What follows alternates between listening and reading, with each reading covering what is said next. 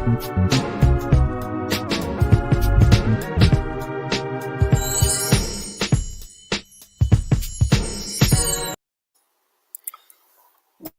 going on? What's going on? We are going to get into this topic. Basically, you do not have to use alpha tactics or even use your alpha powers if you have them at all to get women for the most part. That is really not needed a lot of times. Sometimes it is needed. And just to go over alpha tactics is like basically alpha tactics would be like basically being like a super athlete and like basically like when I was younger, occasionally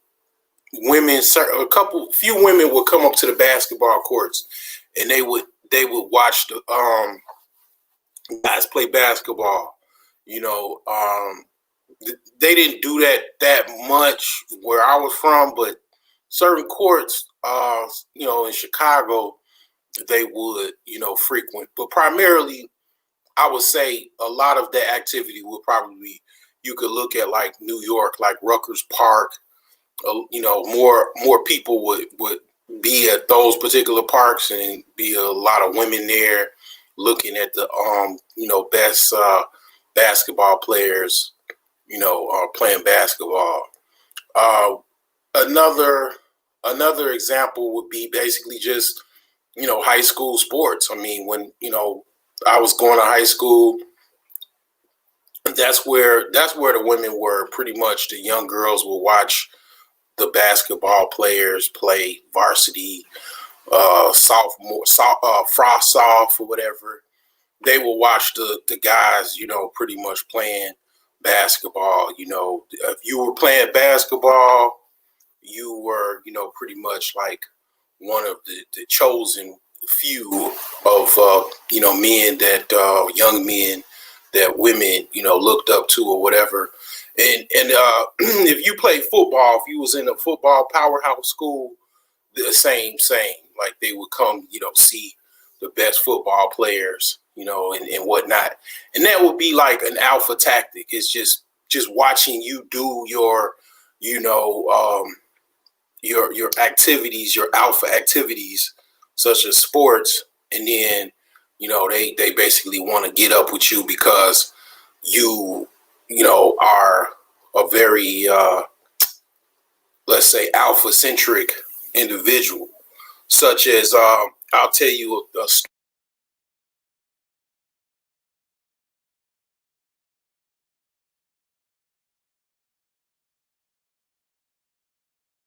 actual camera.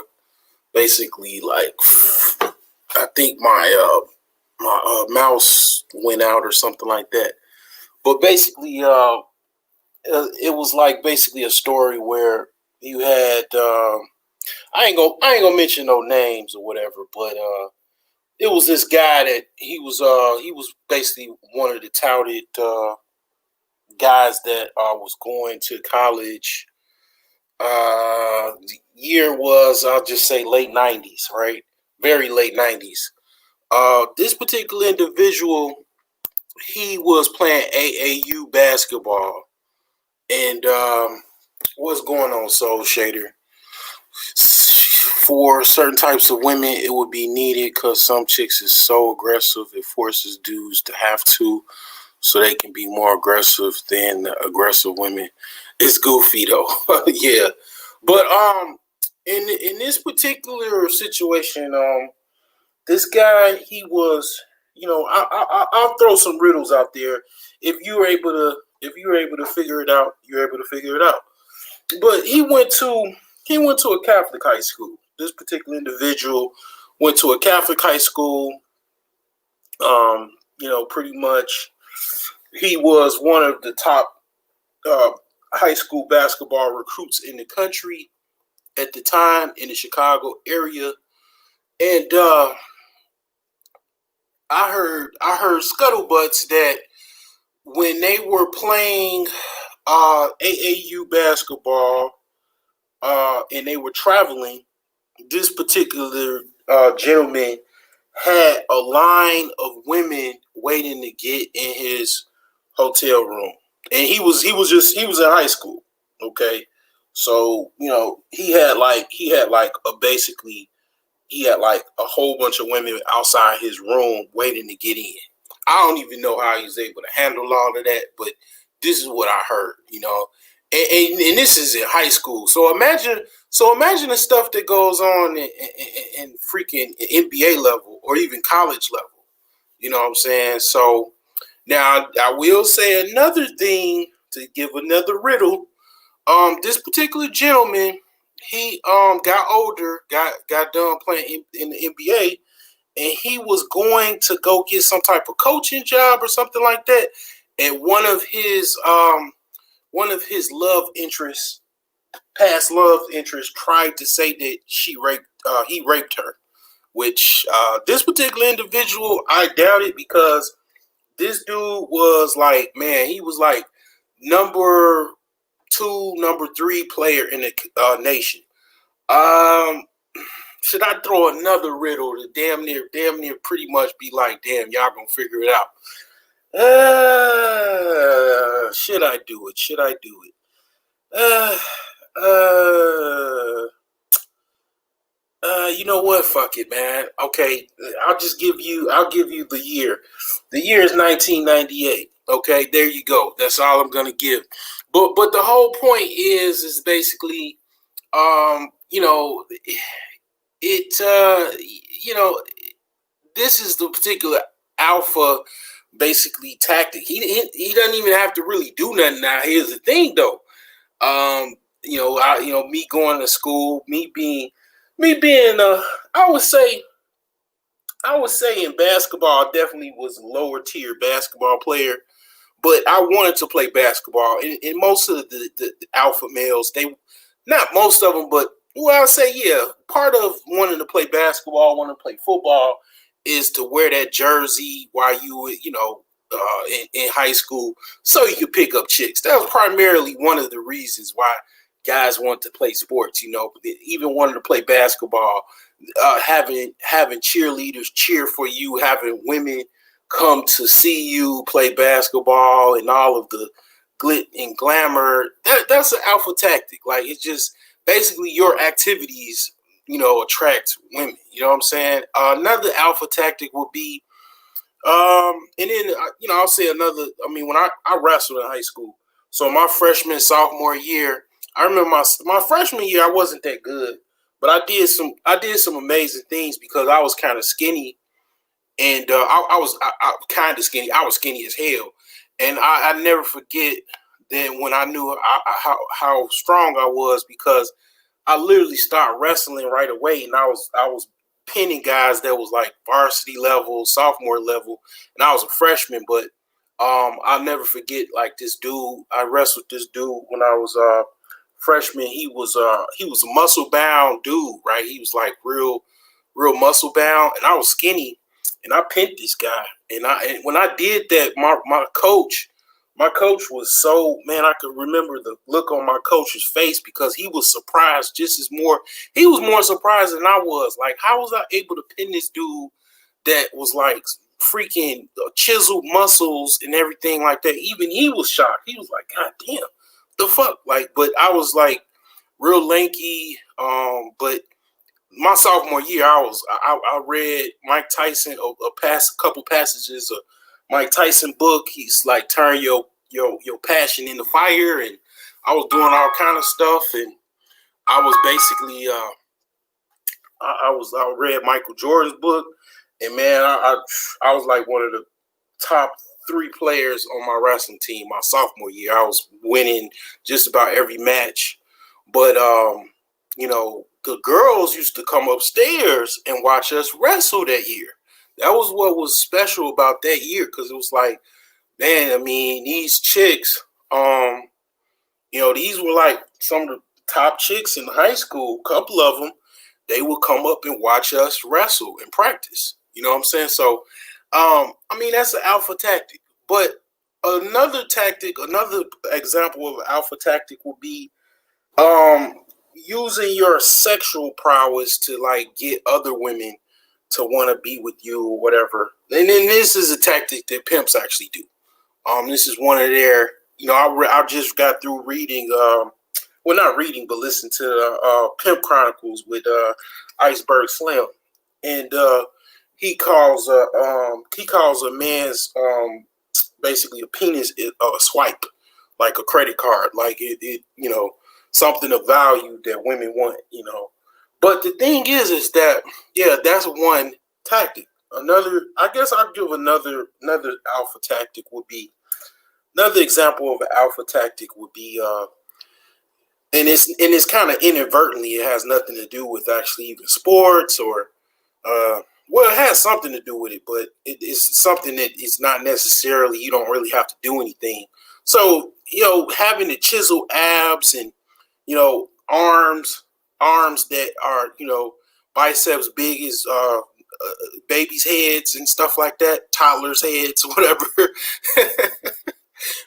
You walk around like that. That's an alpha tactic, actually. Like, you just literally walk around flailing muscles, chiseled ass, washboard stomach. That's the equivalent of a woman that shows off her titties a little bit, like, or shows off her, physique, basically, right? That's another alpha tactic, right? You don't even really have to do nothing but have the actual physical physique, and that will attract women. Now, as I pretty much got to that, we're gonna go into this couple bullet points of actual beta tactics that you don't even have to. If you're athletic, or you even have, a pretty good, decent body already, or whatever the case may be, even if you don't, you can use these tactics. These are particular beta tactics, because beta tactics are more like using your brain. Because see, here's the thing about the brain. This is what I realized, and this changed my life when I realized this. A lot of times, what your physical actual body are able to, what you're capable of doing with your body, is very, very frequent limitations to it. Okay, it's limitations to it. So, I found out, through observation and just looking at things like, man, okay, so, particularly people, let's just go through history, right? So, let's just say, okay, we don't even have to go through history or whatever, but let's just say, like, basically, your brain can do way more than what your body can ever dream of. What your mind can actually do, what you actually know, what your knowledge is, and everything, is far superior than your actual physical body, physical mind can ever do, right? So for example, and this is why, like, a lot of times smart guys, nerds, geeks, techies, they're very unappreciated until you actually need them, right? And when you need them, you damn near do anything for them. Like, that's one thing I found out about IT. Okay, when I got before I got into IT, I was working security. Okay, I went from working security to, like, I mean, literally standing in the freaking Walgreens. Hey man, you can't come in here with no shirt on. Crazy shit like that. Like, just standing in the freaking front of the store. For like, I was like, I don't know, $7 an hour, something like that. I think I got as high as like maybe $8 an hour. This is like 2003, something like that. So after that, I found how to get into being, I was working in the, I left security when I went into loss prevention. And that was like 2005. After I got from working at the UPS, I was working at UPS. I was a package handler. And that was a pretty tough job, but I actually liked it because I lost a lot of weight doing that. And it was like they were paying me to lose weight. I was an unloader, which was a lot better for me because I hate loading the trucks. But unloading to me is like moving. It's like you working for a moving company. So I did a lot better there. I was able to stay there for quite a long time till I quit. And then one thing, I mean, aside, freaking UPS has some type of policy where if you quit, they blacklist you. So you'll never be able to work for the company ever again until you get unblacklisted, stripped out as hell. But I tried to actually get to work for the company again every time I work. Like they literally the people can look my name up and it's like, you can't you can't even apply or anything. But basically after I worked UPS, I went to work in basically alternative schools, like schools with kids with like behavior problems and stuff like that, special ed.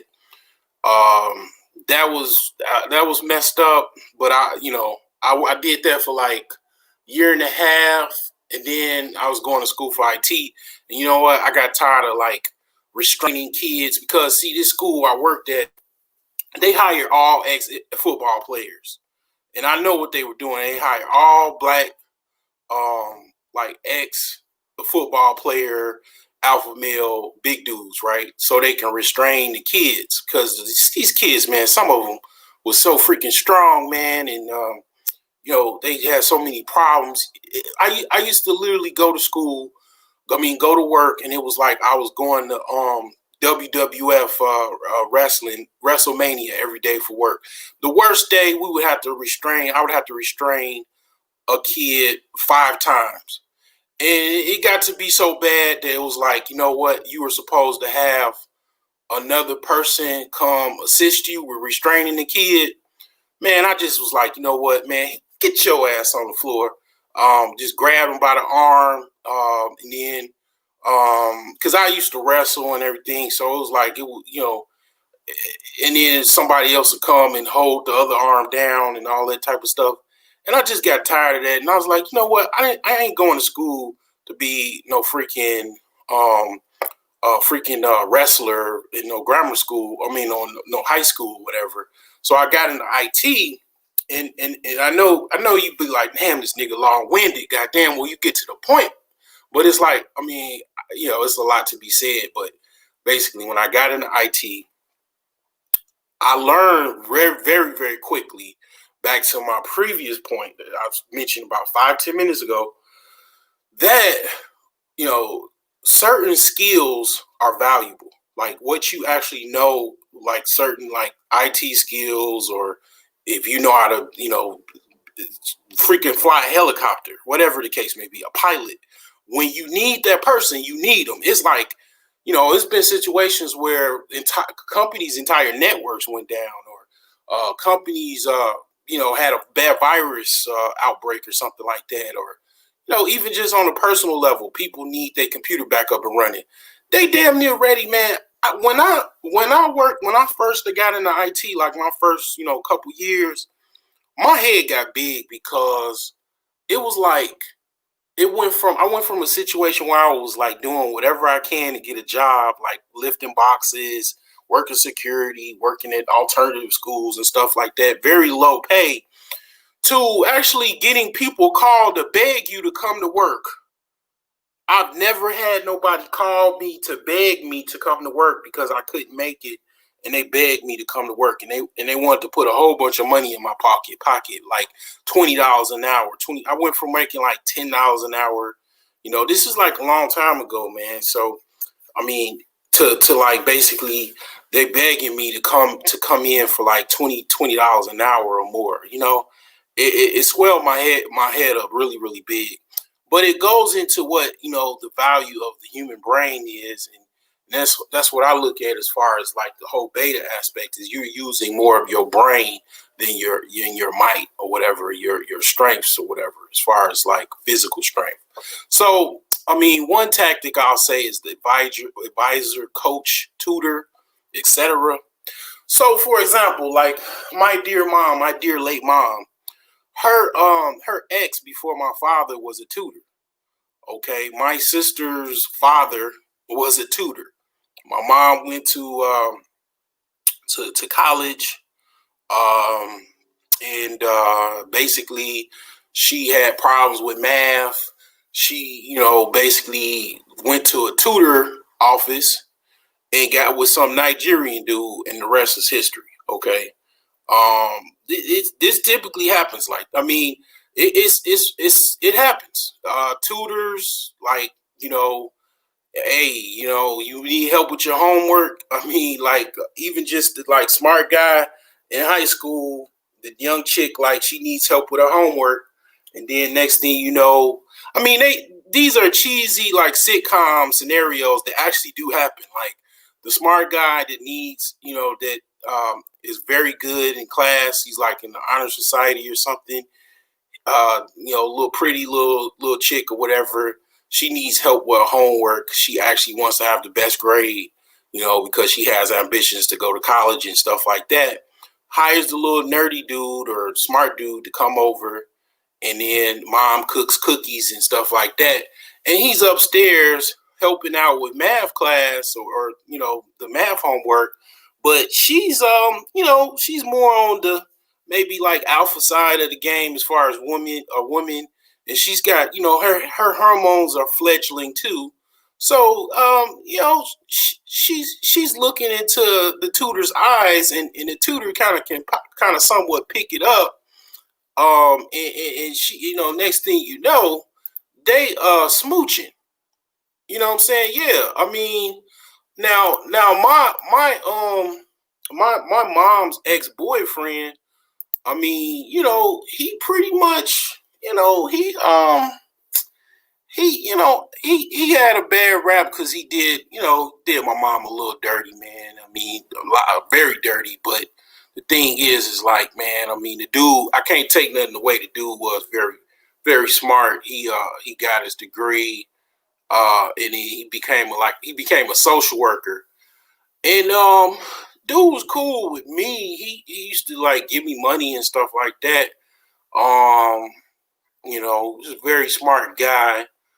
And the funny thing, the tripped out thing is him and my father were very cool. Like they knew each other. And my dad is no longer here either. And my sister's father passed away about a year ago. So he actually is buried next to my father. So it's tripped out, man, how life works. But the thing is that that's like a beta tactic, actually. Being that advisor, being that coach, that tutor. Now I know people will be like, damn, I mean, some people take advantage of people or whatever, but I mean, the thing is that not necessarily. I mean, you could add to the mix. Hold on for a second. You could add to even teacher or professor. Let's say professor to the mix. It's like basically a lot what people don't. I mean, people notice and they hear about it, but if you're a professor, well, a teacher shouldn't be having any contact. Well, we gonna we gonna take teacher out of it. We just gonna say professor. We gonna keep it. Pretty much PC. But yeah, professors. It's a unethical thing for professors to actually sleep with their students. But when you say professor, that is a college teacher, basically, right? So these particular women are 18 plus years old. You know what I'm saying? So yeah, a lot of professors have actually slept with some of their what you want to say, students, pupils, or whatever.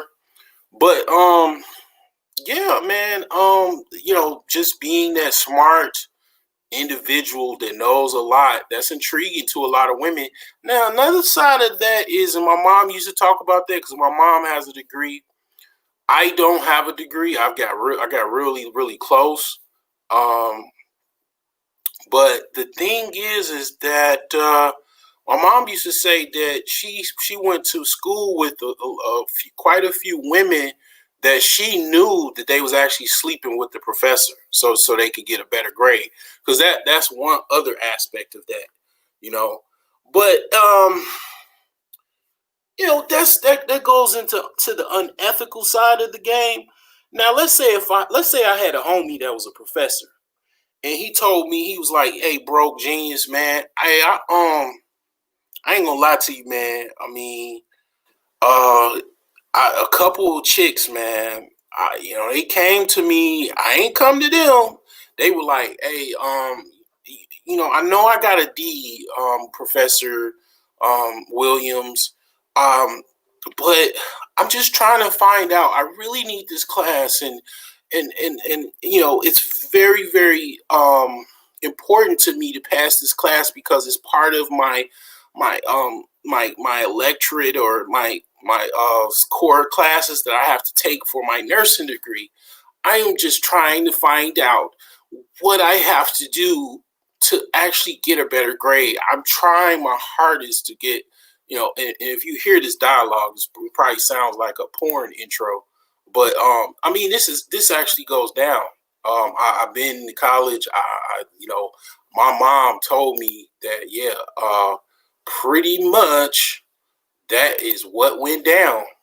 Some of the chicks slept with the professor, and bada bing, bada boom, and we got. Let's see here. Yeah. And okay, we got Pretty Woman. Huh. That face looks familiar. In Nigeria, it's common to sleep with the professor for a better grade. They did. Wow. I mean, if you got the link of that documentary, I would love to see that because I've never seen anything like that, and definitely didn't know that. But it goes back to what I'm saying. Now, it didn't take me that hard to come up with these tactics, but basically, yeah, a lot of professors, they come off like they nerdy and stuff like that. I ain't gonna mention no names, but they would never admit on YouTube or in public about what what conquest they had. But you got to think. I mean, Professor is not a pope. He's not even a pope. I mean, we ain't gonna go there, but I mean, he's not a holy saint type of dude. He's a professor. He's a guy. He gets a hard on just like any other guy. I mean, you got a fine chick that basically is in your class, or maybe a whole bunch of fine chicks, and basically, yeah, she's coming to you, uh, and she needs a better grade, or she needs some assistance. It's women that basically their grades are good. They're doing good in class. They like the goddamn professor. They like his lecture. And when I say they like his lecture, they really, really like his lecture. And then they want to stay after class and talk about his lecture. You know what I'm saying? And they really want to go into the lecture. And yeah, I mean, Pretty Women. I'm very, very intrigued. If you can drop that documentary, man, I mean, I would greatly appreciate it because I'm always interested into finding out the different perspective. Because I didn't even know that was going down like that. But yeah, I'll probably look into it myself if you can't find it. Man, Show Shader, here's the deal. Women be hustling, period. The school system is just one hustle. I mean, it's the old adage, right? And I ain't gonna. I hope to not tell my daughter this, but because I don't want to have to tell her that. But it's the whole thing with the it's some chick, and it's multiple chicks, right? And I think BGS mentions this before. Basically, the father says when the woman gets 18, 21, she pretty much keeps hitting them up for money, and she gets problems getting jobs or holding jobs, and the father, like, basically, daughter, You have an ATM between your legs. It's your balance is about $100,000. Now you can use it wisely or you can use it foolishly. That's happened before. I've heard that urban legend. I've never heard nobody actually tell they daughter that, like, as far as my own two eyeballs and ears. I've never seen anybody say that, but that's from what I heard. You know, some fathers say that. You know what I'm saying? As far as women hustling,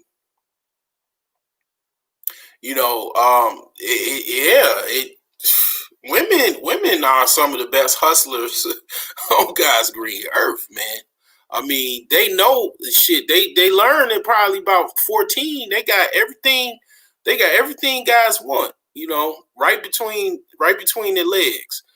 Uh, yeah, and then here's the thing: you got men that are on the attractive side of the scale, and then they're intelligent, and then a professor already makes over $100,000 a year. He might not have no children. Okay, he might not be married. He might even be married. I mean, professors make, some professors. It's levels to it. So professors can get like tenure, and then they can make more money. I think like it depends on what school you work. I mean, you can be a professor and make like starting out close to $100,000 or if not more. Once you get tenure, then you'll make more money. So you can have a professor making well over $100,000, close to $200,000 or more. And then here's the thing of being a professor: a lot of professors have master's degrees, PhDs. They're able to do lectures. They're able to actually write books, and then they're very noteworthy and credible because they're a freaking professor. Okay, they can make money doing that. So they can it's that actually being a college professor with a PhD title primarily is a hustle within itself. But as far as the men being attractive, I mean, yeah, just imagine you already make over six figures, so you're a high value dude, and then you're a professor. You have some level of intelligence, most likely to teach some type of class, and then you have the power of people's actual. A professor in college has the power over people's actual pathway to success. For example, I was thinking about talking about this, but I will. I'm thinking about actually suing the college that I went to or university because I got F's. So here's the thing. This is what I was thinking, Soul Shader. I was thinking of actually backtracking the actual college professors that taught me or that was teaching me, right? And then just doing some research and finding out who those professors were that gave me those F's to, like, because I literally only had one class away to get my bachelor's degree. So let's just say hypothetically I do that, and I thought about doing it. If I can find one of those professors to actually be a white supremacist, meaning like he's a member of a actual organization, any of the organizations that's listed on the domestic terrorist list, I have actually evidence at that point. If I can find any one of like those professors that actually gave me an F, now I can use to file a lawsuit. First, before you file a lawsuit, you send the evidence to the actual place where you are going to file suit, and you just give them a memorandum of fault. So you say, okay, basically this individual, you list all the contents of the details of this particular professor, what happened, the grades you got, and they already know who you are. They know you are a black student, a black person, a male, whatever. So then you would have grounds to file a lawsuit. And in that memorandum, a lot of times, if you formulate it well, what they'll do is they'll look at it, and 9 times out of 10, they'll be so shook that what they'll ultimately do is be like, all right, well, we see that this is faulty. What we're going to do is we're just going to give you your bachelor's degree. because this is something that they'll settle it out. Basically, they'll either give you your degree because ultimately that you shouldn't have gotten a bad grade, but you have to prove that you actually did something wrong too. So it's not just that case closed or whatever. Somebody can actually be a white supremacist and then you just messed up in the class and then you got an F. So I was just thinking about it, but college women do like smart guys. I mean, basically that's why. That's what I don't understand about dudes that be really pissed off about somebody calling them a beta. A beta is very close to alpha because the thing is that I'm gonna talk more in depth with this because you have other aspects of this. You got omega men and zeta men, which are below even a beta. Like if you're a beta, you're not. That's not a bad position to be in because it's actually gets worse. You could be in a worse position than a beta male. When I was in high school, I had a teacher that got caught having a relationship with a female student and got fired. Man, in Chicago, man, these dudes was like security guards. They was having sex with them chicks, man, in high school, man. They was them young, man. I think about that to this day, man. Like they were like 16 years old or something, 15. And the security guards, man, they was having sex with these young females, man. And it wasn't like a situation because see, here's the thing: when you're in school, the school is like jail. It's an institution. So even if because in this case of what I'm mentioning, the young girls had consent to sleep with the dude. It wasn't a situation where he just raped the students. They were pubescent adolescents that was freaky, most likely, and they were tagging them. And I think to myself, I'm like, God damn. I mean, they ended up suing the Chicago public school system. The dudes got not only fired, they went to jail. They went to jail for it.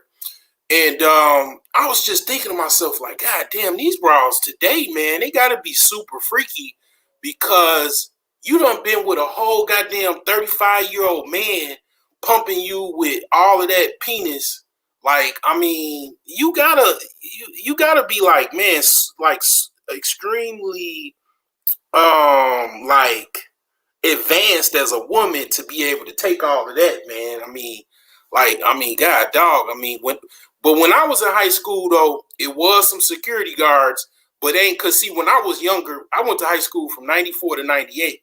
So when I was in school, I was still we were kind of more smarter, I would say. Gen Xers, we kept our mouth shut. If we was getting some pussy from one of the teachers, we would just tell our homies, and our homies already knew the G code, and the G code was just to shut the hell up. You ain't telling your parents.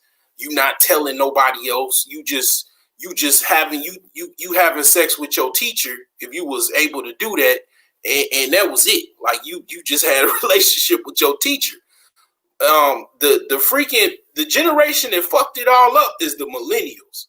They start opening their damn mouth up, telling their mama and shit like that. And then next thing you know, they done messed up, you know what I'm saying? Party time. They done mess up pizza parties and shit like that. But I know women be like, man, you wrong, man. You wrong.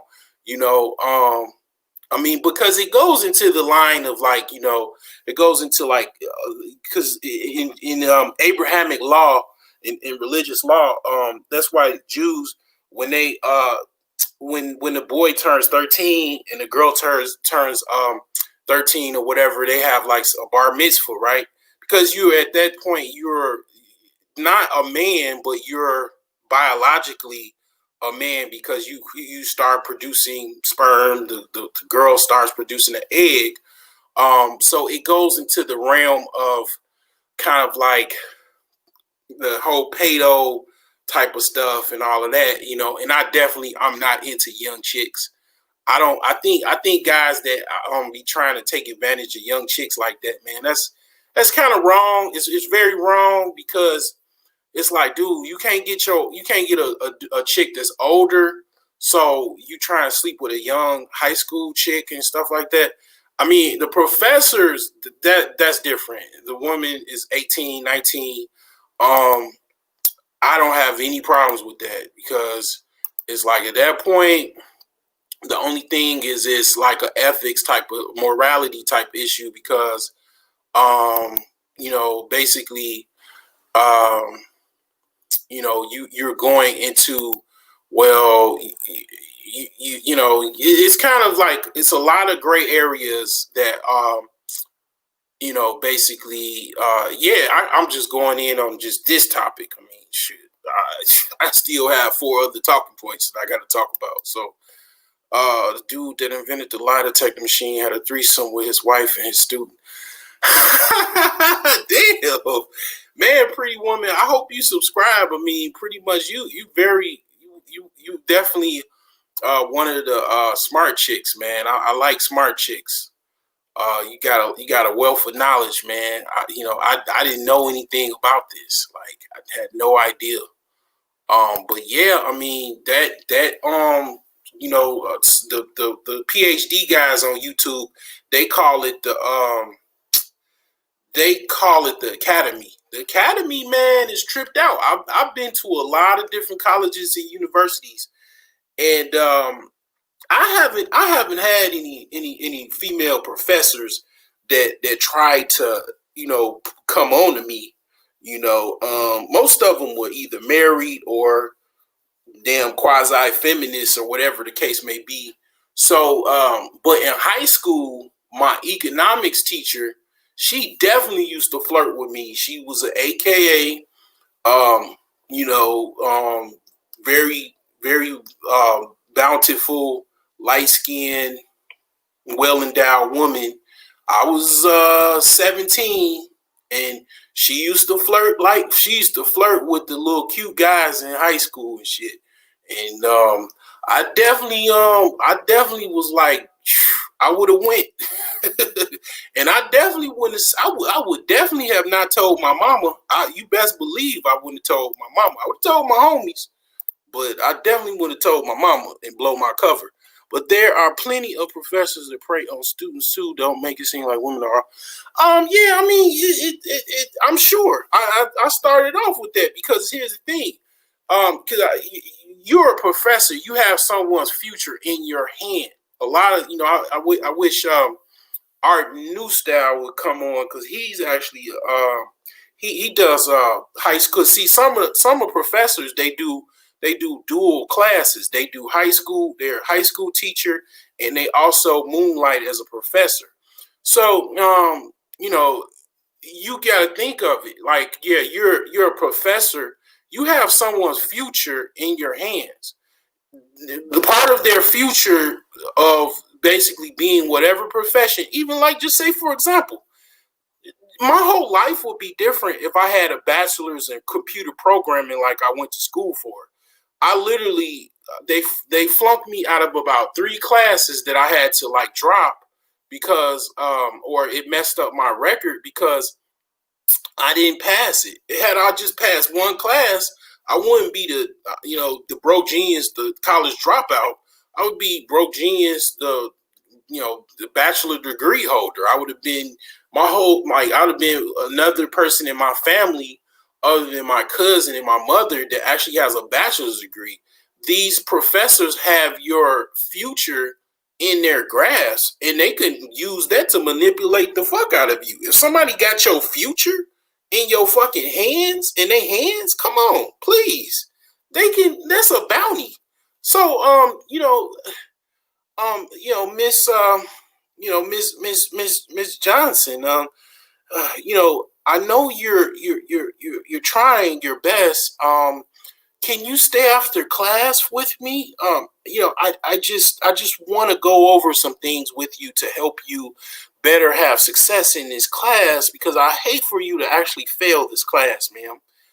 And then she comes after class and then they're next to each other and then next thing you know he's got her he's got his hand in between her thighs and she's picking up a little he's picking up a little choosing signals or whatever, or maybe thought.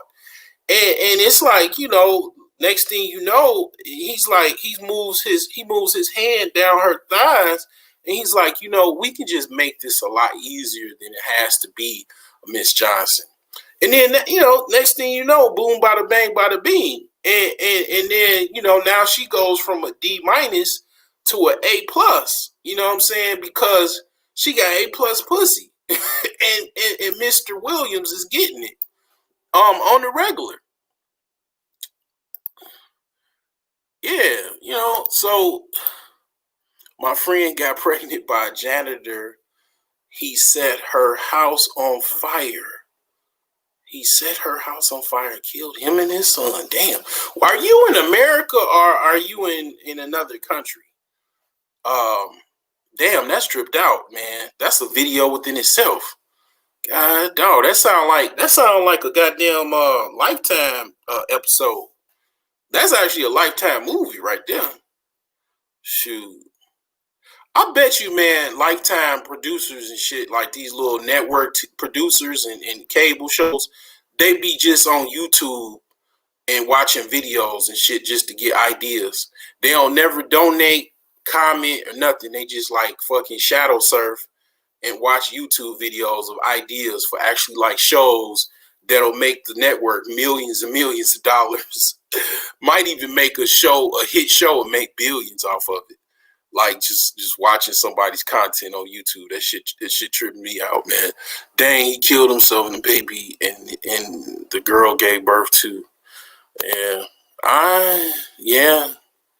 That's tripped out. He killed my friend and his son. His ass is still alive. Let me see here. Oh, you in Philly. Oh, okay. Damn, I'm trying to keep up with all these damn comments. There are men who only date 16-year-olds or very younger. Damn, now I gotta go into this shit. This is just this wow. Cause okay, now I gotta talk about R. Kelly. Cause you gotta go we gotta go outside the teacher thing a little bit and talk about R. Kelly. Grade school teachers are pedophiles. They touch a child, period. Yeah, because that's why I removed teachers, because see, here's the thing. Yeah, I just mentioned that earlier. If you're a teacher, you going into the realm of institutionalism, because like you don't have to go to college, but you do have to go to high school and grammar school. So when you're like, say if the young girl is 17, right? Age of consent, or in some states, right? The high school teacher has sex with said student. He still is getting charged and also losing his job and everything, right? Because it's a situation where they look at it like jail.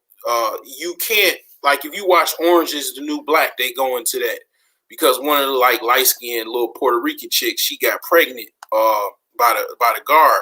So like they look at it like even if you consent, it's still it's called statutory rape, because by you basically being over in a position of authority in an institutionalized setting where the child can't necessarily leave and have no way to go,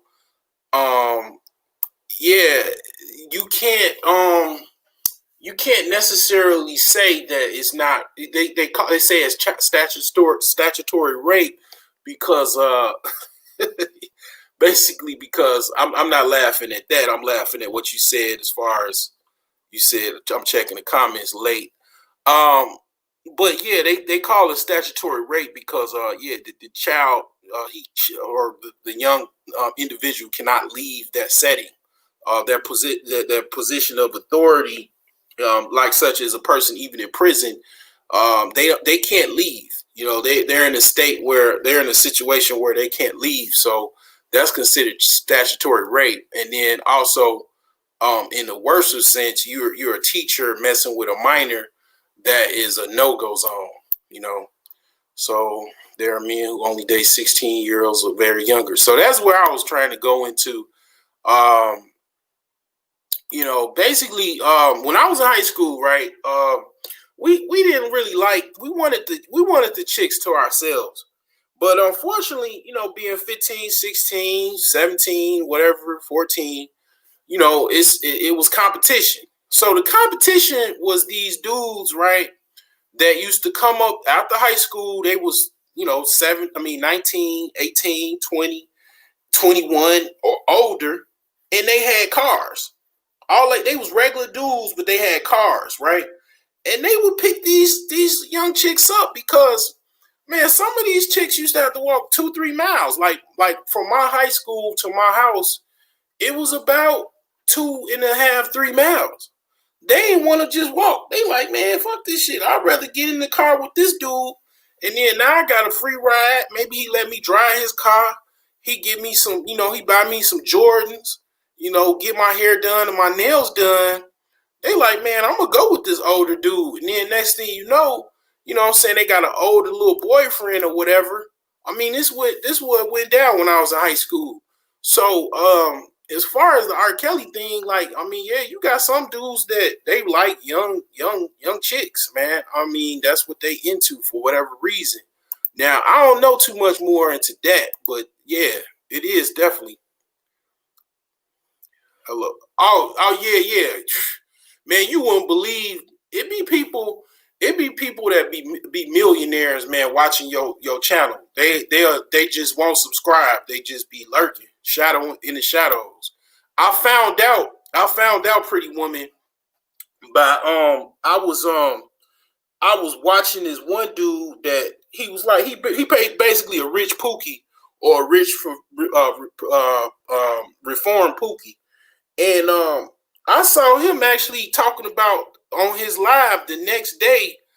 My whole talking point, I did a show on YouTube. And I was like, that's when, but see, I already knew. I'm like, man, I know these dudes is watching. These people are watching me. You know what I'm saying? Cause they just not subscribed and they just lurking or whatever. And it's like, man, come out the shadows, man. Give me my just cred. I mean, it's gonna make me look good that you being the star that you are, that you actually supporting me. Because we talked about that on BGS. Like, you got dudes that actually are famous. Like, I think Angry Man mentioned that DL Hughley watches his actual channel and uses his talking points to talk on his show, but he don't give Angry Man the credit. You know what I'm saying? Like, I don't trip on that, but I be point when I found it out, I basically take note of it. But yeah, man, people be like, you know what I'm saying, like not giving you no credit and whatnot, and be using your content for their content. It's like funny, but I mean, I do that too. But I usually give people credit. I feel kind of guilty taking people's talking points and not give them credit. You know what I'm saying? The older dude be picking up 20 little girls at once. They be thinking they the only one. Well, see, here's the thing. This is why a lot of older dudes like young chicks too. So a young chick, what she want? When I was in high school, the chicks wanted just J's. They wanted some food. Like, I mean, I'm talking about a gyro sandwich, some freaking or gyro, whatever you want to, how bougie you want to talk about it. They want some gyros, some fries, a drink. They wanted some Jordans, their hair done, nails done, and a little money or whatever. Like, all of that I just described was about $200 or $150, and then just to be basically their basically to be their girlfriend. That's all they required, and that would have been good for, like, if you gave them, if you did all of that, which would probably cost about $200.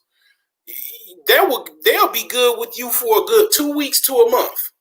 So imagine an average woman that's 27. What does she require? What does a 27-year-old woman require versus a 17-year-old? 27-year-old woman wants you to have a goddamn apartment, really, to be honest, a house, a car. They want for you to pay. They really would want to live with you, and then you pay most of the bills. Or if you own some 50-50 shit, which, whatever that is, but they want to be able to take a trip to uh, the islands for maybe one summer, or maybe go to Las Vegas with them or Miami. Uh, they want red bottoms. Well, I'm just talking about right now. When I was 27, things were a little bit different. But right now, 27-year-old, she wants some red bottoms. She wants a Birkin bag. She wants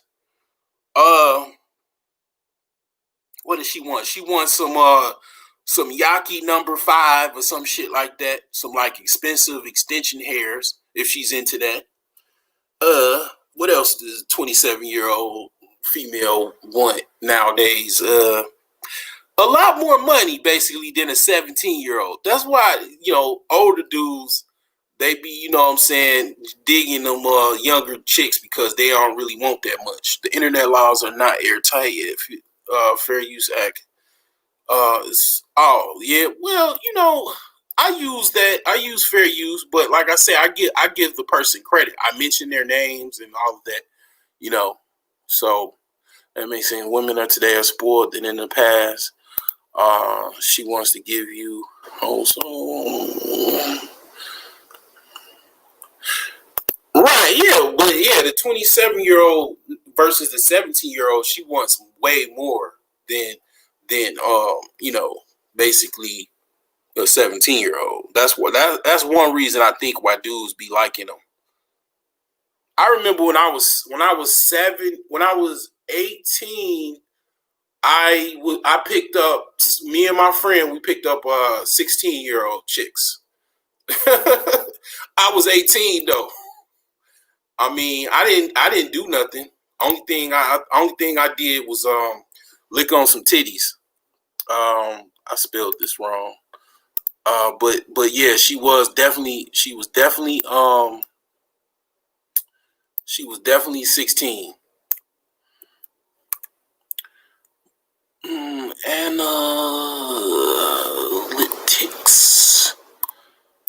I think that is it. Let's see here. But yeah, I mean, that's a tripped out story as far as did that happen in Philly? I mean, I'd imagine it happened in Philly with the janitor, basically, situation or whatever. Oh, yeah, the thing is, it's like I'm pretty good, but I'm not like that good of a speller. I'm like not no freaking. I mean, I have my certain words that it's just depending on how good I slept last night and all that type of stuff. The 27 today wants what wife should be getting, but the men are not marrying nobody. The men are marrying, but here's the thing. This is what's going on. And I talked about and I was thinking about this today because I was looking at women compared to houses and cars. Now I know the car thing, but I was looking at women because I was trying to correlate women with houses because I know about the brick house. Okay, the brick house is what you want. Everybody want a brick house. A brick house is more expensive than a frame house. So I was trying to correlate what would a frame woman what would a frame woman look like. But when I spend time and I think about it, I could come up with something real quick. But I guess you could say a frame house woman would be like maybe a woman that don't really have that much titties and ass and shit like that, and don't really look that good. I guess I don't know. But a brick house woman would be a woman that has the big old breasts. I mean, all natural. Like for example, one of the chicks that used to watch me wrestle, watch us wrestling practice it, watch us at wrestling practice, right? Man, I wanted this chick since I was in high school, right? And she was in a member of a little clique in high school. They called themselves I forgot what the hell they called themselves, but it was another group that was like they was clicked up with them. They used to call themselves the PhDs, PhD dudes. And I don't even remember what that correlated with, but it was like a female little clique that was with them. But this chick, man, she was she was a brick house in high school. In high school, she had the big old titties, big old ass, all natural. I mean, and she still got it, right? So I say I'll let to say, like, yeah, I mean, everybody really want that brick house, right? So you know, basically you got women that have what guys want, but the thing is when it goes back to the cars. So this is what I would tell my daughter. Okay, so what incentive does a guy have if he trying to go get a car, right? And it goes to the whole why would you buy the cow when you can get the milk for free? So it's like, why would a dude go get a chick and basically go? He could be like, you know what? Hop in the car, get the keys, drive the shit out the car for like 5 years, right? He ain't gotta finance it. He ain't gotta get no lease on the car. He just drive that motherfucking car, man, for free 99, right? So what incentive does a motherfucker have to marry a broad if he getting the whole car, title and all? He don't get the title, but he can just drive. Who gives a fuck about the title when I could just go, okay, let's just say I just go hop in a motherfucking Dodge Charger right now and then drive the shit out that hoe. Why the hell would I give a hell about the title when I could just drive it? I got the keys. I can park it. I mean, whatever. You know what I'm saying? I could drive that car unless it just gets taken away from me or whatever in the theory, right, of y'all break up or whatever. But as long as everything good, I could drive that car. What incentive do I have to get the title, and what would it take to get the title? I'd have to put the money up for the actual car and finance it if I don't have the money and all that goofy shit. What incentive do I have when I could just drive the motherfucker? This is shit that women don't understand. They game goofy about, and where, you know, they should be talking to men like you talking to you in the manosphere. You talking to me, getting some game or whatever. They don't go to guys, they go to chicks to get game about men. How backwards is that? You know what I'm saying? But this is what women because they don't have the brain of a man. They just got the brain of a woman. So they don't really understand this logic. You know what I'm saying? And it's like women actually give their self away by the time they like 35. They like, God damn, I done wasted 5 years with this nigga, 4 years with this nigga, 2 years with this motherfucker. I done wasted a whole goddamn decade with some niggas that was just riding my ass for free. You know what I'm saying? Like, I mean, they might have put some gas in it. They paid for the insurance. I mean, you know, they did all kind of other stuff, you know, but I mean, at the end of the day, they got the whole car for free. You ain't made, like, okay, you can't go into a dealership and just be like, hey, I go up in the Dodge dealership. I go up in Dodge of Orland Park, and I'll be like, hey, I want this car.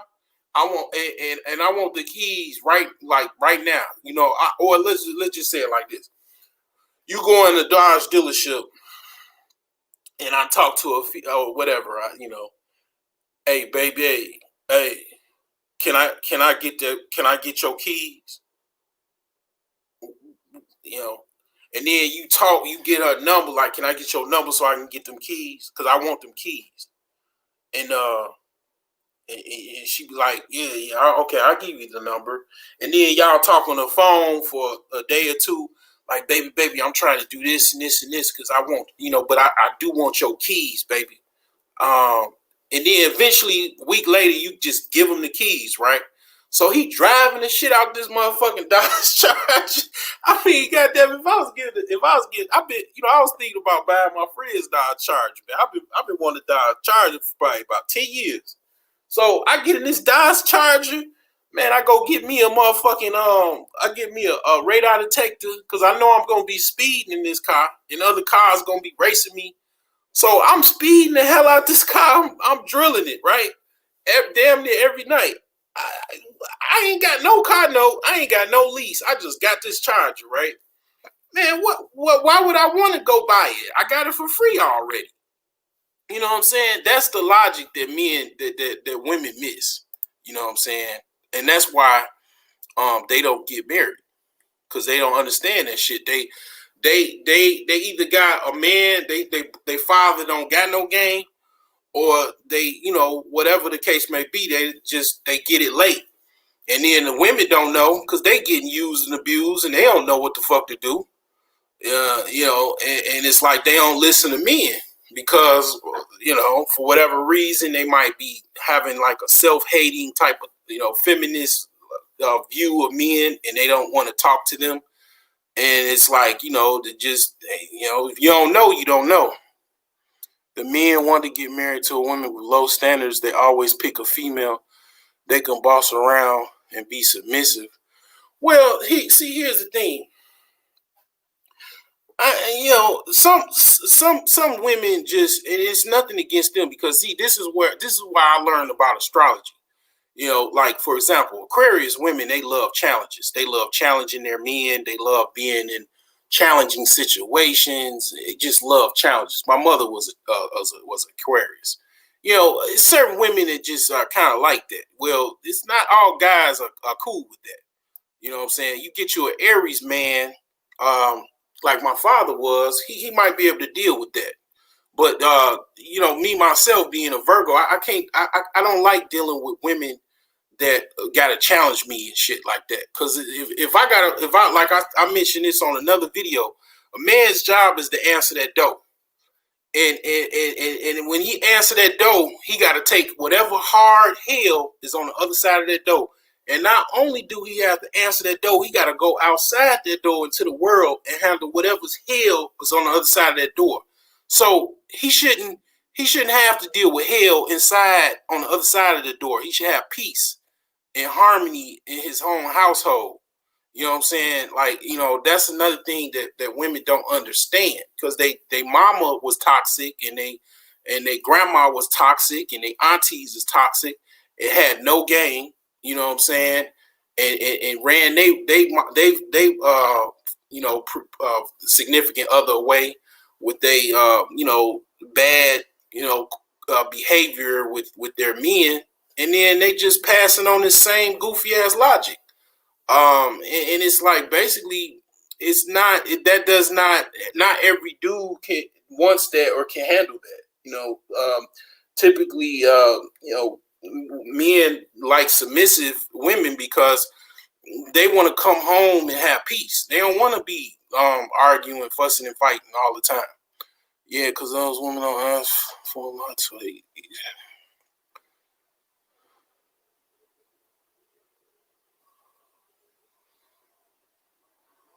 I mean, you know, it's called a submissive husband wife. I mean, you got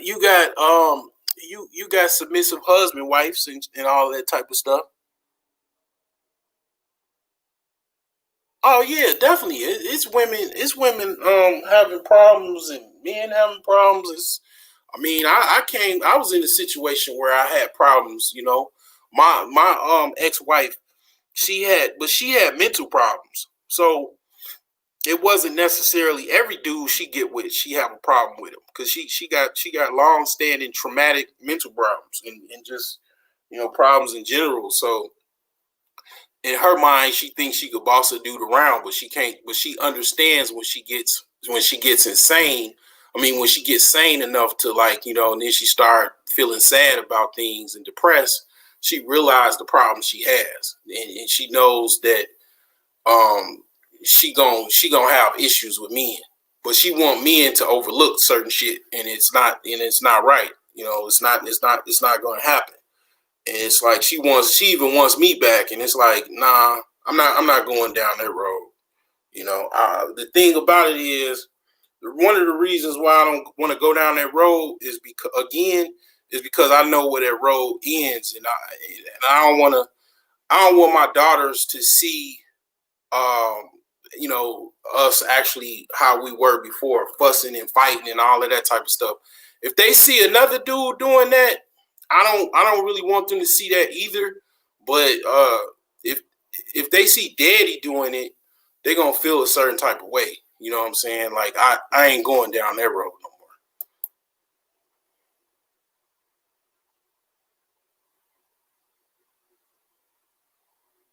Oh yeah, I mean, I can imagine. I can imagine if a guy, you have certain men that have frequencies and stuff like that. Now, I'm not sure about you or whatever. I don't know, but you seem like you might be one of the rare women that would be called the red pill woman or an awakened woman or whatever like that. And it's not that many women that are like that. So the thing about it is that basically with being of that, like if you're kind of awoken, right? Not that many people, period, are awoke. So you got like 80, let's just say 85% of people, they're not. So they're not gonna. It's gonna be certain ranges that you're not gonna be able to go. A lot of times I get frustrated with people, men and women, talking because I forget about that. I forget statistics, and a lot of times when I forget statistics, I forget that it's only a small percentage of people that will actually understand what the hell you talking about. So it's like it goes to the whole adage is that you really gotta like kind of not really talk that much because certain people ain't gonna understand anyway.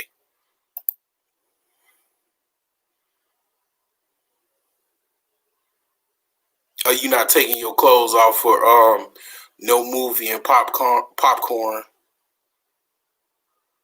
You easy to get along with maybe.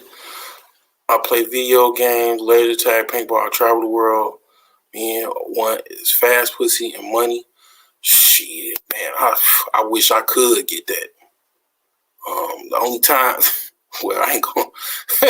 I mean, see, here's the thing. Here's the thing. What a lot of times women don't understand. Like, men have a very competitive world that we live in. This is the lie. This heart is bullshit standard. I don't understand what you mean about that. If you identify a woman as hard to talk to find out why they are the way they are. Yeah, I mean, see, here's the thing. Before I met my wife, I was on some hardcore level simp shit. I wanted the pussy more than anything. I wanted vagina more than I wanted to actually live good, and actually um to actually be prosperous and all kind of other stuff. I was in my mind, I was like, I'm older, I want to have some children, and I gotta find someone that I might have to tolerate some stuff because I wanted to have some children. And then my ex-wife, she was very manipulative, and she would use sex as like a way to make things like equalize. And after a while, that shit didn't work. It was like, okay, I mean, she would do everything. My ex wife, she did everything as far as I've had some of the best sex I've ever had in my life with my ex wife. Because she it was like almost no limitations. I mean, it was like I mean, pretty much I need like I would have to pull my old music catalog and start listening to some No Limit Soldiers or some shit because she literally had no limits. Like I mean, like literally. So she would use that to try to like, smooth things out after an argument or even a fight. And after a while, it was like, okay, yeah, it ain't like that. Like you can't see. Here's the thing, like, and I'm gonna say this. Some women try to like you can't like I used to tell my ex-wife like you can't cuss me the fuck out, damn near throw some shit at me or try to hit me or some shit like that and and think we cool. Because see, here's the thing: if you did that to a motherfucker on the street, what would they do to you? Try to beat the shit out of you. You know what I'm saying? Or definitely don't want to talk to you. Or let's say you do that to another woman. Or let's say you do that to somebody at work. You're gonna lose your job, go to jail too at the same damn time. So why are you doing that inside the house with somebody with your significant other? Like you're fucking mental. I mean that doesn't make sense. And then you come try to lick my balls and suck my dick and give me some pussy, and then that's all good. That don't work. After a while, that's not gonna work. But guys will they'll literally go for that shit, like, and be like cool, like, for a long time. Like, I mean, it's like women try to use that shit. Like, my nieces be on shit like that, and I observed them when I was living with them. Like, they do that type of shit, and it's like, that's some game goofy ass shit. Like, you need to go sit on the couch and talk to somebody about that, because you going out the world ass backwards, because that's just not how you deal with the man. Is just how you deal with your boss at work. Do you cuss your boss out at work? Yes or no? Do you tell your boss at work that he's a lame or blah blah blah, or say anything other than yes sir or no sir? I mean, maybe occasional joke or whatever, the same way you treat your boss at work, because you need that motherfucking job, because if you lose that motherfucking job, your ass gonna be on the street like, goddamn it, Eddie Murphy in Trading Places.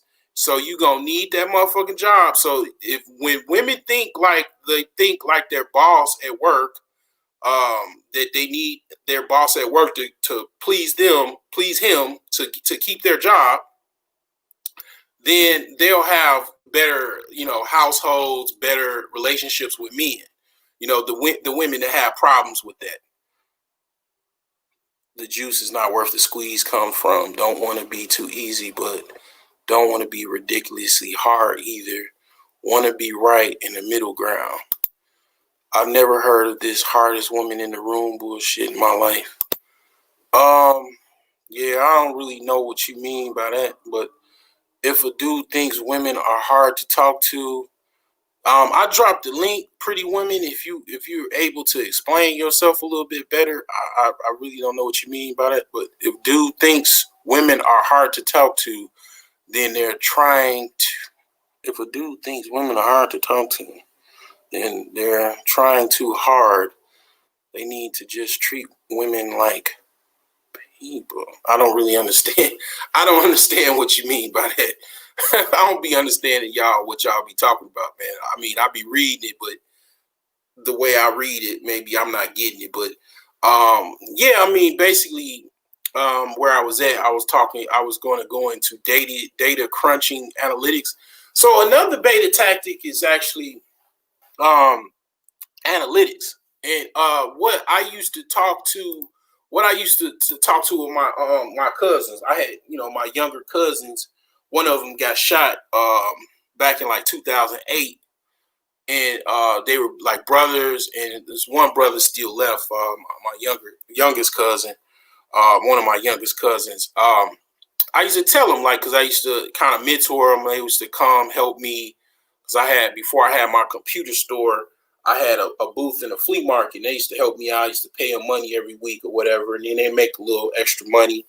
And I used to tell them, I'm like, don't go out here, and it's really sad. It's really sad because it actually happened. So what I told them was, don't go out here breaking your neck for these women, because actually my cousin, he actually got shot because of a lover's quarrel.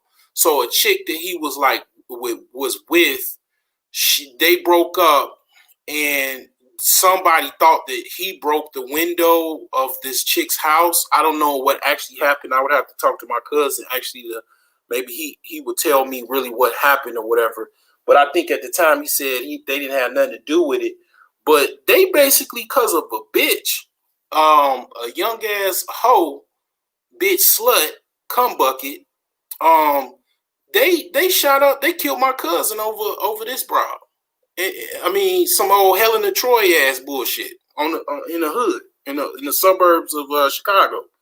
They basically was like, all right, we gonna come at these cats or whatever, and it's a little serial killer motherfucker shot up my cousin.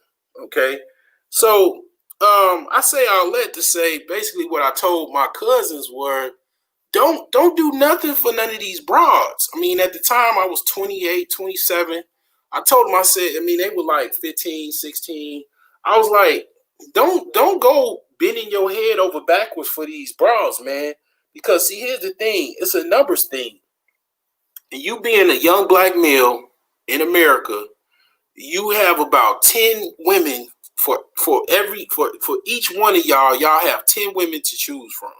And then that's just black women. When you talk about women in general, you have 20 to 25, because it's women outnumber men biologically.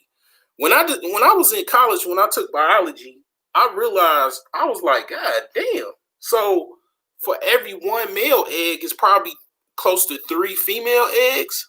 You know what I'm saying? I was like, wow. But the thing is that I told them, I said, don't be out here breaking your neck for these skeezers. Because see, here's the thing. This goes back into the whole Pookie and Ray Ray shit, or even just doing criminal activity to impress women, right? For women's validation. So you go out and sell packs, move weight to get cars and clothes and jewelry to impress women, right? To impress young women that you go to the club and all of that. As soon as you go to jail, that chick going to the first nightclub on the weekend, and she finding some other dude to sleep with that night, and you in jail, and your chick fucking some other dude. She fucking probably one of your homies. So the question remains: why are you out selling drugs and risking your whole ass, for some bitches that ain't gonna do nothing but fuck with another nigga that just ain't in jail? I'm gonna tell you something about niggas that do this shit. You think even, I don't know if you think this, Soul Shader, but I'm gonna put you up on game. The dude that sell dope and all this shit, do all these criminal activities to like impress women on Instagram and all this other goofy ass shit, right? They think that those women that vie for their attention, or they're vying for their attention, just want men like them.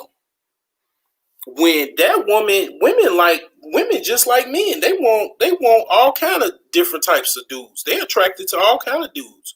So you will have a dude that is risking his whole ass to sell dope and all that shit, to and risk going to jail, getting a Fed case, state case, or whatever, or local county case, and then he goes to jail. She fucking with somebody else. I'm gonna be surprised. I'm gonna tell you who she fucking, and you'll be surprised. And definitely I gotta make this 18 plus 2, but this is a dope conversation. You know what I'm saying? So she'll be fucking with a broke dude. A lot of my friends, man, you know, we didn't when we were younger, we didn't really have that much money. But we was tagging bras that really was like, some of them dealt with just dope boys and shit. Cause see, here's the thing: when you just around or whatever, and they give you a chance. These chicks that like these dope boys, when you know how to drop that bottom out, it don't matter. You don't have to have no goddamn Gucci belt, no Gucci shoes, no racks on racks on racks. None of that. You could be living in your mama's basement and goddamn it, having quality women at your disposal and be broke as hell. This is the crack in between the lines of these guys on YouTube, or these guys talking about you gotta pay for women and all this other stuff, and you gotta pay for good looking women. No, you don't. No. because it's always exceptions. And then the thing about it is, you know, chicks, that particular individual or an individual or whatever, that lifestyle is the fuckboy lifestyle. And it's like chicks deal with fuckboys. And the fuckboy don't necessarily got no money. That's why but see, here's another thing, and I noticed this. The dope boys don't like fuckboys either. And because they want they want to be the fuck boys. The fuck boys make them look stupid, because the reason why they make them look stupid is you got this dude out here rapping, singing, selling dope, doing everything he can to make money, and the broke ass nigga that work at Walmart is just a fuck boy fucking the same bra that's your bra that you want. And he ain't got none of that. He ain't got no gold. He ain't got no diamonds. He ain't got no money. He ain't got no racks. He ain't got nothing. He live in his grandma's basement. And he fucking the same chick you want. And then when they find out about it, they damn near want to wholesale kill you. Because you goddamn it making them look bad. This dude goddamn ain't got nothing. He ain't even got a car. He catch the bus and he fucking your broad that you out here selling weight 24/7, pushing pills, trying to make racks on racks on racks on Instagram, hundred bands everywhere, and this dude ain't got no bands, and he having your chick that you want, but can't get, or he got a chick that you had, but you left, but she didn't want to deal with you. You know what I'm saying? So it's tripped out. Yeah, I mean, really what it is that they're attracted to that lifestyle. They're attracted to that money. And this is nothing new. This is when I was in grammar school. I mean, well, yeah, grammar school, high school. When I was in high school, you had chicks that wanted these dudes. And then, they wanted the money. They were attracted by the cars, the clothes, the jewelry, but at the end of the day, they still would creep out and get with a basic ass dude that just would knock their bottom out because they dude was in jail. You can't knock no chick's bottom out when you in jail. So somebody else is doing the favor, and you'd be surprised who it is. It's somebody that just got a job at Value City. That's interesting. I thought chicks only attracted to one type of dude, and if you ain't fit, that image is over. Nah, man. See, you young. You shoot. When I was your age, I thought the same shit probably until I was thinking the same shit because that was right before I was in the Navy. You know what I'm saying? When I was around your age, and I mean that's what I'm trying to tell you. See, because when I was 27, when I was telling my cousins, I had already seen case examples where the chicks that was like I went to high school with, that I seen, or whatever, and I talked to, because I used to go to the nightclubs and stuff too. I used to go to the club scenes, and these chicks, they would get regular dudes. My friend, he wasn't no dope boy. He had the gift of gab, and he would get these chicks that would be messing with dope boys. He would be like the maintenance man or whatever. And it's like, yeah, you would think that just these chicks only see things one way and they just only deal with dope boys. Nope. They'll deal with other dudes that ain't got no money, no dope, no cars, nothing. You'd be surprised. They just won't tell. They won't necessarily, they'll keep it a private situation. But yeah, it happens all the time, every day. We want a man to choose a woman who has a good heart and has mental. Choose a woman who has a good heart. I mean, that's the thing. That's what the whole beta tactic is. It's like you using your mind. Your mind is basically the whole focus. Like, you know what I'm saying? A strong mind basically is something that people don't that pretty much discount a lot of times. If your girl cheat, he usually got a big penis or better looks or money. I mean, the thing is that like women don't be satisfied with money, and that I'm glad you pointed that out because that's pretty much what I missed to say. If you got money and you can't keep it up because you've been fucking with just too many chicks or whatever the case may be, this dude that, you know, he works at Value City, and he delivers furniture, and he got a strong back. He gonna break your chick's back out, and when you at home, and I mean when she's at home and you're not there, and she stay with you, she gonna start thinking about that dude that just, you know, broke her back out, you know, a week or two ago. And you know, he makes, you know, $12 an hour at Value City with tips, and he ain't got no money, no dope, no Gucci, no Prada, no Fendi, no Dior, no none of that. He just, you know, Rick, a dude with a job, and he lives wherever he lives. Shit, getting food stamps, get Medicaid, and he got a used Buick. I mean, like she gon' text that dude, and then she gonna slide up out that apartment or that house, and she gonna go with the dude that, you know, basically is a furniture delivery guy at Value City.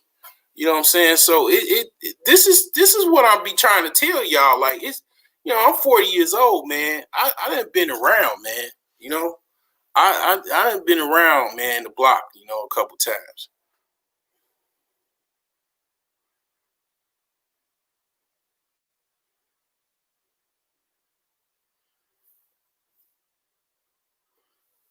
Oh, I mean, some women do.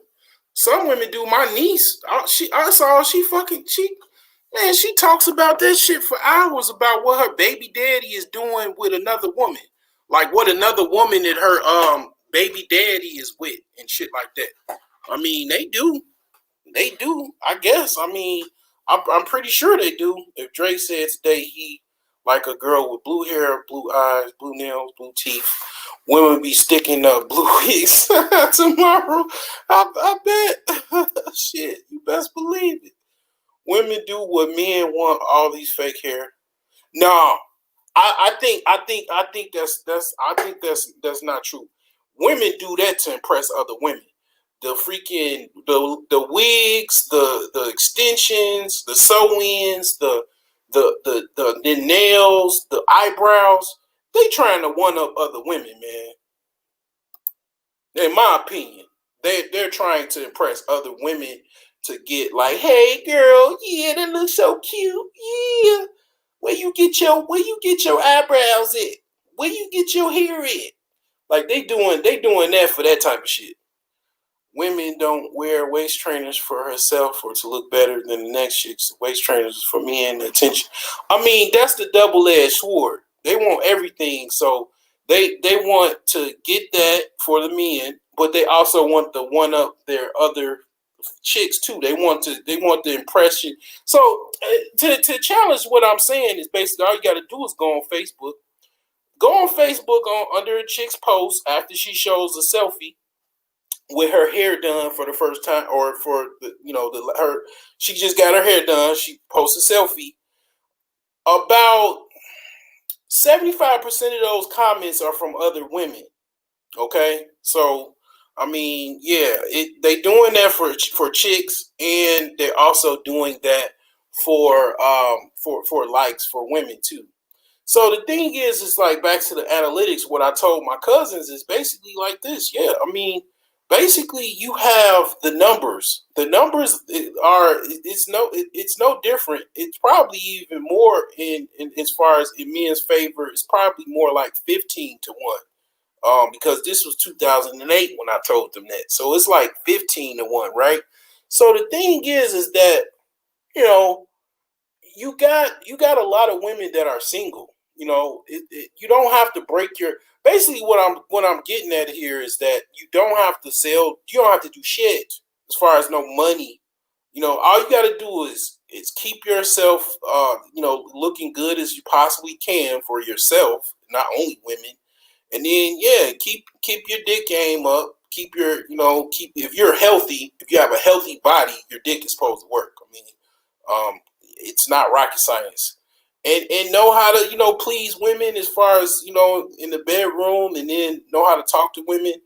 And that's it. You don't have to break your neck trying to make a whole bunch of money to get women, because the thing at the end of the day, you should be doing that for yourself and for your children. It's not for them. The thing about it is like you ain't gotta break your neck because that ain't gonna satisfy them. I done seen many of women. I don't know how many times that I done saw actual episodes of cold case files and snapped and this and that. Women don't even care about a man's money. They care about who they care about the last nigga that dropped that bottom. That's who they care about. I mean, this is what guys don't know. I mean, they know, but the young niggas don't understand it because they haven't lived it.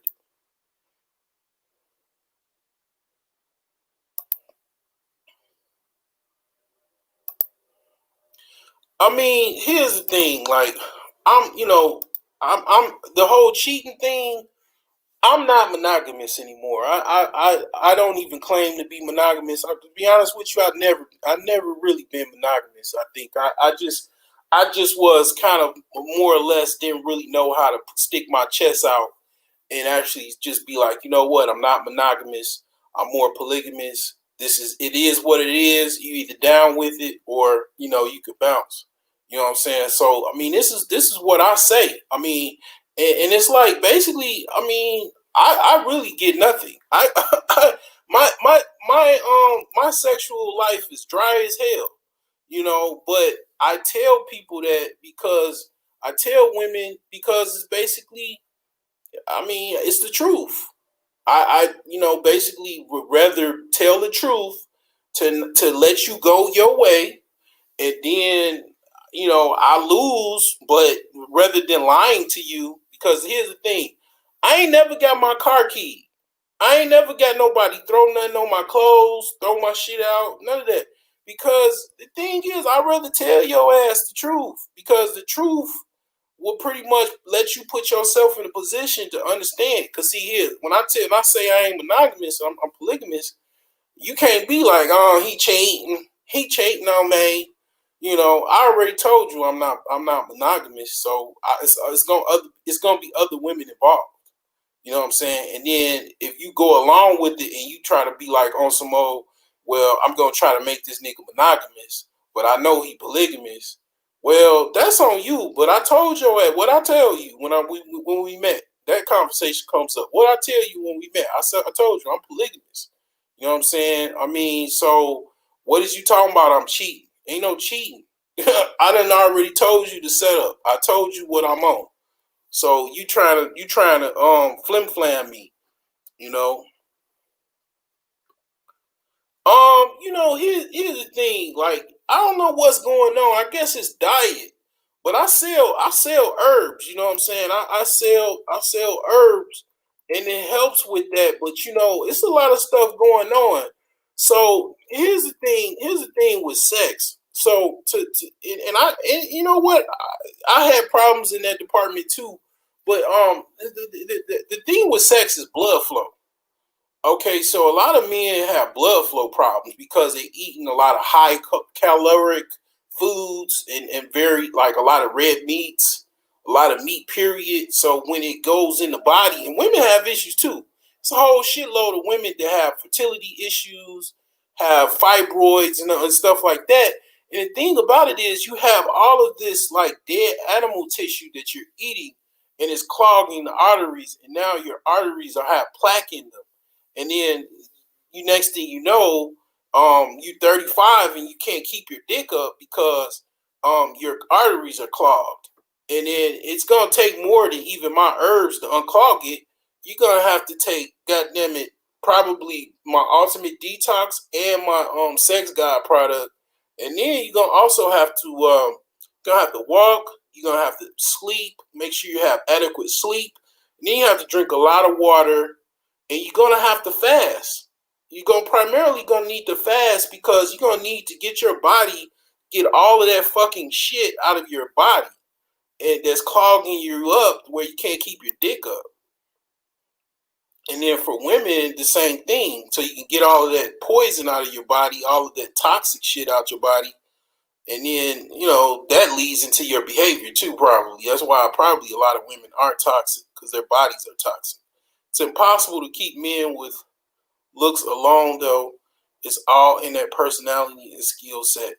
Men will keep having sex with women, but they know how to be loyal to a woman by choice. Yeah, it is. I do agree with you, Soul Shader. It's some women that I probably would be like, you know what, polygamy. Um, yeah, maybe I'll have to take a rain check on that. It might be in theory. Well, I hope you tell women you front that the best you can do. Yeah, I tell them up front. I'm polygamous. I mean, what typically happens with that? What I find out because it's basically online dating and stuff. I tell them, or even in person, if I meet them. But I tell them basically that, and a lot of times I meet women that are polygamous themselves, but it's very rare. It's not that many women that are on that. Truth is best because you're wasting females.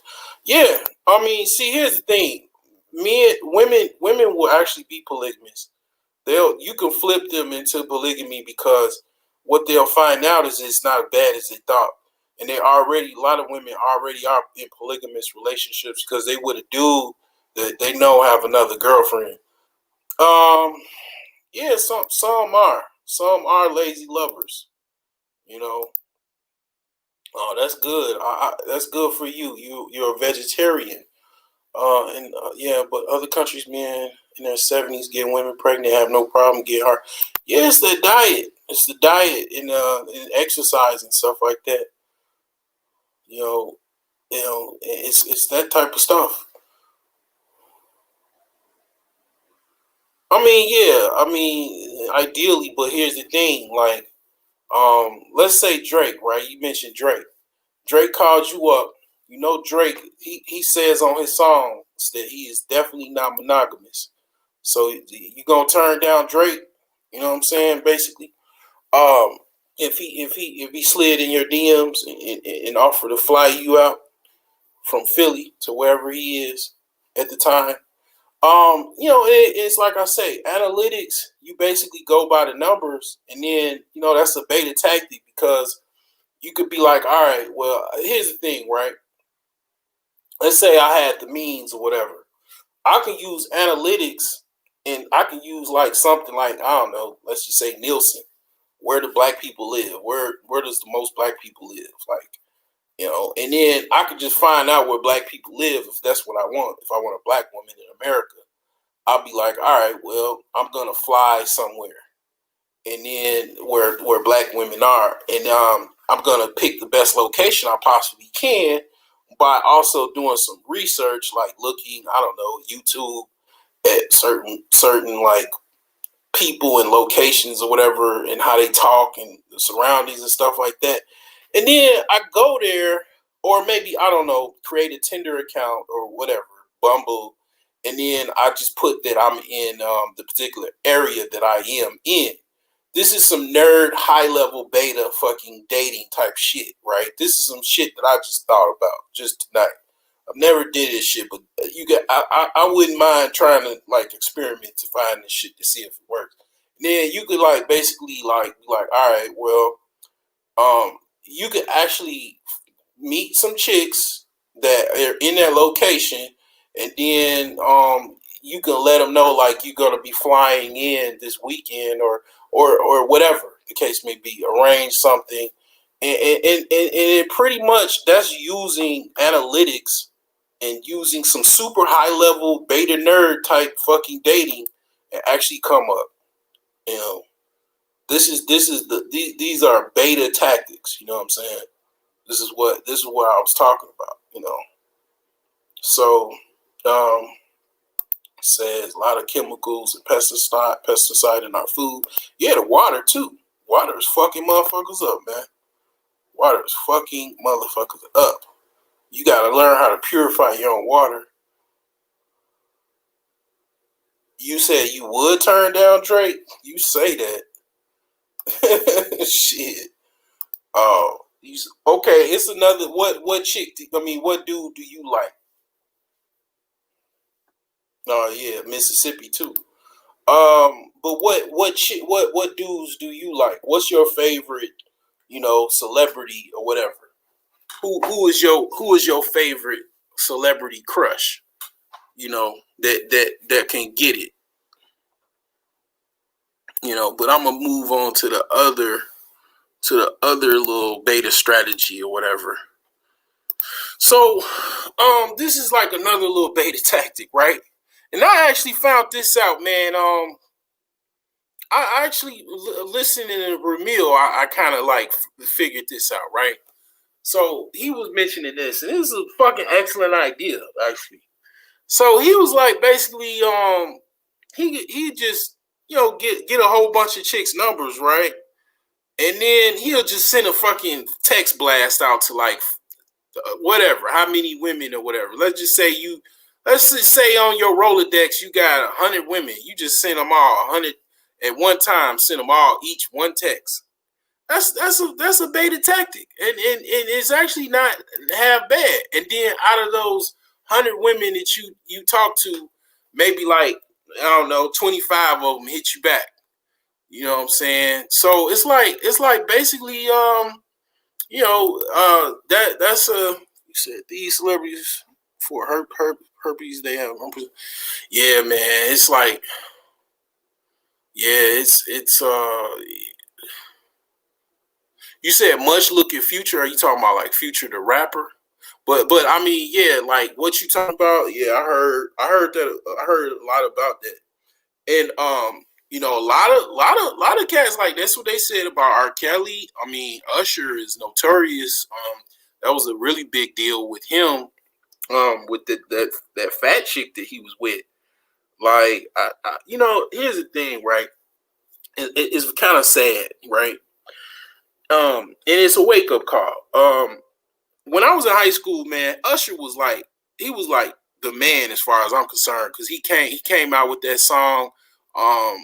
Basically, I can't remember the name of it, but it's basically like it's 7 o'clock. I'm in my drop top cruising the streets. And it's like that was his first album where he just basically took off, right? So this was like my senior year in high school, right? So I mean, yeah, man. I mean, the dude album catalog is stupid, right? But yeah. I mean, when you having sex with all of these women, the thing is, it's like he ain't come out his mama coochie with herpes. Some chick gave it to him, and it's like it's like the sad thing is that I mean, here's the thing, right?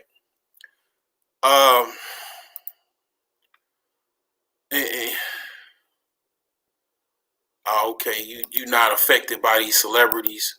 It's pretty interesting because most women are, But the thing is that basically I don't know anything about that world, Pretty Women. I don't know anything about that world. The closest I've ever came to the world of actually having a whole bunch of women at one time was when I was in college. When I was about 18, I had quite a few. I had kind of like it was for the first time I had like a stable of women.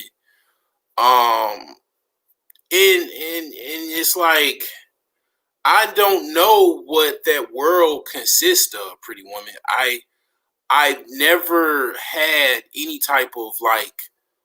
You gotta imagine a person like Usher or any celebrity that's an A-list celebrity, right? You got all of these women, millions upon. I mean, okay, for example, let's just take Trey Songz for example, or even any other just singer or whatever, right? Or a celebrity. When you get off of your tour bus, you're surrounded by women that's screaming at you.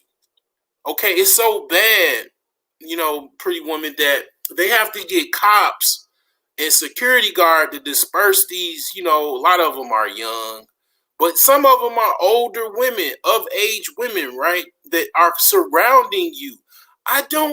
The closest I've ever had to that was when I was in the Navy, when I was with my shipmates and we was in our dress whites. it was like we were in the mall in Florida in Pensacola, and it was girls screaming at us like we were like celebrities or whatever. But that was the closest to that I've ever experienced, unfortunately. I mean, I don't know what that I don't know what that world consists of. I don't know how I would be able to handle that. I mean, I don't know. I've never had anything close to that. Okay, so I don't know how to handle that. I don't know how I would have handled that. I don't know how would I handle that now. I mean, I'll be able to probably handle it better being an older man. But still, like you have millions of women to choose from. You got, I mean, imagine somebody a A-list celebrities DM if it's even open. You got all of these women. Like women are not even a issue anymore. Like okay, you got okay. Should I take 5, 6, 7, 8, 9, 10 today, or should I take 4 through 10 today, or should I deal with an ugly chick? She do got a big fat ass today, big ass titty. Should I deal with this 4 today, or I mean, she seems like she's intelligent, and smart, but should I? What? What pretty woman should I deal with? A pretty woman today or an ugly chick today? Like, I mean, all of these options. I mean, this ugly chick, she's got a friend, so should I deal with? Because she got a fine friend, so I could have a threesome. I'm like, I mean, I don't know what that world. I could fathom it, but I never been in that anywhere near close to that. Like, okay, so I got a friend that I grew up with, that my father's friend's son. He was in the NBA. I ain't giving out no names, but that was probably my closest opportunity to that. And then I worked with a guy that was Dwayne Wade's brother. I mean, so I could have been a freaking one of the homie posses, but I ain't no fake dude. So I'd have had to been sort of quasi like a bandwagon dude to actually be in that, but I wasn't going there. So I mean, it's a lot of stuff. I mean, women have a lot of options. Women definitely have more options than men. You know, women have a lot of options. At the end of the day, women do have a lot of options. I mean, you know what? Here's the thing about Illuminati. Okay, people like see when I hear stuff like that, you like a newly woke person, right? That's probably what I take of it, because you know what illuminated means. A person like when you went to high school, when you graduated high school, the people you went to school with are called your alumni. So therefore, you would be illuminated if that's your alumni. See, you got to understand words, pretty woman. You might want to learn what is called etymology, what these words actually mean, the root words and stuff like that. Because when you went to college, you got a degree, then you're even higher illuminated. So you're what? Everybody who went to high school is a part of the Illuminati in college. So I mean, the thing is that yeah, it is a selected group of people that the Pluto. Okay, so this country is definitely controlled by the plutocrats and oligarchs. Okay, look those words up, pretty women, and get back with me. I mean, no, a celebrity is not a teacher or professor that hold power over people. No, it's not. That's not true. Like I don't. Nah. I mean, you have an option to choose if you like a celebrity. A professor has to. You have to go to that person's class to pass that class. Celebrity, you don't have to. It's people that I didn't even know existed. I mean, obviously, I mean, a lot of cats that, like, for example, the young brother that died, King Von. I didn't even know who he was until to the situation happened where he got shot, unfortunately. And then I looked him up, and I was like, oh, okay. And he actually wasn't. He wasn't actually no bad um like terrible rapper. He's a pretty good rapper. I actually saw some of his videos. I was like, oh, okay, he has some flows or whatever. But I didn't know he existed until he got killed, unfortunately. But it's like when I say that to say you have a choice if you want to like some particular celebrity or not. A professor, you gotta take the class, you gotta take the class. You know, but the thing is that the thing is that with the celebrityism, like I say, I don't know I don't know how that world is. I've never been in that world. Nor do I really, here's the thing, which with what I'll say with you, pretty woman. I don't want the fame. I want the fortune. Okay. You can keep that fame. You can keep that fame, but I definitely don't care about the fame. I want the fortune. Okay.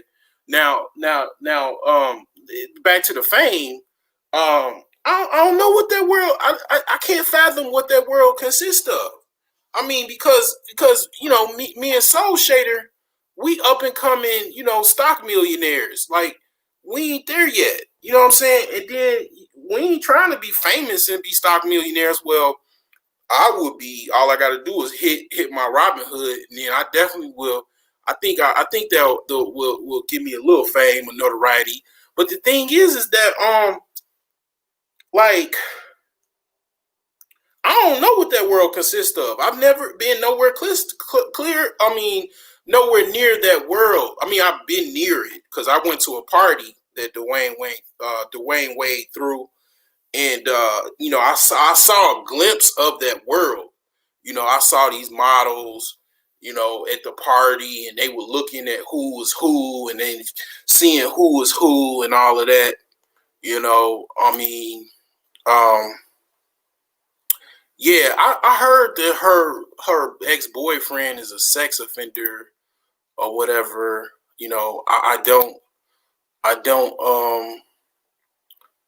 don't know as far as that is concerned. Okay, you do know about okay, yeah. I mean, but yeah, I heard of Pop Smoke, but that's another one. I ain't gonna even lie to you. I really wasn't quite familiar with Pop Smoke until after he died. And Pop Smoke was another one. Like Pop Smoke is fire. Okay. But and it's like, man, I mean, yeah, like I think these dudes be hating on these fire ass rappers, man. These raw ass rappers, they be shooting them dead. Just think about all the cold rappers in history. Where are they now? Some of the coldest rappers, like, it's a lot of them still alive, but a lot of them don't last long. Like they be literally trying to get rid of them. Like it's crazy. I'll be right back.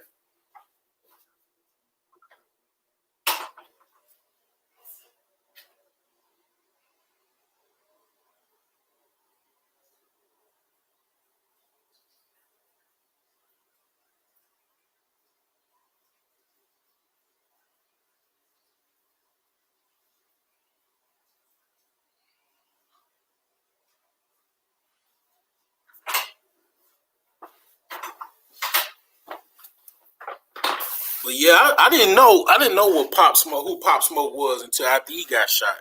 Like, I mean, I heard his songs on the radio, but I couldn't connect a person with who was on the radio.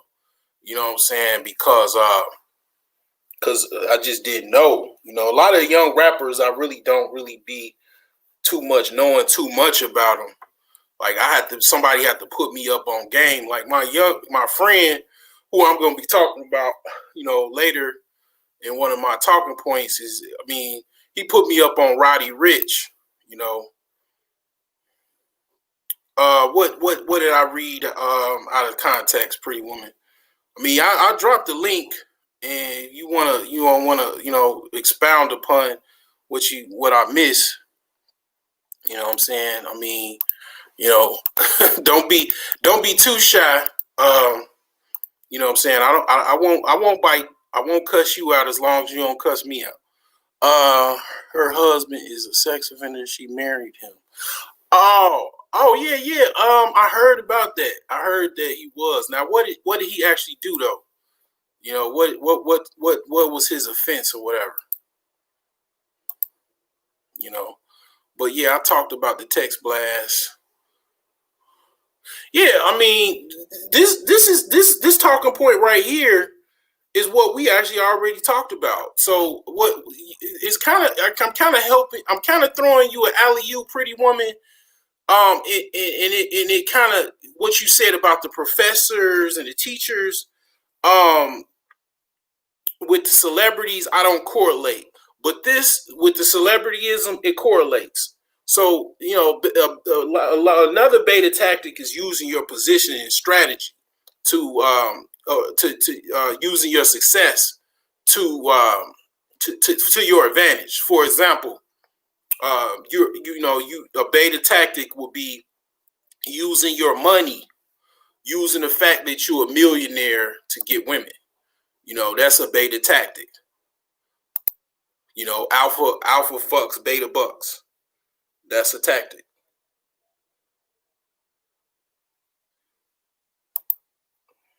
You know what I'm saying?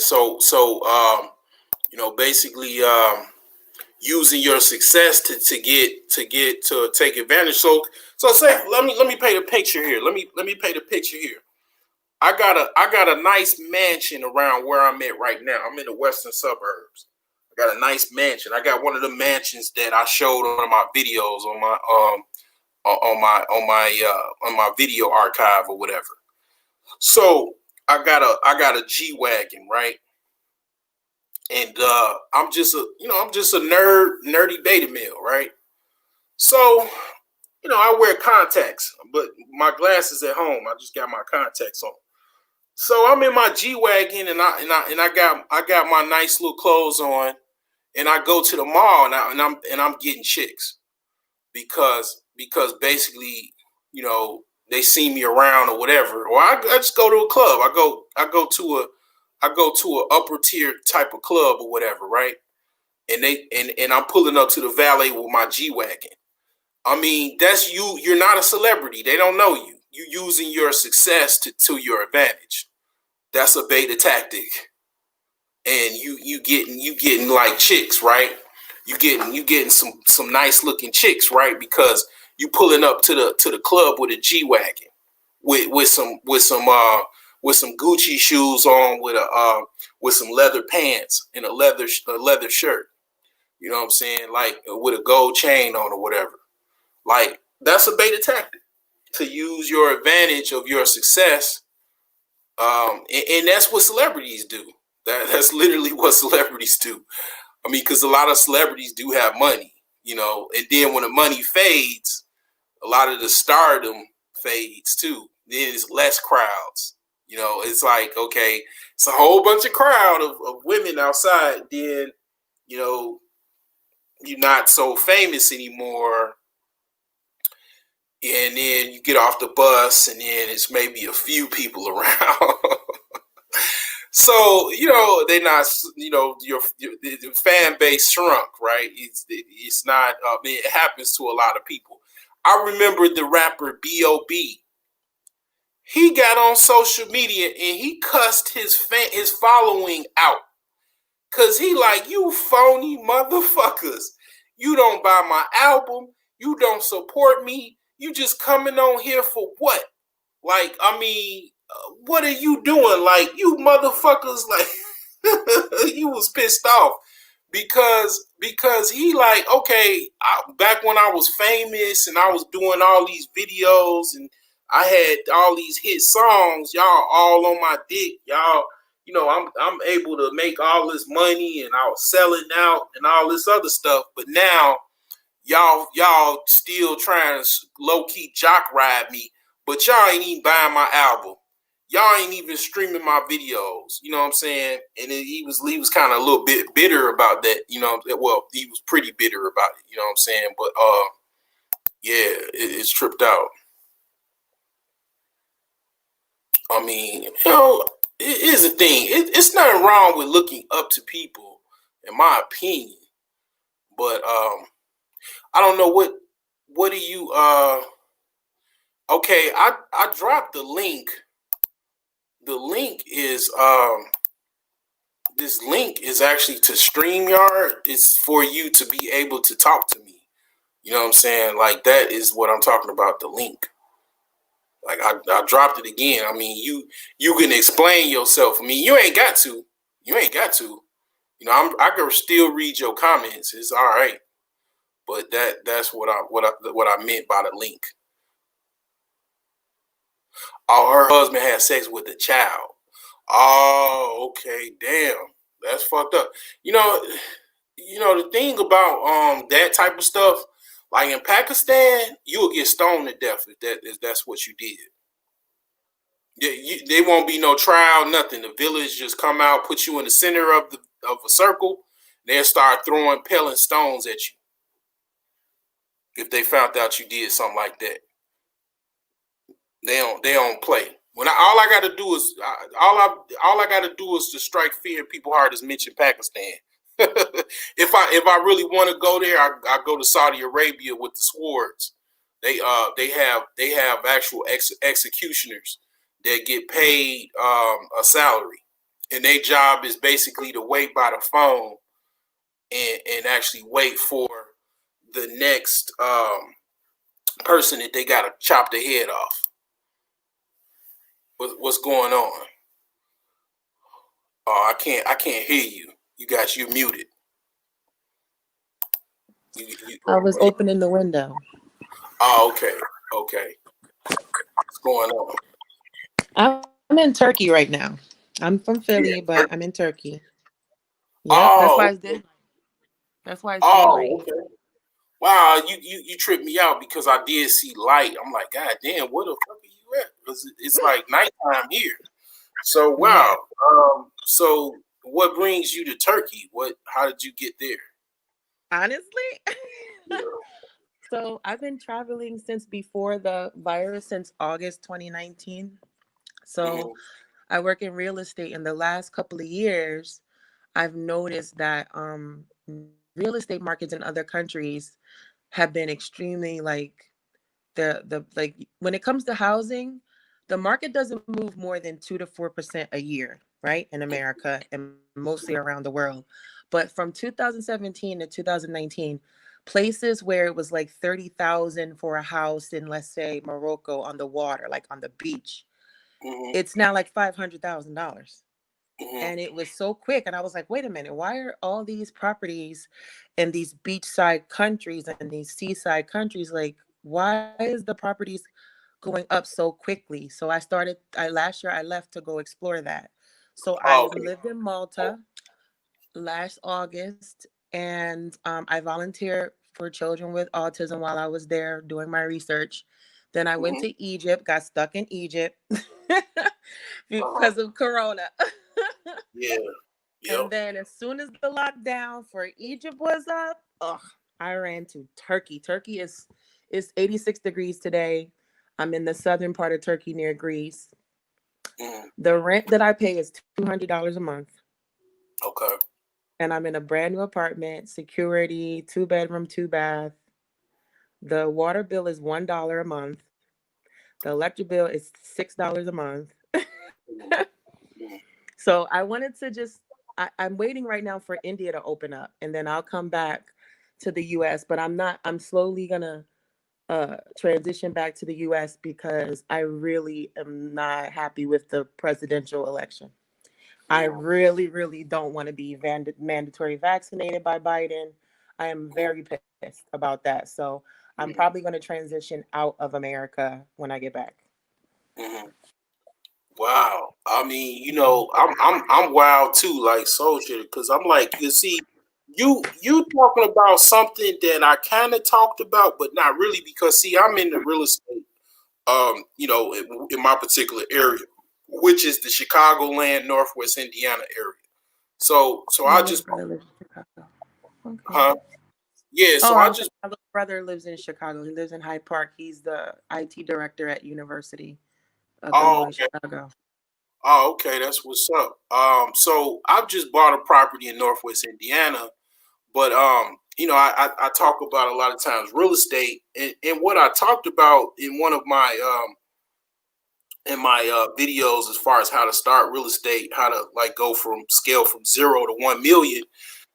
When I got to like higher up to like 1 million, I talked briefly about international real estate.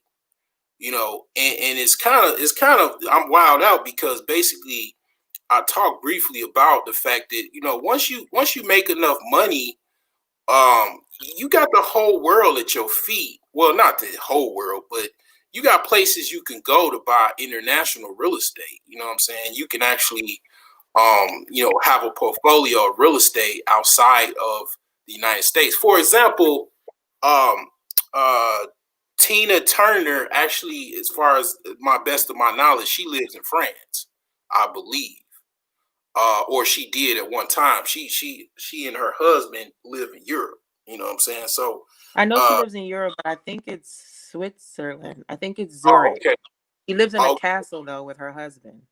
God damn it, that's my dream to live in They a live in a castle. castle. There's a Wow, lot of castles here in Turkey too, in Istanbul. exactly. See, now that's what I'm talking about. Now, do you have a channel or you? No, No, this okay, is the all first right, time and probably the last time anybody see my face. I'm very private. I'm oh, not into social media, but I okay, do Zoom meetings all the time. I have no problem showing these cheekbones off, but I'm not okay. like I have a Instagram, but it's Mhm. just it's private. It's my family. It's people Okay. that I've met while I've traveled. Like people always request like to add me for, how they try to sell you weave and stuff. And Uh-huh. but I got my own hair under here. Oh, okay.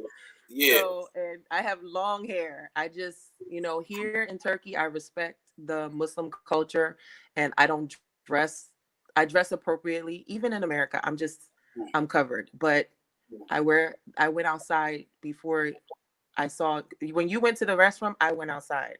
So I had Okay. to cover my head up. So, but I'm not a person that like I'm just very private. I'm a very Mhm. private person.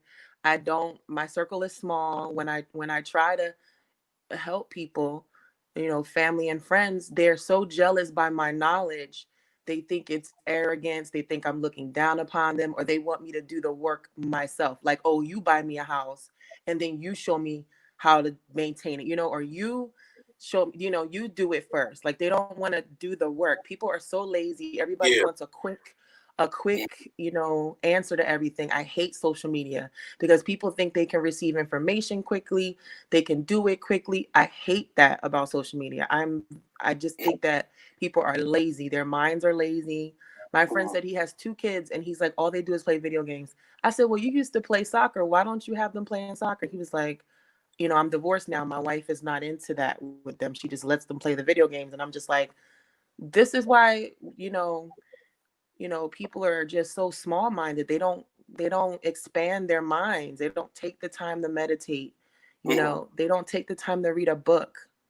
Mhm. They want to watch the movie or watch the fucking YouTube video. Like Yeah. they think that's learning it. And that's why I'm very anti social media. I forgot how I found your Channel. YouTube channel. I think I don't know, maybe I was on Instagram and it was like link in my bio, maybe it was one of those things because I don't usually Yeah. do. I spread myself out. Like, okay, so I turned 40 this year. So I always just had Facebook. I never had anything else. So first I branched out to Twitter. I branched out to Twitter. And then Mm. Soul Shader mentioned because he's one of my subs. He mentioned Instagram. So I was like, well, you know what? I was kind of curious. You know what kind of had me thinking about Instagram actually is it's kind of funny, but not so funny. It's like bitter and sweet. It was that dude that was with Megan the Stallion, Tory Lanez. He had that quarantine radio, and his Instagram was like bussing. Like he had all of these people, tuning into his Instagram. Crazy. So I was intrigued. I was like, wow, this is interesting. So, I just joined that like probably less than a month ago. So, yeah, I'm kind of, I guess I'm spreading out, spreading Yeah, my. because I don't remember, because when you were like, oh, how did are you a subscriber? I checked. I was like, damn, am I a subscriber, or did this just pop up in my YouTube feed? Yeah, So I checked no, and I was like, because I subscribed. I mean, How did I subscribe? I'll be taking some dope pictures on Instagram because, like, I mean, I got a very deep widow's peak. And I mean, I ain't the most attractive dude in the world, but when I you best believe when I take a picture, I mean, I'm a little different, you know what I'm saying? And I got some chick that be liking my pictures. She's very very gorgeous. I mean, so yeah, man, I guess I should have did it 5-10 years ago. I mean, Yeah. I listened to my cousin. He was like join Twitter and all that. So I don't even add none of my friends that's on Facebook. I'm like, man, I know y'all bland as hell. So I just add new people or whatever, and people can follow you or whatever. But yeah, that's cool. But I hate yeah, Facebook. I got rid of Facebook. My little sister made a Facebook page for me because she wanted me to reconnect with people from high school and stuff, so that I couldn't find, because like I knocked on their doors where, when we were kids, and I tried to find them.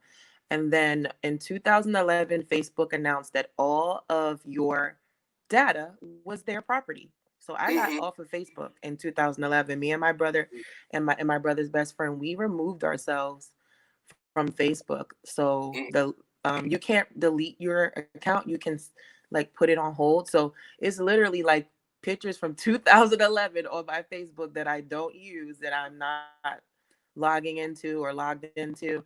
And then I found out recently that Facebook now owns Instagram and WhatsApp. So it's just it's annoying that they are just stealing people's data, and people don't understand that everything on your phone is being watched, Yeah, all the other apps you use. And that's why I'm Google like makes very money off of your data social media. too.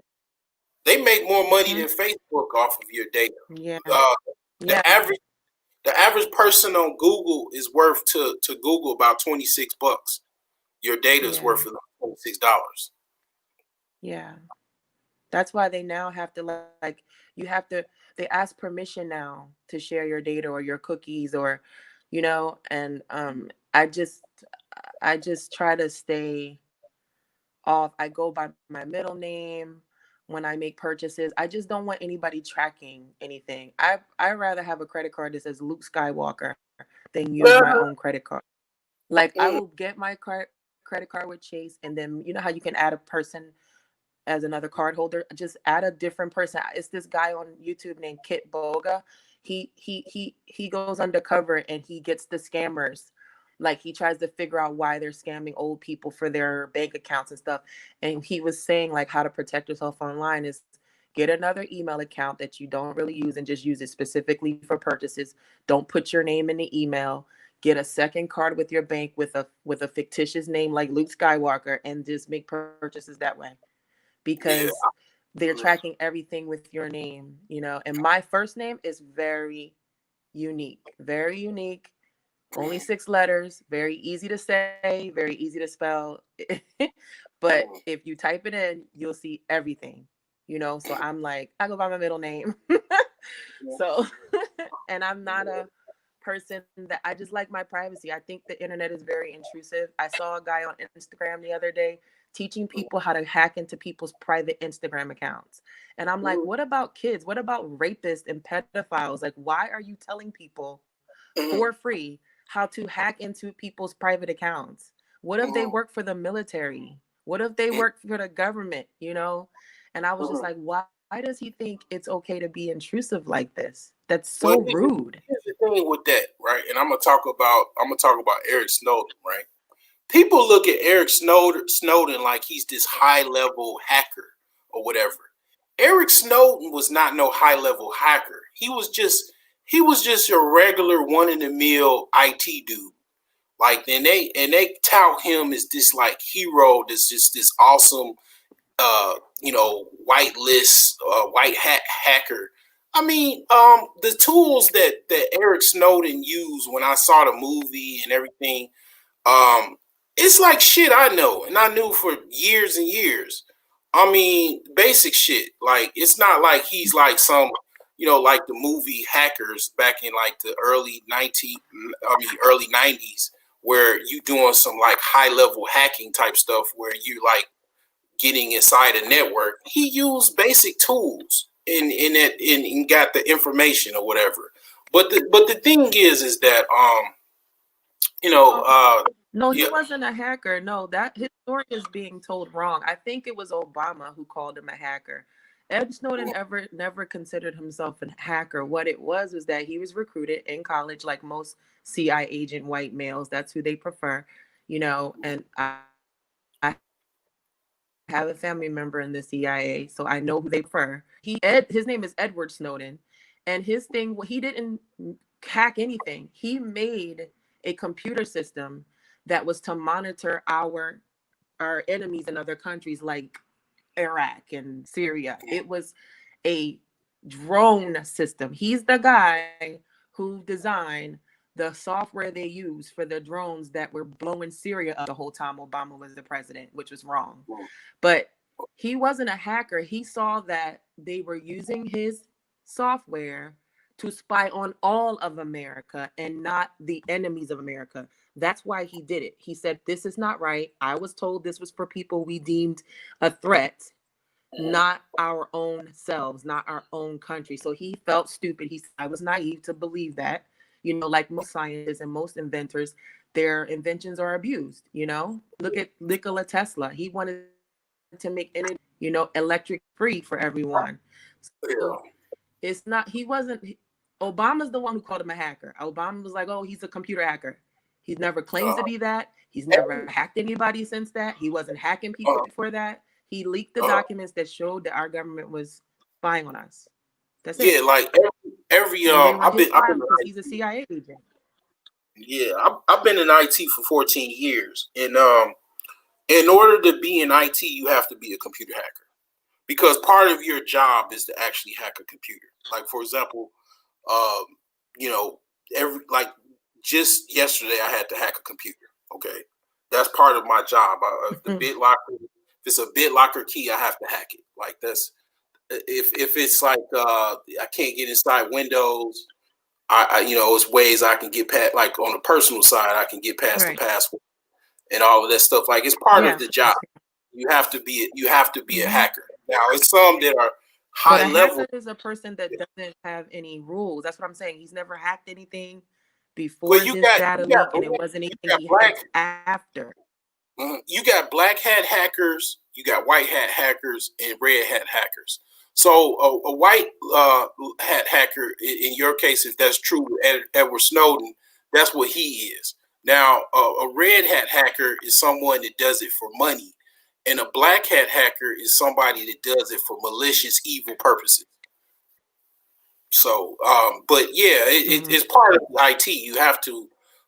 That's why I see. Here's the thing. Like, my ex-girlfriend, she still listens to me. I told her, I said, I don't care what you talk about or whatever. I'm gonna be able to find out because I mean I could, everybody uses internet, the internet, use computers. I mean, basically I can get past your shit. Okay, so I'm gonna find out what the fuck you've been saying about me. I found out that she was talking to one of her exes. And I confronted her ass about it.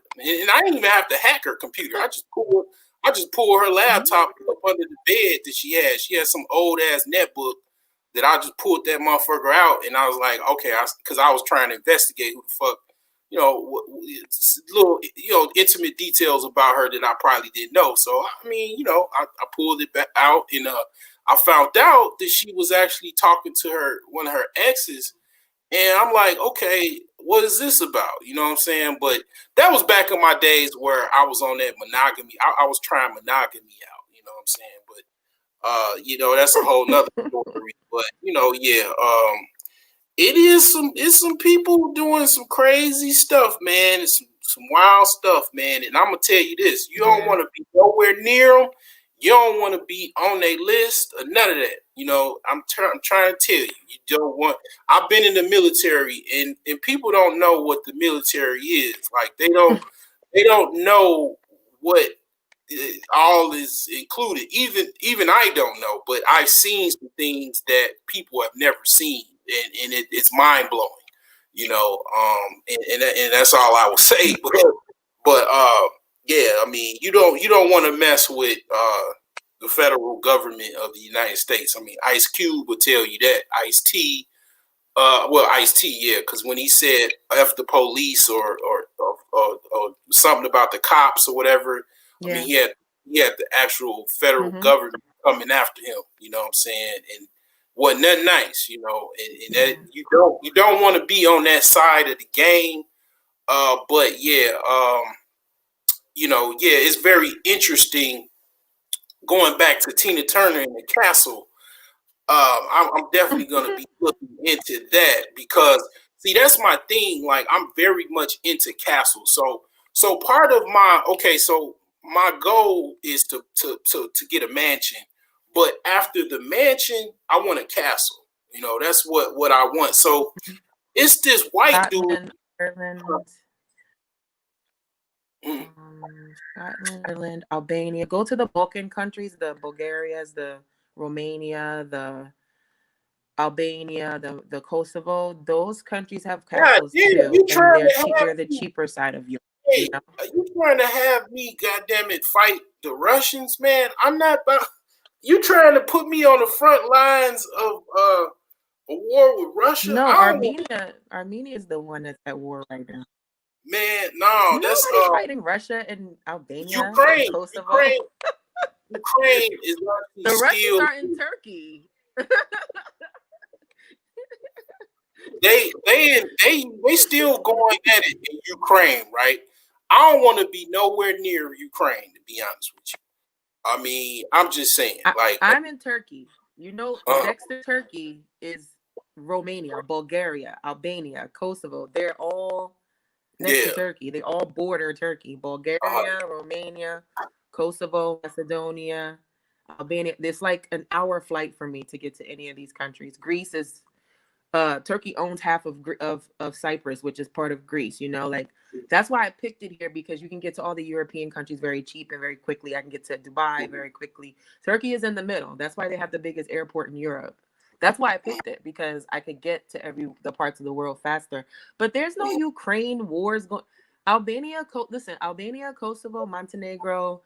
When look you it get to up. Croatia, Look yes, it we're up. closer to Bosnia and Ukraine. Look it up. But what? Don't take my word for it. Like I tell people, don't take my word for it. Look it up. I mean, I'm ex-military, so I kind of monitor certain things. It ain't even that, but I just, I watch the news and I read articles. I've been following. It's still war in Afghanistan, an active war. Still active war in Syria, Mm-hmm. and also even Mm-hmm. Iraq. And also, Ukraine is a conflict. They're basically what they But the have is countries basically I'm naming are not in Ukraine. what the Ukraine has a war with Russia is a Give me proxy that. war. So what's going on is basically you got Russian like operatives or not so much operatives, but like kind of a fake army they send in Ukraine that they don't have any Russian uniforms, and the Putin is basically saying these are not Russian soldiers or anything, but when they die, they go back to Russia, and then they have pictures of them being buried in Russia, but it's like it's a proxy war. You know what I'm saying? But Mm-hmm. it's actually like it's a big deal. But I don't know. That would be interesting being a black man um, in that part of the world with the castle. How would those white people, those Eastern Europeans, look at me? And then I have a deep widow's peak, and then I'm also near Dracula's castle. black men with a deep widow's So peak. the Eastern Europeans are not the racist one. It's the Western Europeans that are the racist. The Romanians, the people of the Balkan countries are not the racists. Turkey people, yeah, they're racist. They think they're white. Like they think they're pure white. They think they're Hitler. But Western European racism is huge. Germany, Austria, England, of course. England is the most racist place I've ever been in my life. But the Albanians, they have a huge freaking respect for Black American men. You gotta look. They love the hell out of Tupac. They don't listen to nothing but Tupac. They don't like the mumble rappers. They love old Black hip hop. They are Muslim. Albanians are Muslim. They don't do any drugs. They're mostly, chicken and meat and vegetable kind of people. They work out like crazy. They're like humongous athletes. And most thing you might see them do is smoke a cigarette, but they're not into putting toxic things in their bodies. But they have so much respect for Black American men. It's not and they hate that Black women put the injections in their body. They're like, why aren't they just natural? Like they ask me all kinds of questions, like, why do That's what I'm saying. the most beautiful women in the world? Why don't That's what I'm saying. I mean, what do you? And I'm like, yeah. I don't know why they did that. Somebody thought I had Botox in my cheeks. I went to a place here in Turkey to get a facial, and she's like, oh, you're here for Botox? And I was like, no. What? And she was like, oh, you're not here to get another treatment? And I was like, no, these are my cheeks. It was so funny. And he was saying like how he didn't like how Black American people are not into the natural thing anymore because they're so beautiful naturally. He's like, we get on the beach to tan, to look pretty like them. Like they find it beautiful. Italian people are, some of them are the same too. I'll say half and half with Italian people. They're half racist, half nice. But the people in Macedonia, Moldova, when you go a little bit more north, they're more like the Russian descendants. They copy off of everything Black American men do in the Balkan countries, the Romanian guys, the Bulgarian guys. They literally try to dress like you guys, talk like you guys. They emulate the rappers in America. They love Lil Wayne's style, the skater style, everything. They don't understand why we can't come together as people, and they don't understand what is the obsession with white women in America, because they think that Black women are the most beautiful, and they like big women. They like big boobs. They're not into unnatural women. Even their women, they're naturally busty in Albania. The girls, they don't have big butts, but they got big boobs. And they like natural stuff. They don't like makeup and weave. And usually when you see a Black girl date a white guy, the girl usually has an afro. She don't have any wigs on and fake nails. They like the white guys like natural stuff, but they don't understand why it's so much hatred, amongst the Black people, because he's like, why are Black guys not marrying Black women? And I'm like, you got to ask one of them. Not me. I don't know why.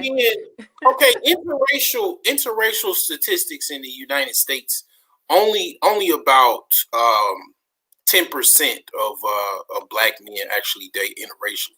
Most of the time, well, actually 20%. So 80% of Black men typically marry Black women. Okay, for Black women, they marry out 10%. So the thing about it is, I mean, that rate probably will increase, but the thing is that primarily both black men and women date each other. I mean, that's usually the case. But as far as the white women is concerned, so our media we don't have control over media other than maybe social media, and barely have control of that. So when you watch TV, you see a white character, a white couple or white woman on TV. So you program, like I'm programmed to like white women, because I've been watching TV since I was a kid. So and then my kindergarten teacher was a white lady that rode horses. I mean, so I could probably get with a white woman and be okay, but I don't get with white women because white women don't really approach me like that. But they have, but it depends. Like I don't know. I don't really know how I would react because it wasn't necessarily a very beautiful looking white woman that last approached me, but they do approach me. Unlike black women, the average black woman that approach me, if she approached me, she typically looks hideous. Like the last woman that hit on me was she was about 6'7" and she looked like a grizzly bear, and I was like, wow, That's how okay, tall my dad is. huh, huh. Yeah, That's I how was tall my like, damn. dad is. 6'7". Wow. Yeah, I was like, damn, how would that work? I thought about it because I'm in a drought right now. I'm like, damn, I mean, how I thought about like how would that work? What would that be like? But I couldn't really picture it. But the thing is that I'm just trying to think about like see, here's the thing when you get money, because sometimes a lot of times black dudes that get money they don't go to a way the rappers do. Because a lot of the ghetto dudes that get money, they go to the hood. They go back to the hood. They get it, and show off the money. Then end up, getting the situations that happen with the young, black male rapper from my city that I was born in, Chicago, where he gets in a shootout with other hood dudes or whatever. Well, some of the black guys that get money they do what I said in one of my videos. They actually stay amongst the group that has the same amount of money that they have. And unfortunately, if people like you stay, like for example, where I live right now is in the western suburbs near Plainfield and near Naperville and stuff like that. So that area is not that many black women in that area. It's primarily white women, Indian women, Arabian women, Asian women per se, and it's not that many black women there. So you would probably have to like even in the northern part of Illinois, it's mostly white women, right? So you're gonna probably have to pick a white woman. And if you live in a neighborhood like this upper class neighborhood, you're a millionaire or whatever, you got $1 million house, your neighbors are white people. So you're gonna probably have to choose a white woman if you choose from that area. So because it's not a lot of black women that have that's living in that area with millions of dollars or able to live in that area. So by proxy, you're gonna get with another white woman. So that's why a lot of your NFL players, basketball players, or just billionaires choose white women because that's who's around them. If you get what I'm saying. Mm-hmm. So that's why that is. So you would have to hand pick a woman to like out of the area, and a lot of guys they not going for that. They'll just get someone from their peer group. And if you are upper class, your peer group is white women basically, primarily, because they're the ones that have primarily I the didn't wealth. know that. Yeah, I mean, unless you're part of an Yeah, I didn't know organization. that because I was under the impression that black women was more millionaire black women out there. There's more business owners who are upper middle class to upper class. As far as black women, they're the number one entrepreneurs. They're the number ones with the college degrees in our country. So But I where do didn't they know that live? that's Where what do they live though? was the default. But you got to look at where do Listen, they I live. lived in 13 different cities. Listen, I lived in 13 different cities. I used to live in Southern Illinois, in O'Fallon, and Fairview Heights, and I used to take my ass to Chicago to go see Kevin Hart, because I'm from Philly. I would go see Kevin Hart at New Year's comedy special. I travel like that's another thing. When you go to conventions and you're a part of a community like entrepreneurs where you're going to conventions, like my ex-boyfriend used to take me to the American Psychological Association because he used to be an APA president. So I met people when we went to Hawaii or we went to Orlando or we went here. It's about how you socialize. If I'm part of a coalition, there's a foundation in New York called Oh, they did a documentary. Now you made me forget about it. Whatever. The lady did a documentary, right? It's called Very, Very Young Girls. She basically was documenting how men in the South and in New York would pimp little girls. Remember when you were talking about how older men like the young girls, all you gotta do is buy them some damn food and sneakers. These guys literally made a documentary about it. It was some kind of pimp documentary, and they tried to take it to HBO to get to get it on HBO. HBO called the feds on them because they documented them taking minors across state lines, and how they used older girls to kind of like be the nurturer for the younger girls, and how they pimped these girls at 12 and 13 years old and exploited them. Yeah. So it's like, I don't know what's the name of the. So what's the name of that? The name of the organization. You know, there's a damn, the girl is a white girl that started it. She's a British girl. It's just slipping my mind. But my brothers, they belong to the LEAD program, which puts children that are Black in the summer. They let them travel the world and commingle with other Black kids who are high achieving. They take them to major universities. One year they took my little brothers to the World Cup in South Africa, in 2010. And they took them to USC, and it's about who you network with. You know what I mean? So let's say if I want a preacher, I want to date a reverend, I'm going to take my ass to church.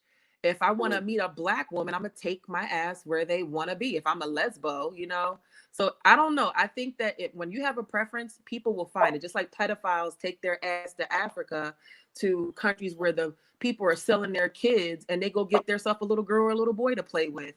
People go where they prefer, and they go where their desires lead them. I don't necessarily believe that because I live in a certain zip code, which I've lived in 13 different cities in this country, yes, and I've been to 47 different countries. Any country I go to, I find the Black men. They find me. They see me. I find them. I'm not out there lurking, but we find each other because we might go to the same supermarket or the same restaurant, or you know what I mean? Like, so we find each other. I just don't want to use that as an excuse. All right. So one of my friends, right? One of my friends, he basically, he was one of the guys that I mentioned that basically he was broke just like me, right? And he was able to pick up women, right, who were being broke. And he met this one lady that basically was a lawyer at the time, and they eventually got married. Now at the time she was making about a little over $300,000. She wasn't even partner.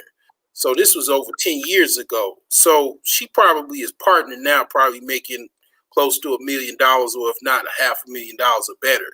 But where she chose to live was where your brother, or I think you said your brother, like basically Hyde Park, right?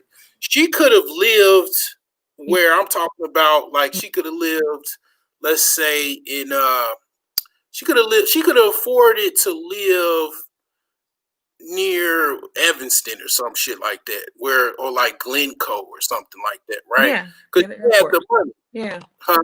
Yeah. So she had the money to do that, but she didn't do that. Airport area. Yeah. She lived around other Black people. You know what I'm saying? And I think that's primarily what single Black women do. Whereas single Black men that are, let's say, quote unquote, $500,000, $1 million or better, they want to do what I primarily want to do. They would want to live in a nice, fancy mini mansion or mansion in a area where it's nothing but such mansions or something like that. And that's primarily in places where it's predominantly white. So you have two types of people that are single that do two different types of things. So you see where the cross paths, it's a mix where it's like, and then here's another thing, and we're going to go into behavior and socialism. Social behavior. So black man with $1 million mansion in a predominantly white neighborhood, like for example, Soul Shader mentioned, he's gonna try to what his equal primarily or equally yoke is in the Bible is the particular woman that like my friend's ex that makes like $500,000 or better or close to it. She ain't gonna go for him like that. He's not gonna be able to deal with her 92 octane behavior. Like he's not gonna take her bossing him around. He makes more than her, and if they pretty much she moved in with him, she gonna try to boss him around, talk shit, and this, that, and the third. And she's not even a 7 up. Like pretty much on the look scale, 7 up. She's a 5 and below. So she's a 5 and below, and then gonna try to boss him around, tell him what to do, and you know what I'm saying? Yeah. So okay. So how is that gonna work? So how you gonna get with a black woman just off the sake of just get with a black woman that's bossing you around, that's telling you what to do, that is basically somewhat disrespectful, when then you got this white woman that she might be pretty much prancing around like a princess, and I mean, doing everything under the sun for you and cleaning the house up, keeping it organized, more domesticated, and then still are able to be professional, help your businesses out and stuff like that. I mean, it's kind of hard for a person to correlate between the two, and deal with the black woman, because she probably ain't gonna even want to stay in let's just say Winnetka. She's not gonna want to stay there. She want to live in Hyde Park, because she don't like to live around a bunch of white people or whatever. I don't know. I mean, so it's a difference of. Never heard of any of this. Hmm? I like I the mean, suburbs. It's yeah, quiet. I There's no mean, sirens or cats crying, people arguing. yeah, I think you have to. I think you need to really stop labeling black women like this, because as far as I know, all the NBA players and the football players are marrying broke ass white women. They're not marrying women that are making the same money as them.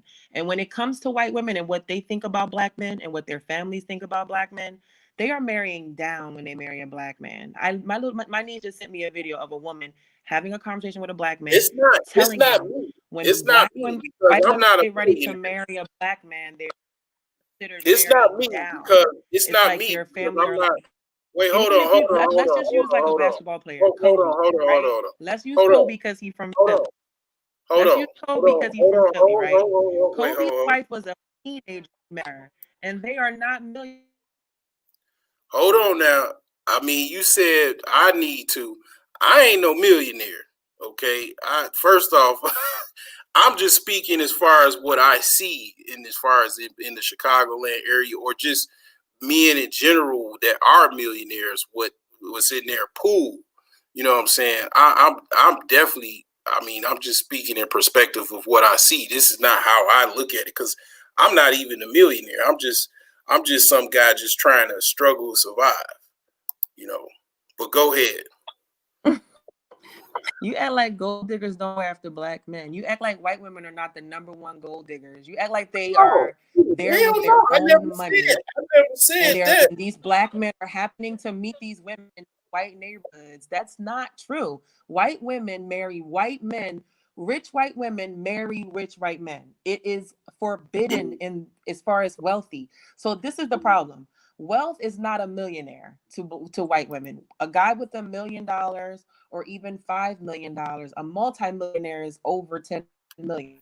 White women look at a man that's rich who has over 10 million, a multimillionaire. A man with a couple of million, a guy who's maybe the sixth man on the NBA team might have about 8 million, but they don't, when it comes to what they feel is wealth, they do not think of a black man.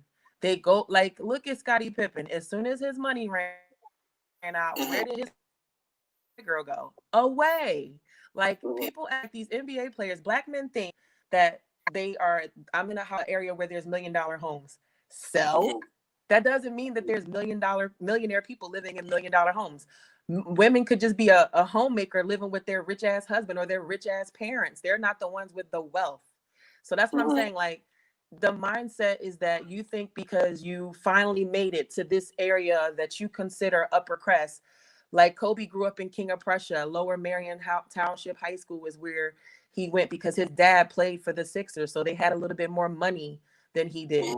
But Kobe married, and Kobe married a teenager. He met a 17-year-old on a video shoot when he was trying to be a rapper, and she's a white woman, and her family is not rich. So that doesn't make any sense. And any of the NBA guys that are out there, or the NFL guys, they only meet these white women because that is who have access to where they are now. If you have a preference, you look for your preference, because there are white NBA players with black wives.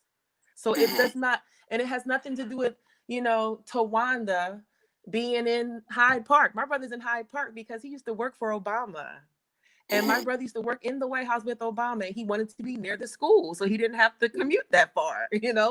He could be somewhere else. My brother is So like what about making Kanye? a What lot of about money at a Kanye? very young age. What So about it's not Kanye? about like, what about Kanye? Again, listen. People have a preference. The person that he married is not the same person that Ray J had sex with. Not even the same body. She manipulated her body to be more attractive to him. She literally looks like Amber fucking Rose. Her curves and everything.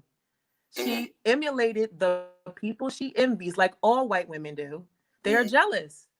And the fact that everybody's trying to enlarge their lips and enlarge their cheekbones, white women do not naturally have cheekbones. And I want to make something very clear.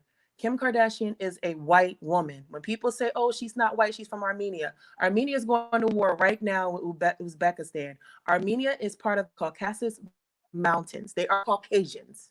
They don't consider themselves anything more. I am very well versed in history. And people always try to give that girl like a pass because she's considered not white. She is white. She is white. Armenia is right above Turkey on the right. It's right behind me, right above here. So it's nothing, and it's nothing where I'm just trying to like dismiss it. People, when black guys date white women, I've noticed it because I have a brother. I have 3 brothers, and one of them is married to a fat, nasty white girl who cheated on him, had a baby, lied about him being the dad. He broke up with her, and 10 years later, she still hasn't found the dad after testing 9 dicks. She still hasn't found the dad, and she asked him to marry her 10 years later. And he said yes. I don't know what is the obsession with a liar and a cheater. No, wait, time out. And he's your, and when you say military, my house is military. My brother's Army, my sister's former DOJ and Air Force. So I lived on Langley Air Force Base. So I'm not a person who's not aware of what's going on around me. I have monitors that people, I know people at Adana Air Force Base that are, I'm well watched, where I'm located. But I'm saying to you that I don't know what the obsession is. This woman is unattractive. When I show people photos of the wedding, they think she's older than him when she's 4 years younger than him. And I don't have a problem giving anybody a compliment at all because I'm very confident in my looks. Here's the thing. Why didn't Amber Rose work out with Kanye? Why didn't Amber Rose? Why didn't she work out? Do you remember the interview with Amber Rose after she broke up with Kanye West? Because at the time, so I used to work for American Express, right?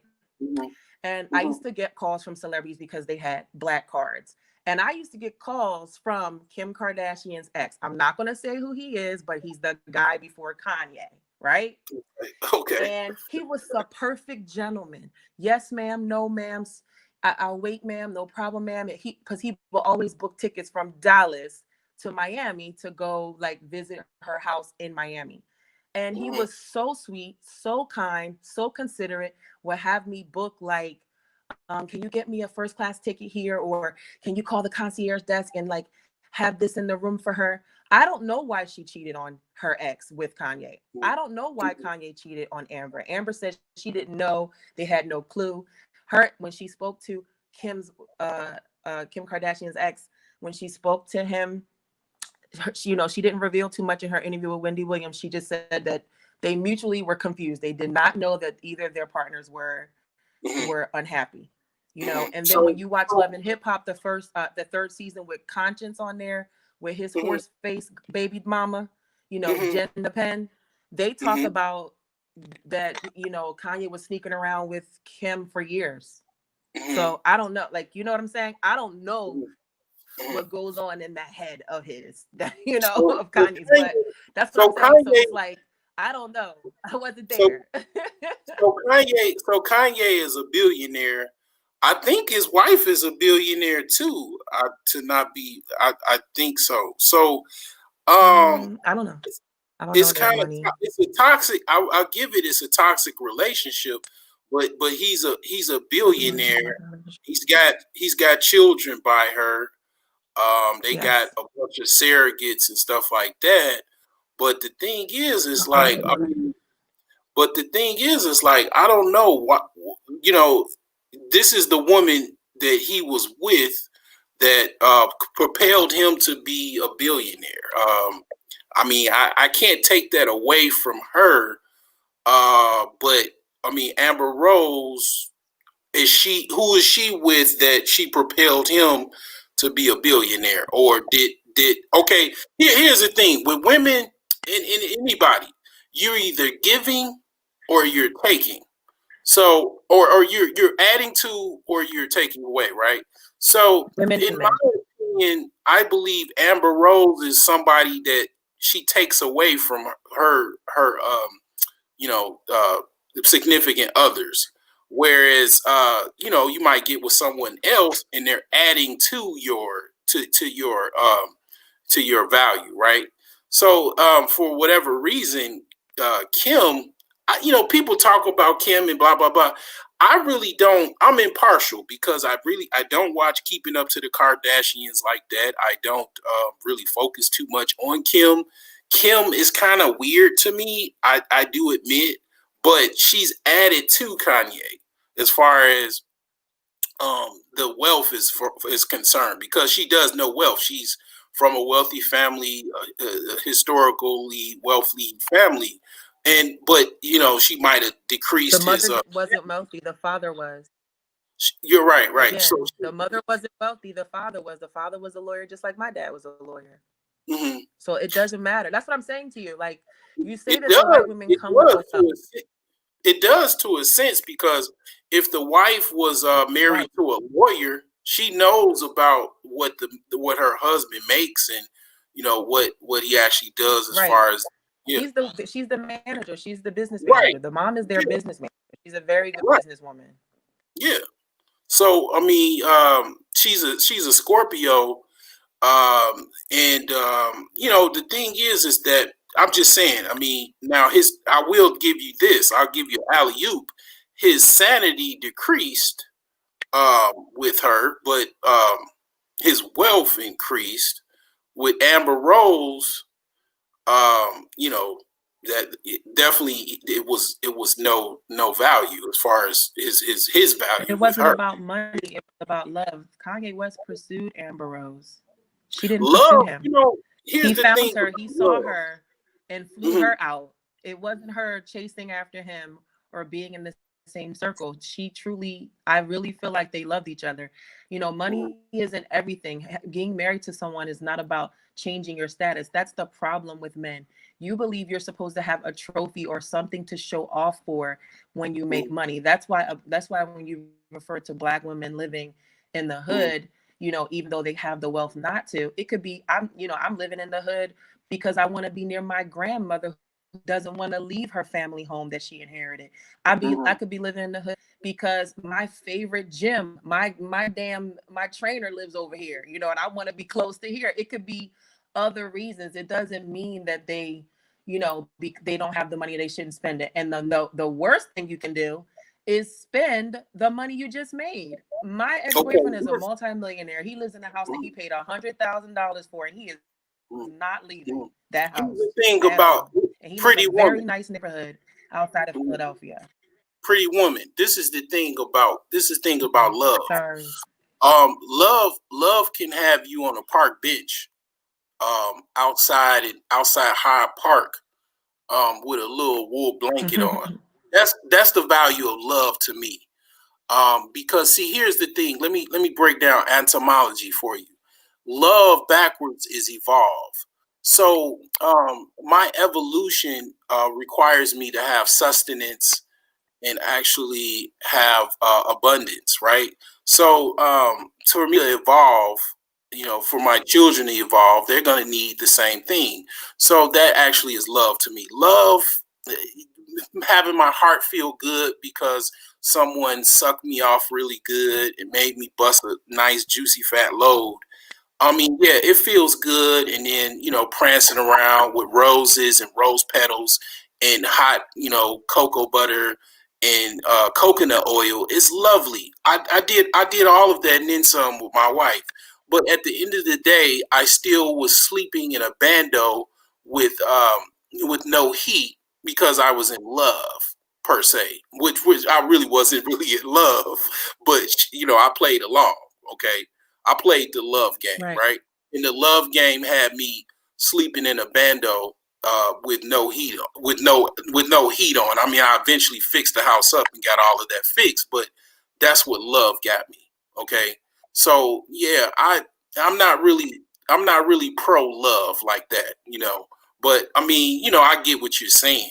I mean, but yeah, it's love is overvalued to me a little bit. That's Yeah, I you. That's do. not me. I love people for what's in their heart and what's in their mind. Mhm. I don't care about the money you make. If you want to make money, if you say to me, pretty woman, I want to have a new Ducati.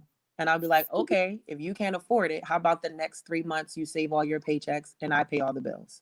And then the following 3 months, I save all my paychecks and you pay all the bills. And then the 6 months, we both got a damn Ducati. Like that's Mhm. teamwork. That's having a plan. If you're in a relationship and you don't have a plan to elevate yourself, because first you have to elevate your mind. And like you said, you need to detox your body to do that anyway, because there's toxins in your body that can manipulate your brain tissue, your neurotransmitters, and, having yeast in your intestine can make you feel like you don't have the energy to be a good lover or to perform. So what I'm saying is that if you have a plan with the person you're in love with, like, listen, this is what I want to do. This is the plan. Like, there's always a alpha in the relationship. Me, I'm a Pisces. I'm mutual. I can do both. I can sit there and be submissive, or I can take the reins if I see the ship is going down. But when you have a plan, doesn't have anything to do with the other person you're with. You're either I have friends who took their 401k and just bought a big ass house and started renting out the rooms and then sold it, and then purchased four other houses, because that was the plan. And they were in love the entire time. It's like Yeah. the woman is you can't depend on the woman to meet you on the same level, or it doesn't work like that. Everybody needs help to elevate. Everybody needs assistance to elevate. Mhm. Everyone. No one does it on their own. Just like Kim, the reason why she became famous because she was friends with Paris Hilton, and her dad, when he would go overseas, he would get the luxury designer clothes a little bit cheaper because he was spending it in euros. So a quick tip: when you fly out of the country, like you go to Italy or France or Germany or Turkey, and you buy designer clothes, you actually take your receipt. They'll give you a receipt and they'll give you a card. When you go to the airport to fly out, you get your taxes back. So that's how you save money on buying designer clothes in other countries. He used to do that and take that back to the U.S. and she would sell them for profit. She would sell the clothes at her school. So Mhm. it makes sense why she has her own clothing line, because this was Mhm. her hustle. So that's why I'm Mhm. like, they weren't that rich, because she wouldn't be having to sell clothes when she was in high school, and she was Paris Hilton's, best friend. And that's how she made a name for herself when she did a porno with a black guy, because it was so forbidden for the interracial thing to be in Hollywood as it was. I mean, Ray J's from LA anyway, and that's where she grew up at too. So it's like it was so forbidden back then. Oh my God, a white girl did a porn video with a black guy. Oh, and it's Brandy's brother. Oh, and it's OJ's niece. Like, oh my God, like this was a big deal. So it kind of like changed the culture. It shifted the culture because I don't remember before Kim Kardashian black girls getting OJ's injections niece. in their ass. I don't You remember. said OJ's niece. I mean, how explain? Yeah, Explain. that's Ellen. She called him Uncle OJ. Oh, okay. That's Okay. what they called him. He was their neighbor. He was OJ Simpson's lawyer was her dad. That Kardashian is famous. You get Robert Kardashian was OJ's lawyer. You know that, right? Yeah, yeah. Yeah, that's where she comes from. That's how she became famous. She fucked Ray J. She's OJ's niece. That's how the news line read, you know, that's what it was. But that was her Uncle OJ. That was her next door neighbor. And Aunt Nicole, you know, that was her family. So that's why it was a big thing. Because oh my God, Brandy's brother has a big old pecker, you know, and then this girl who's so cute and innocent. I feel like Kim was so pretty when she married her first husband, the black guy that was the music producer. I forgot his name. And and she's been married 3 times. She married another NBA guy, but then it was the lockout, so she divorced him because he wasn't bringing in no money. So, you know, her first husband was very handsome, but she got married very young, and her parents were like, "Ha, you got to get this annulled, honey." You know, so that's what I'm saying. They weren't billionaires or multimillionaires when, like I said, if my dad's a millionaire, I'm not selling clothes in high school. I sold cheesecake when I was in high school because I lived with my sister in Virginia, and my sister was in the military, and she damn sure wasn't a millionaire. I sold nickel bags and dime bags in high school. I would have loved to have to sold. I've never done drugs. I've never been high. I've never done drugs. I've never been drunk. I don't do drugs. I don't have tattoos. I don't even have earrings in my ear. I've never been into partying. Like my sister is my who I look up to. That's the highest I've been was smoking weed. Now I used to smoke the street weed, and they used to like put all kind of stuff in it. I stopped doing that. To be honest, I call it white boy. Me and my friend, because I go to the dispensaries because Illinois is legal, right? So I call it white boy weed. So all I smoke right now is white boy weed. It's very expensive. It's like the last jar of weed I bought like 3.5 grams. It was like $80. And you know, pretty much that's all I smoke is white boy weed.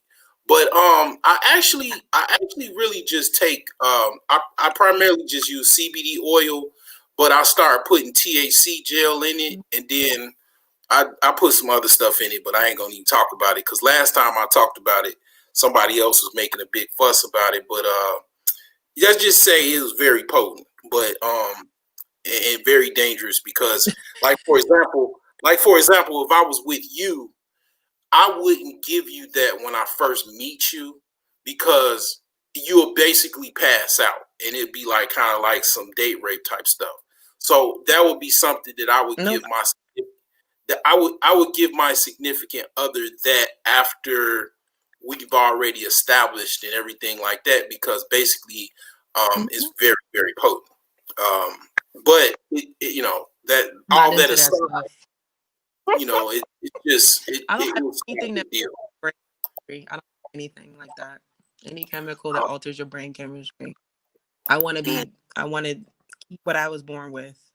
But see, here's the thing about weed. Like, here's the thing about weed that's tricked out, right? So weed actually enhances your brain. That's what people don't. This is what people don't really. That's why they really don't want it to be. They didn't want it to be legal because it doesn't take away. It adds to. So when I was in college, when I was like I was 18, I used to smoke before my exams. And my GPA, okay, so in high school, this real talk. In high school, I was in special ed. In college, you know, I was smoking a little weed my second year in college because I had to take remedial courses my first year in college. I don't tell everybody this, but my first year of college, I had to take reading class. That's how I found my friend that is like kind of my investment partner in my real estate deal. We met in reading class. So the thing in college. So this was before you know.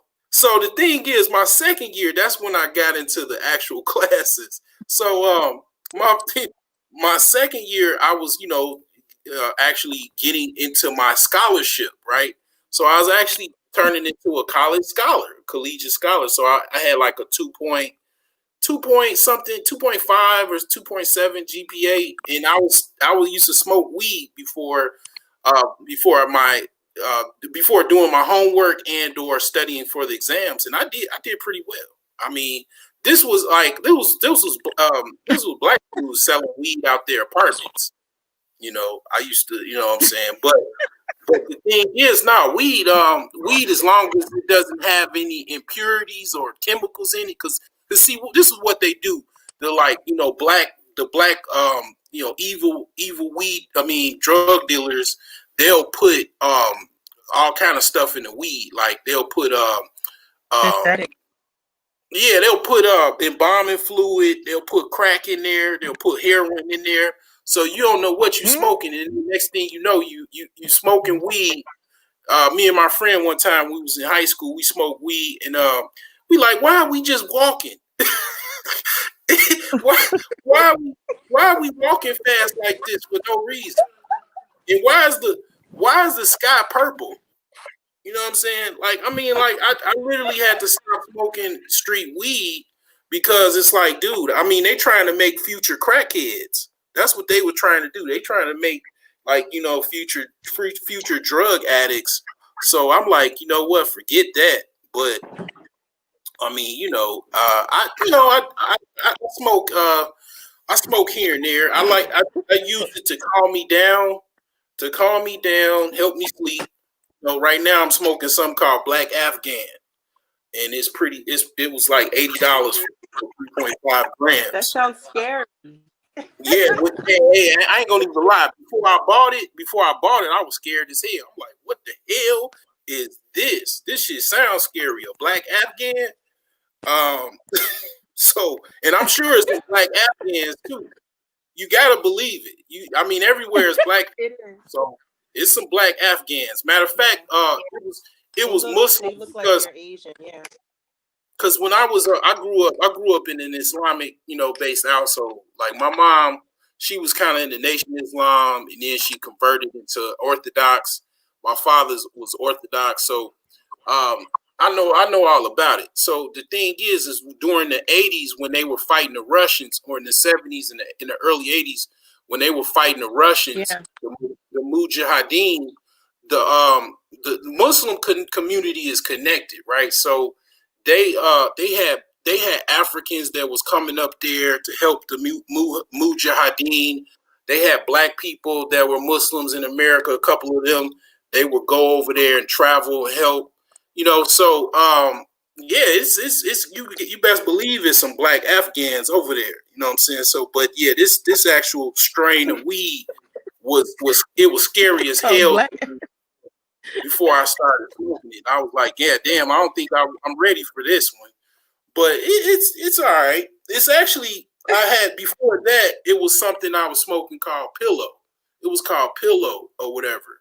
And that shit, man, had you sleeping like a baby, man. I need to go get some more of that because that was like exactly what it said. You hitting the pillow, you having some of the best sleep known to man. Like, but I'm not supposed Yeah, that's to be. true. So what's his name? Soul Shader. I didn't know that the black Muslims in America even communicated with the Arabs because most of them are super racist in these countries. They are so racist towards black women, black people. And as a black woman traveling in these Muslim countries, I was in Egypt before I was in Turkey. They are so nasty and sexually aggressive, so disrespectful. The Arabic word translated for a black person is slave. So Yeah, I would never think that there was a connection, you know, with black Americans and the Arabs. I swear I didn't. I feel like Soul Shader, I did not know that. So it's just like religion. Okay, it's a religion, right? So if you're a black Catholic, you're part of the Roman Catholic Church. Okay, so you're connected. Once you get higher up, you're interconnected with all Catholics around the world. So when you're a Muslim and you're a Sunni or whatever, and you're going to Juma, which is religious services, is at Friday, you're Hmm. surrounded by see, one thing I do like about Islam is that, so when you go to a church, if you're a Baptist, let's say if I was, because I did try to at one time go to church and try to. Only religion I probably didn't try was Judaism. Okay, so, or the Hebrew Israelites type stuff.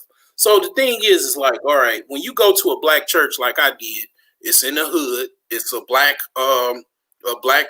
preacher. It's black people in the congregation. It's all blackity black. So with Islam, with Islam, you go to the actual masjid.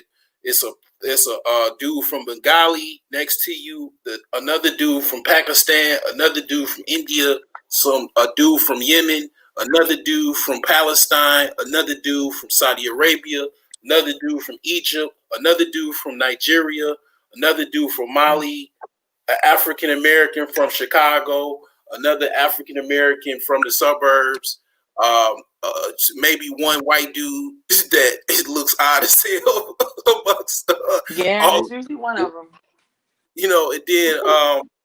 and then you have what I'm saying, some just a variety of different people around the world, and you all come to prayer, and it's like a unity type thing. And then as far as war, it's called damn, what's the word, damn, I forgot, it's called I forgot the name, but basically it means, it translates into holy war. So whenever it's like infidels come after you, all the Muslims are supposed to unite against the infidels. So the infidels in that case were the Russians. So they would have never. I mean, I found all of this out by accident. I mean, not by accident, by just like actually a movie, is a movie. I don't know the name of it, but actually, the that didn't help them beat the Russians. What Who's helped the beat the actor? The actor. I couldn't even tell you, but if you look up, if okay, let me think about it. Who was the actor in this movie? I couldn't even tell you, but basically, I think it was on Netflix at one time, but it basically it goes into the depth what happened with they actually had one guy that he was a representative or congressman, that he got funding to help the I just move. told you the name of the movie in the chat. Oh, okay. Let's see here. Oh yeah, Charlie It's Wilson's Tom boy. Hanks. Yeah, yeah. So that's Yep, exactly the name. that's it. So basically, yeah, they help. They got this funding, and it actually, was tripped out about it because I play chess. So people think chess is Hmm. just a game, but they gonna, But the thing is the guy that helped come up with the tactics. He was a very highly skilled chess player, and they go into that in the movie. See, Hmm. I never knew this without watching that movie, but they came up with technology to help the Mujahideen defeat the Russians, with this, like, Stinger missile, Hmm. with a rocket launcher, and it was like this innovative technology that they gave to them, and without that, they wouldn't have never been able to defeat the Russians. So the thing is to that, Hmm. they are pretty much, that's how they was able to defeat the Russians. But yeah, they had Muslims all over the world that were going to help the Mujahideen. So yeah, That's so that's cool. yeah. But the thing is And is that that, movie also told me how come Afghan people were mad at America. Now I understood why they had cartoons saying "kill the GI" because when they asked for the funding to repair their country after the war, the congressman that was above Charlie Wilson, Tom Hanks character, said, fuck them. We don't need to give them no more money. He asked for only $1 million to rebuild their mosque and their schools. And they were like, no, fuck them. No, we're not giving them nothing. Now I understood the hatred that they had for America. I was like, why the hell? I said, now I know why. They hate America. We minded our business because we secretly hated the Russians too. That was the point, because we wanted to fight Russia too. America wanted to get their licks in, and they wanted a win, against Russia. And then we sticking our nose in somebody else's business. They asked for relief. They wanted for people who died. They wanted the hospitals to get fixed, and they refused to give them funding. Well, I mean, here's the thing. The war. If I was an Afghani, or if I was a black Afghan per se, I would be like extremely humble that I got this weaponry, and I was able to defeat the infidel per se, right? I mean, you should be able to build your own schools. I mean, they helped you, defeat this dominant country that basically you are not ever supposed to win from. I mean, to just be pissed off about somebody not giving you some money, like, I mean, they done gave you your entire freedom pretty much. I mean, so, but the Russians flipped it on. They didn't care though. It was very like cold though. I think that was very cold because America spends $10 million a day for Israel relief, and Israel don't need any money. They got plenty of money. So I think that's what it was. The Muslims were like, well, damn, you give the Jews all this money for some shit that happened in the 60s. Like, why can't you just give us $1 million? He tried to give them money, and he went back because he thought it was right too. He was like, well, we should give them something. And the person was like, no, we trained them for free. We gave them what they asked for. Now they want more. And the guy and the character in the movie. And I said, I bet you that's exactly how the conversation went. Saying niggas. I bet you that's exactly what they said. It was so rude. So I think when I saw those kids shows where they would teach children to hate Americans, they called it the GIs, hate the GIs. It was always the white face with the black, with the green army helmet and the green suit. And it was like they were teaching their children to hate white American soldiers. And I was like, damn, they done made cartoons. This is crazy. It's tripped out, man. I mean, but see, the thing about it, like why I kind of backed up off of it was, it was, after you make your salat or whatever, these people, they don't really like you. The looks that I got after the salat was like, okay, so these people, they going into their neighborhoods with their people, with their women, and you're abid, which means slave. And you're, just pretty much guyet, which is shit. You know what I'm saying? So it's like just dealing with that. And then also the plagiarism. You mentioned plagiarism earlier.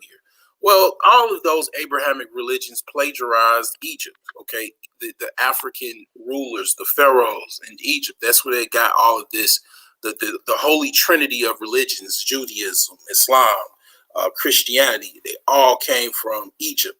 So that's where I focused my attention, was towards the original orators and creators of all of this. And I've stayed there, and I've been there for over 10 years now. And it's even deeper than Egypt. I mean, I haven't even gotten to the depth of the, basically history of African rulers and even before it was called Africa and stuff like that. So, I mean, it just, the thing is that I went to the source and I stayed there, and I haven't left. And, the thing is, though, Islam is a lot of it, even Judaism, Christianity, it all comes from there. So, for example, my mother, she is no longer with the living, or my father, but when they both were buried, they were mummified. Okay, just like the Egyptians. I'm not laughing at your parents. I'm laughing at what you're doing. Yeah, they were wrapped. They were wrapped in mummies. You know what I'm saying? Like mummies. You know what I'm saying? So my mummy and my daddy were wrapped up just like the Egyptians were wrapped up, 5,000-10,000 years ago. So when I probably, even when I die, I'll be wrapped up in a mummy. You know what I'm saying? So they do have. I think Islam is very, very, very much connected to the ancient Egyptians and Nubian culture, right? Probably more so than any of the others. But one thing I don't like is that from the text that they make these pharaohs look like they're, They make these pharaohs. They say in the Bible that the pharaohs. Islam? What you say? You breaking up? No. Go ahead. I'm sorry. You said in the Bible they say. Sorry. Yeah, in the Bible, they speak of these. They speak of Ramses II, and they speak of the pharaohs. They tell you that these pharaohs were so evil and they were so, don't look at them like these pharaohs were so evil and they're not to be followed or anything like that, right? But at the same time, then you have the Queen of England. You have the actual the monarchy of England is following our ancestors to the teeth, down to the customs, traditions, and everything, and ruling the entire world with that same customs and traditions that the ancient Egyptians basically bestowed upon the world. You know what I'm saying? So I see the game and the ploy, and I don't think Islam copies Egypt at all.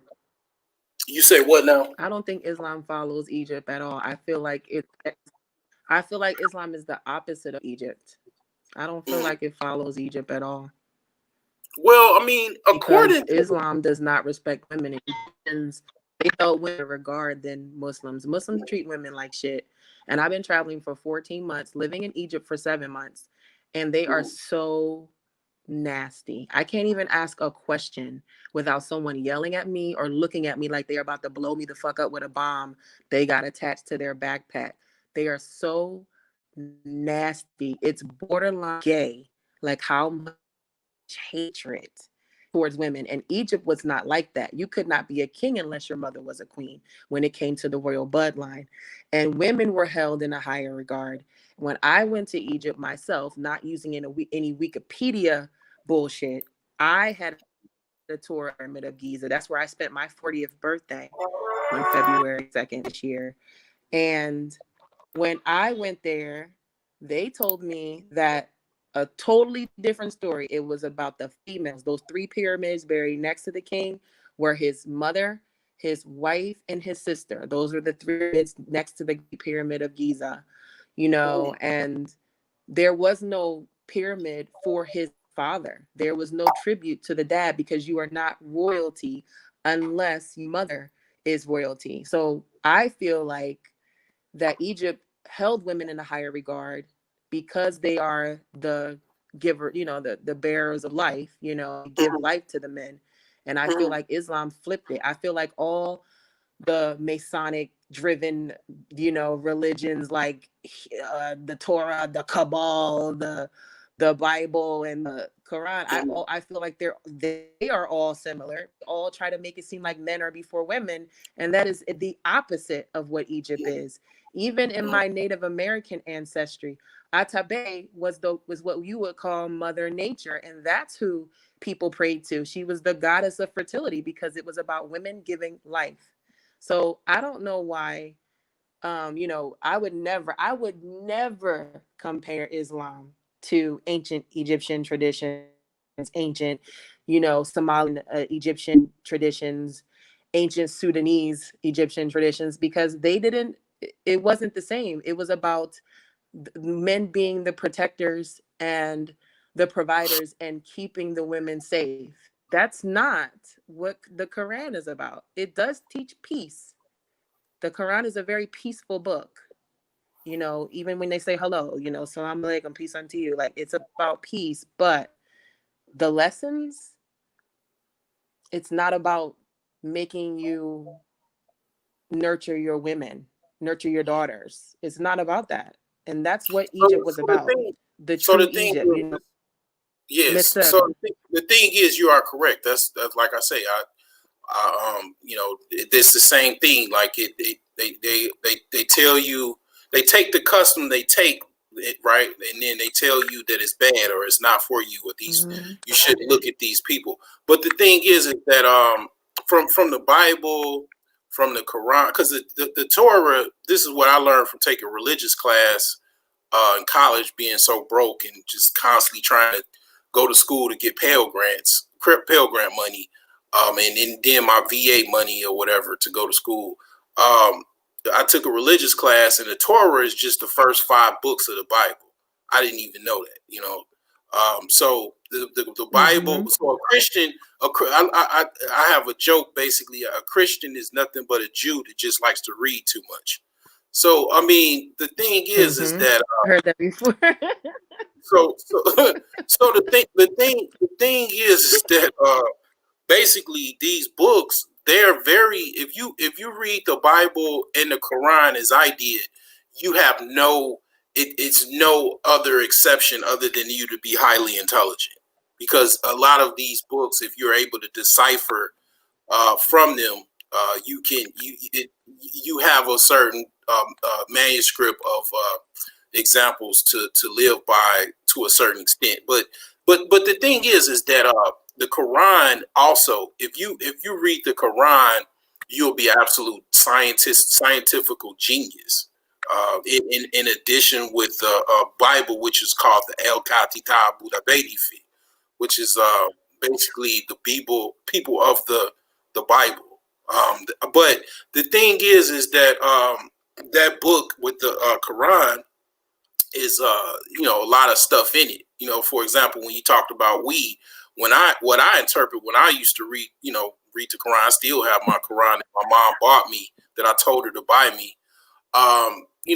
Basically it said herbs, Allah gave herbs for men to enjoy, right? So that basically when I read that, I was like, yeah, smoke weed every day. Yeah.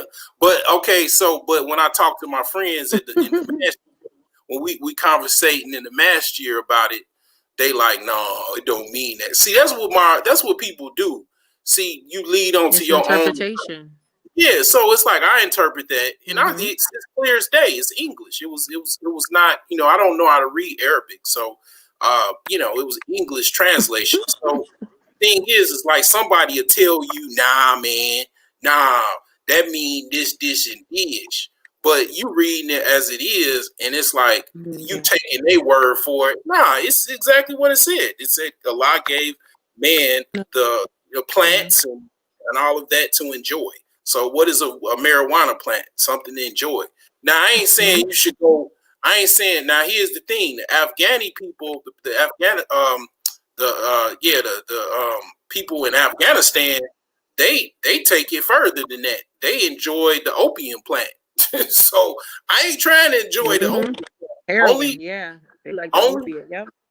Only if my leg is damn near halfway blown off or some shit like that. Then give me all of the morphine you can give me, because I'm insane.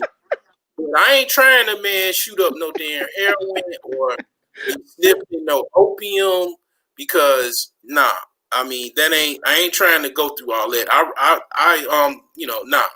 But yeah, I mean, the thing is Soul Shady, you still hanging in there like battery acid. That's good. Because this is some good conversation. I'm gonna have to go into work a little bit late. I'm gonna have to, I'll stay up for some good conversation. You know what I'm saying? So the thing, I'm used to it because I've been with, That's because you're an 80s baby. yeah, for sure. But the thing is that I was gonna ask you about Pisces. So I was dating a chick that was a Pisces.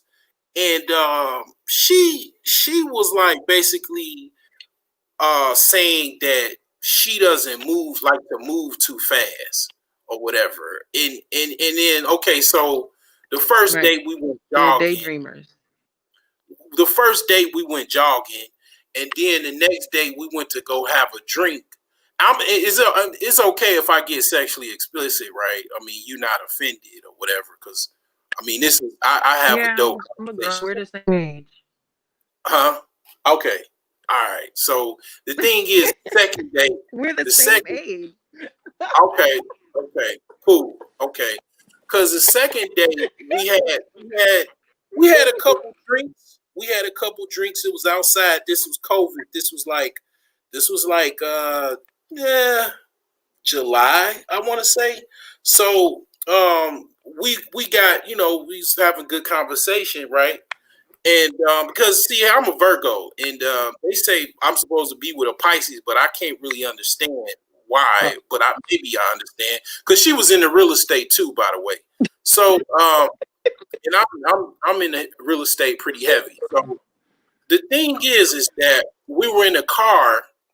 I was in her car, and we got heavy a little bit after conversation, and we pulled over somewhere, and she let me fill her up, and she wanted to fill me up, and basically she just gave me a hand job in the car, and I'm like, okay, when we gonna fuck? I mean, and she was like, she doesn't like to move too fast. That's a Pisces thing.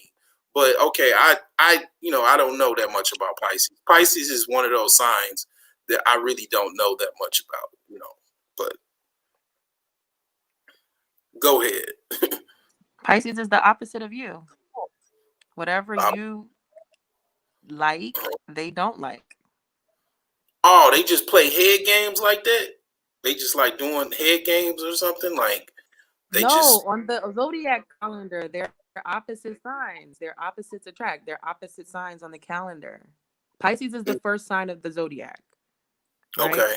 When you put the zodiac in the circle, the original circle, I actually have an Egyptian calendar, the original one. Hold on, let me see if I have the big one. Yeah, I have a little one instead of pulling out the Try big to one. The big find one is it. for my sister for a gift. I gotta use the bathroom real quick. I'll be right back. All right, I'm gonna go get it. Let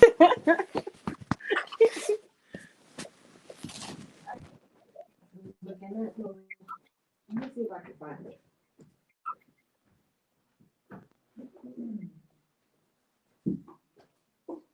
Where is my papyrus paper? Key of life. Do I have to break this? No, I had to break it.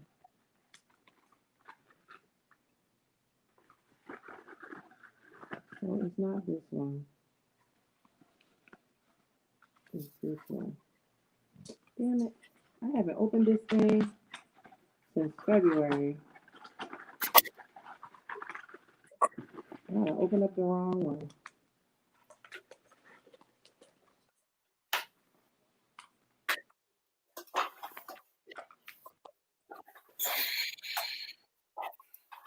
Are you a Pisces soul shader? Yeah, oh, he's a Pisces. Wait, seriously? We were both two. That's why we were arguing. And the Yeah, we were arguing and saying the same thing. We were saying the same thing, but arguing. Yeah, see, one thing I noticed about dual signs relationships or interactions, like for example, I'm a Virgo, so my ex-wife was a Virgo, so it's like marrying or being in a relationship with your sister. Y'all gonna argue back and forth because y'all have a lot of similarities, but I don't know. I mean, have you ever been with a guy that was a Pisces as well? Just like Never. I always wish I could. Because I'm like, because Pisces don't like liars. So I wish I did have a Pisces because every guy I've met is a fucking liar. Oh, Pisces, man. Just can't be honest. I mean, everybody lies. I mean, well, not everybody, but people. No, I've never had a relationship that's been that the person hasn't not lied. Like they lie about everything. Like all my relationships have started off with lies. Oh, okay. So I've been very unlucky. Well, the thing is, so here it is. What I did was I put it inside of the other one. So when you get this, here's the papyrus paper, how they used to make paper in Egypt. This is the papyrus paper. Mm-hmm. So this, remember, you know, the palms from Palm Sunday, you can think of those. And then Mm-hmm. they made paper out of that. That's Oh, how it okay. looked. Okay. And this is the calendar. This is how the Egyptians looked at the calendar, because remember, they were stargazers, they were astronomers. Mm-hmm. Remember how they lined up the pyramids Mm-hmm. to certain stars in the sky? Yeah. Okay. That's what's up. See, because of this calendar. But so Mm-hmm. the fish, so Pisces is two fish swimming in opposite directions. So they're a very mutual sign, Mm-hmm.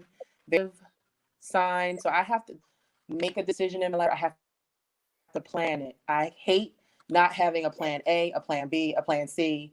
Like I have in my head, I've designed like so many plans when I go on a trip. Um, but Oh, okay. Okay.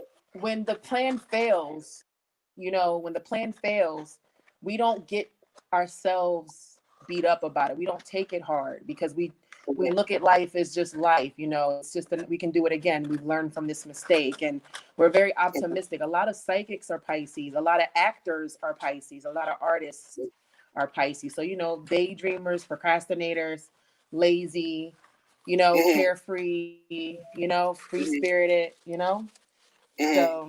I But mean, the she was. Virgo is very, Uh. very like, you guys have, like, you being in the military, you probably were the best soldier because you liked the routine. You were organized. You know what I'm saying? So Pisces are not organized. We have our own organization. Like, I could be in a messy office and know exactly where everything is, but a Mm-hmm. Virgo needs to clean the office and organize shit by, alphabetical order. You know what I mean? Mm-hmm. Yeah, I like organization when I can get it, that way. But the thing is that they say I'm supposed to be with a Pisces, but I mean, she wasn't giving it up, man. I mean, if she would have gave it up, she would already probably be pregnant by now. Because I was ready to, like, man, I was ready to. This was like COVID. This was like full spectrum COVID. I mean, I was just like hot. I was ready to pop off. I mean, I liked her. I mean, I can't even hold this. she was in real estate. She was a teacher. I mean, I'm in real estate. I'm like, well, we Yep, could be like Pisces is sort of teachers like a too. power. We could have been a power couple. And she wasn't really that attractive. I was doing her a favor. That's how I felt about it. You know what I'm saying? But she didn't even take. That's the thing. Like a white woman would have not only gave me a hand job, she would have put her mouth on it, and she wouldn't have stopped till I came. Like that's the thing with black women. Black women be passing on their blessings. Like you gotta be able to close. You know what I'm saying? Like I mean that's the Do you see thing. the animals and stuff? You see like the Yeah, signs? I see that. Yeah. Do you see the signs in the animals? The Scorpio. Do you see A where little Virgo bit. is? You see where Let me Libra see is? here. Libra is like the two scales. So above Libra is Virgo. Oh, okay. Yeah. Yep.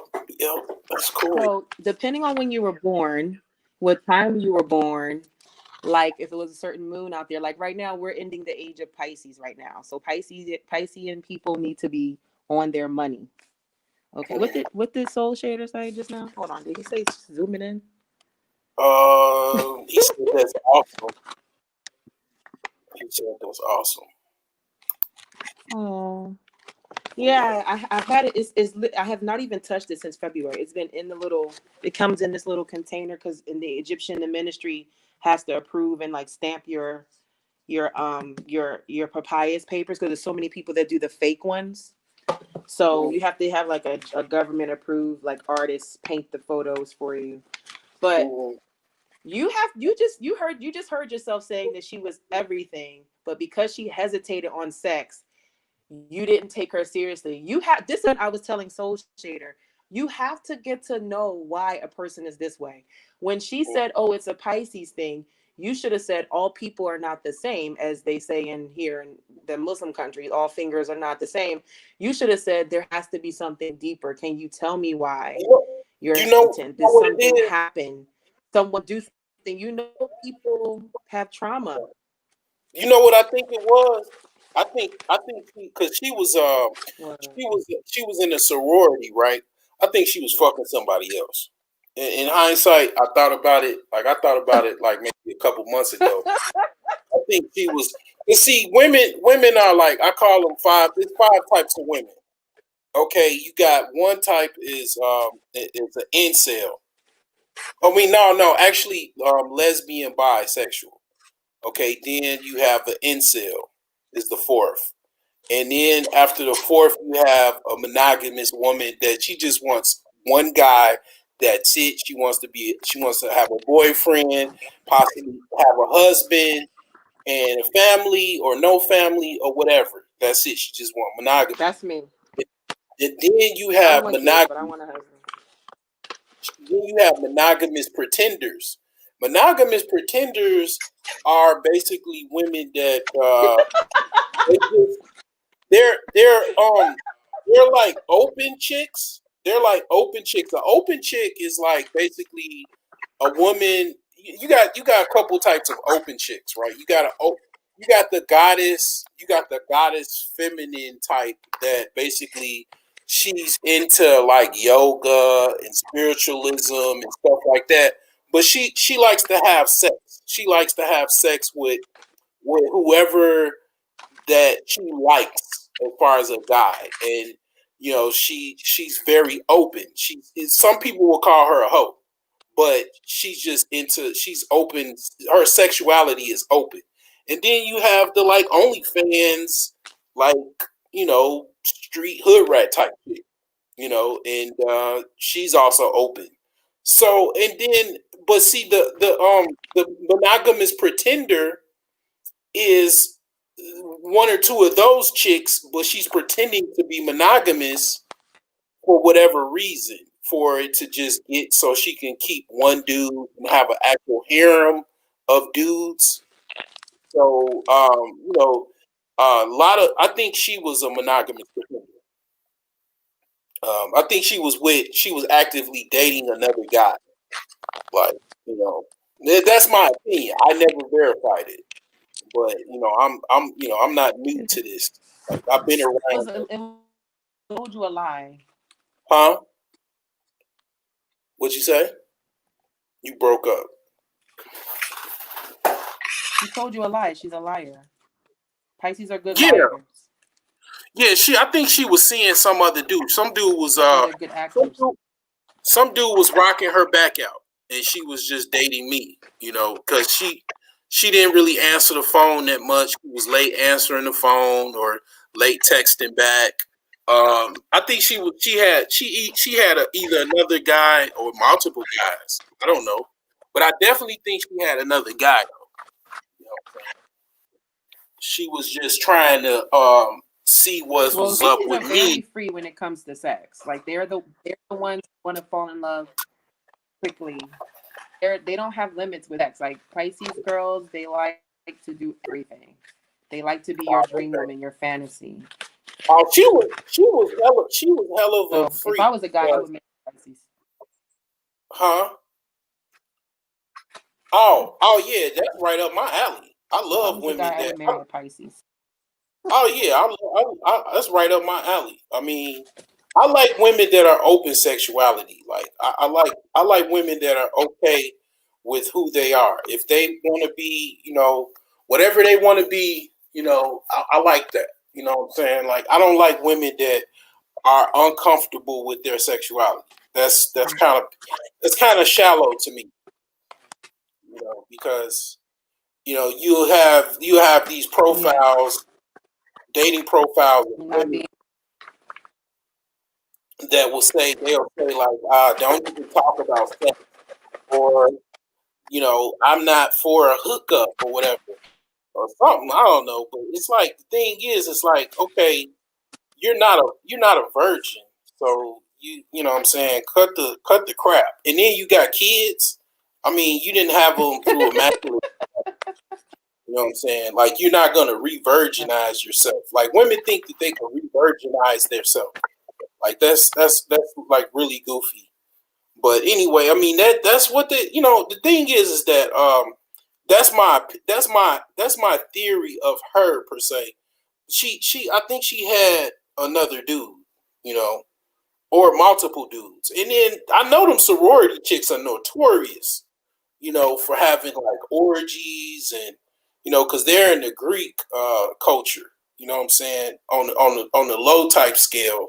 I mean, on the like, you know, they're you know they're in a Greek organization, so you have to learn What? Greek to get into yeah, because I was gonna pledge. I wanted to pledge Alpha Phi Alpha because my cousin was. Ew. So you gotta learn the Greek. You gotta recite the Greek alphabet: alpha, beta, kappa, uh, whatever that is. The Greek alphabet. Um, alpha, beta, Delta. kappa, delta, epsilon, nu, something pi, whatever the hell, all of that. You gotta cite all of that off. You know, all of the Greek alphabet. It's you know, it's really, you know, it's a lot to that. But yeah, she was What? definitely My she dad's was an alpha, alpha kappa alpha. you said you mean Kappa your mom? alpha. Because alpha kappa alpha is a woman, the females. I My had a girl. dad is an alpha kappa alpha kappa. You mean alpha No, phi the other alpha? one. My dad's a kappa. His name's Oh, Kappa Alpha Psi. Kappa Alpha Psi. If he's black, I would imagine he's black. So it's Kappa Kappa Alpha. shoes. Kappa Alpha Psi. You breaking up? But Yeah. yeah. Yeah, what When is I that? The KPH. I subscribe to that Greek stuff. I think that's some of the Lego shit. 100 gay Leonardus. I don't like that stuff. oh, okay. Well, the thing is that you know, at one time I was trying at first when I was in high school. I wanted to be a Kappa, and then I was like, you know, I wanted to be an Alpha. And you know, I read the Quran when I was you know, I was really going hard in the paint being a Muslim.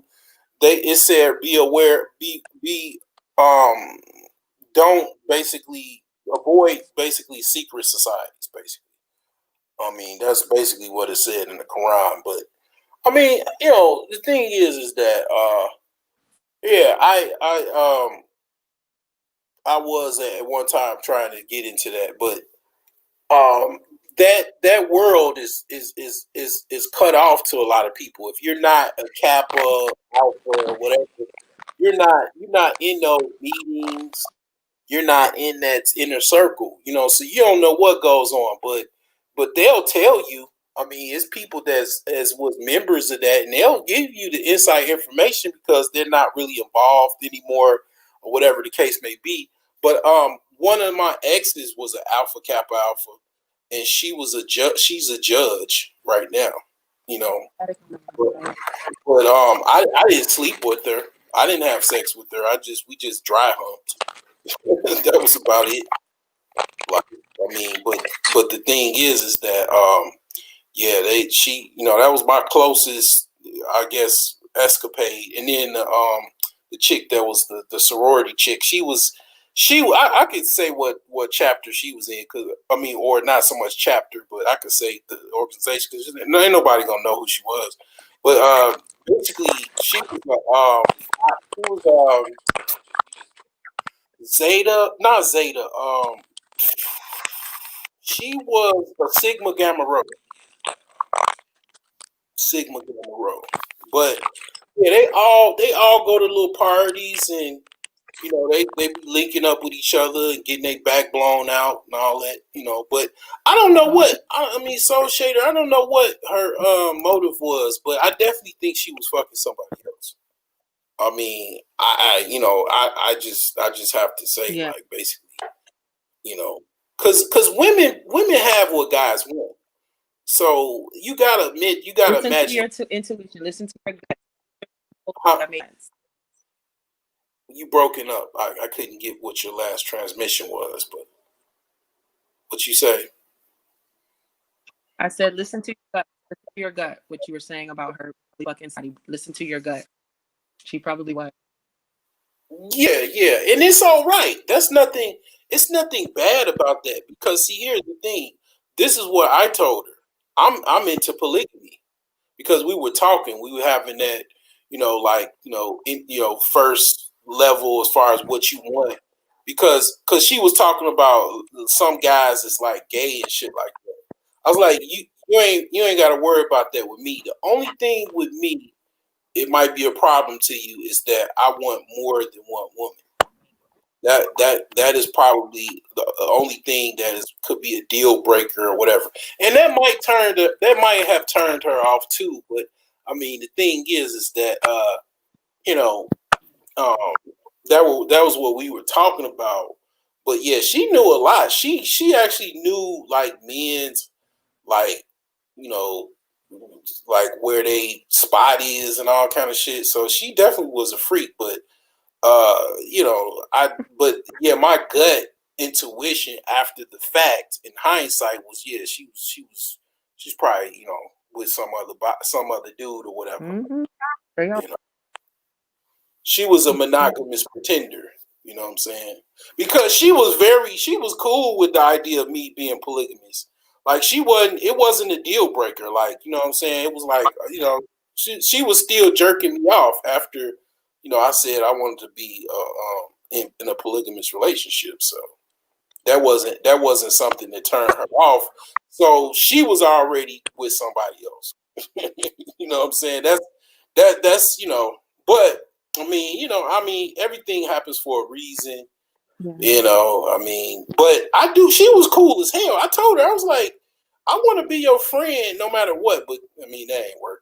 But because the thing is that she was in the stuff that I liked.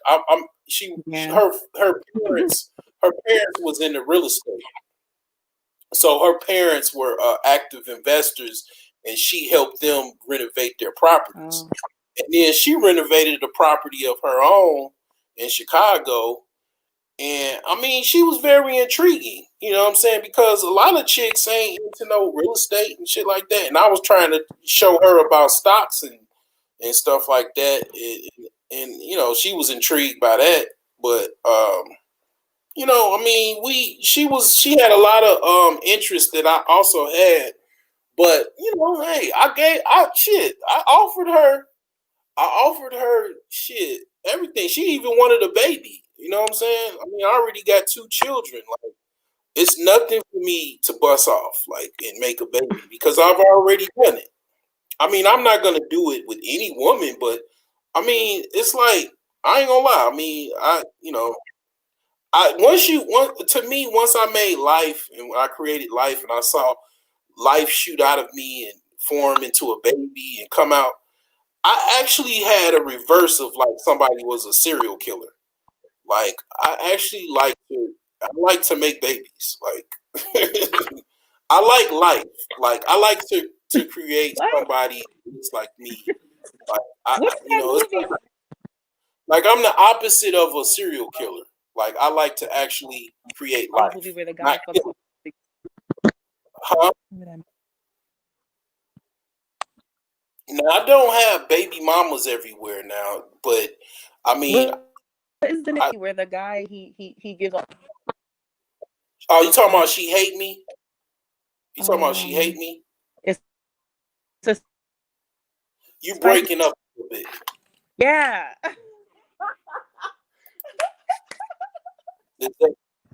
Yeah, She Hate Me. I'm talking about She Hate Me. Now, here's the thing. I'm gonna tell you something.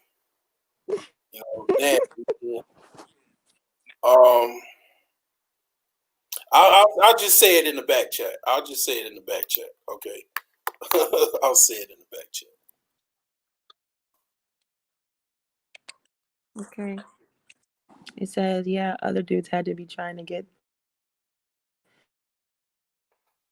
Erica's the effect on people with our inner open-minded and yo, Soul Shader is reading my mind. Like, that's crazy. That's always tell me I'm a teacher. People are like, you're so open. Like when friends, like I had a friend come out in a closet to me, and if I was gonna react different, I was like, no, I'm cool. Like we are very mutual. That's what I mean when I say we're mutual. The people to us for advice because we don't judge them. So that's very, very true.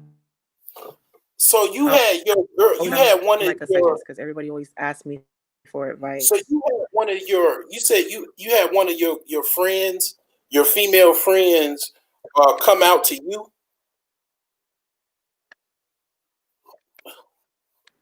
Can you hear me? Can you hear me? Yeah, my female friend. Yeah. Oh, okay. Wow. Okay. So Yeah. is she bi? Mhm. Is she bi or lesbian? Like,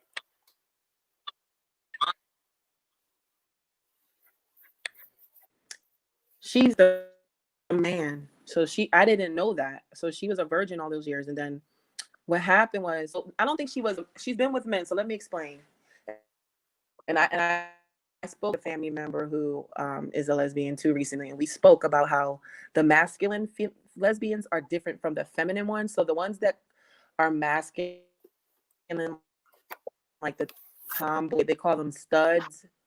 mm-hmm. Yeah, they call them stud or like hard or soft studs and stuff like that. Those are the ones who usually had a traumatic sexual experience. Their psychological mechanism was to dress like a man so that their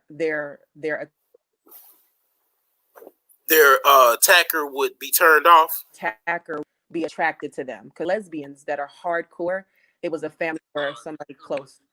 Right. So that their attacker wouldn't find them beautiful. They would look like they're like you. Since you like women, let me look like a man. So that's a psychological term that is used in psychology when they are treating women who have trauma, who it's always it's because they were molested. Most gay people were molested. They try to act like they were born. No, it's environmental influence. That's not how science works. You know, you can't be born having sexual desire when you're in your mother's womb. You're not born silly. It's environmental influence that causes you to like the things that you like, being around certain kind of people, some things with your eyes. Remember, our brain is our receptor, you know. So the girl who came out of the closet, she was raped by 9 different boys in her neighborhood when she was a girl. She has big lips. She's light skin mixed with white. And she was a tomboy. She played football with the guys. She's a really skinny, tiny girl, like 5'1", 90 pounds. Like, she's tiny. And as a kid at 9 years old, she was really scrawny. And these guys overpowered her and forced them to suck their dicks because she had big lips. Because one of their brothers was talking about girls with dick sucking lips or something, I heard.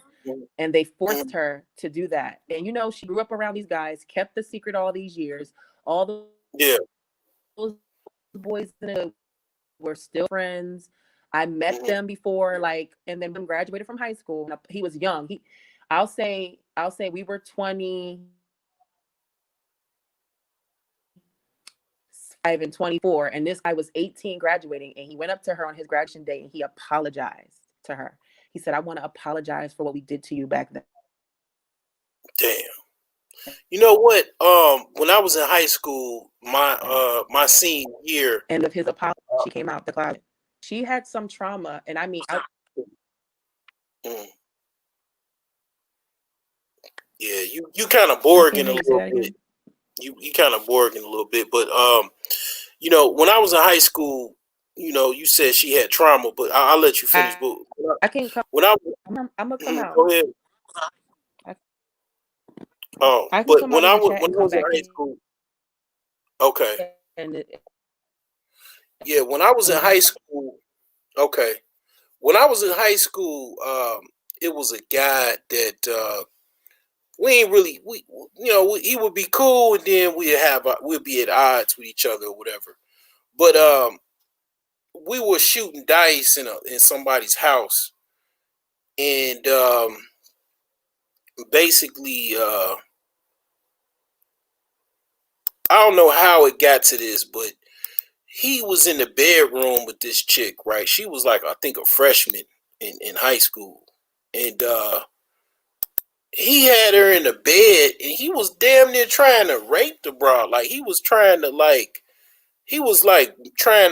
manhandle her and shit. And we was like, man, nigga, if you don't get your ass off, man, ain't about to be in no house with no nigga raping no broad. Like they ain't about to be on. I done watched too much damn TV to know how this shit was gonna go down.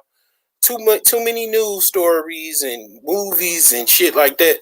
It's like, man, get your ass up off her, man. We had got him up off of her, and this motherfucker was like, he was like strong arming this broad and shit like that, man. It was like, get the fuck off of her, man.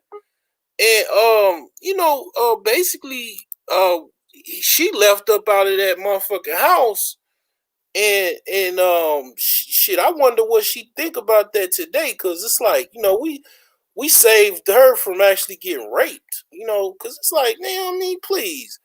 I mean, it was a lot of guys in my town. I grew up in a small town outside of Chicago, called Dalton, Illinois. So it was a lot of dudes in the town, and a lot of guys. We didn't have no car.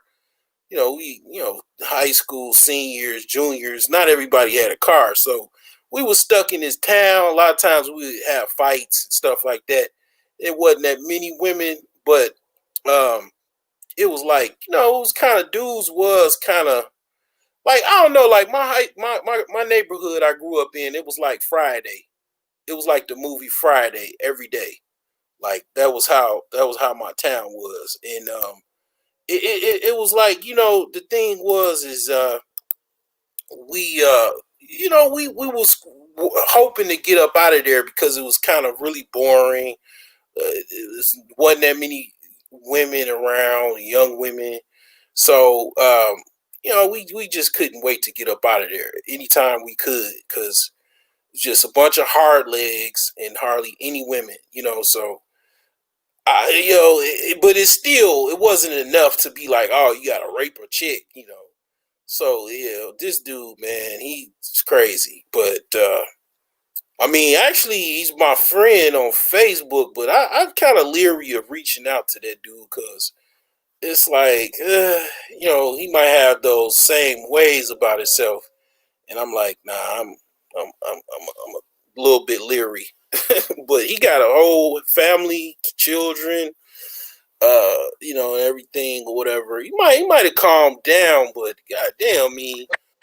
What if he did that to somebody else? I mean, we're like, I don't know, but I couldn't understand. I can understand rape, but my thing is, it's like you don't necessarily have to rape a woman, but I can understand it. What I can understand is that dudes can be so horny if they don't get any, and they hold it in, and they just go outside like an animal. Because chickens actual sexual mating is rape. The rooster just takes the female chicken. He doesn't like try to romance or anything. He just taking it, blah blah, forcing himself upon the female. And that is actually how you get your Chick-fil-A fillets, chicken rape.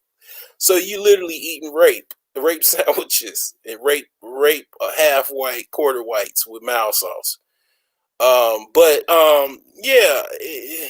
I can understand, huh? Yeah, chicken sexual. That is so funny. A rape sandwich. Yeah, chicks. I mean, chicken sexual intercourse. Their mating is rape. the rooster rapes the female, the hen. The rooster rapes the hen. That's how they're mating. That's how they mate. He takes it. I don't know. It might be other animals that do that too. I'm sure it is, but that definitely the chickens. That's how they get down. Now rats probably do that too. Rats probably do that. But as far as humans, I can understand from being a man being so horny, but I couldn't understand taking a woman, or let alone even worse. And you can get the imagination of worse, because I've heard of that. I've heard of many stories, as you mentioned, where you're with someone of below age. And the thing is I have daughters, and I worry about that. And the thing is because the worry is, damn, I gotta go do life in prison, because I might get caught. I have to not get caught because I have another, they want to see their daddy, but the thing is that I don't want to have to pull that card, because if the thing push come to shove, I think what I'll do is I'll talk to somebody else to take care of it, because then they probably won't go. Because my thing is what I would have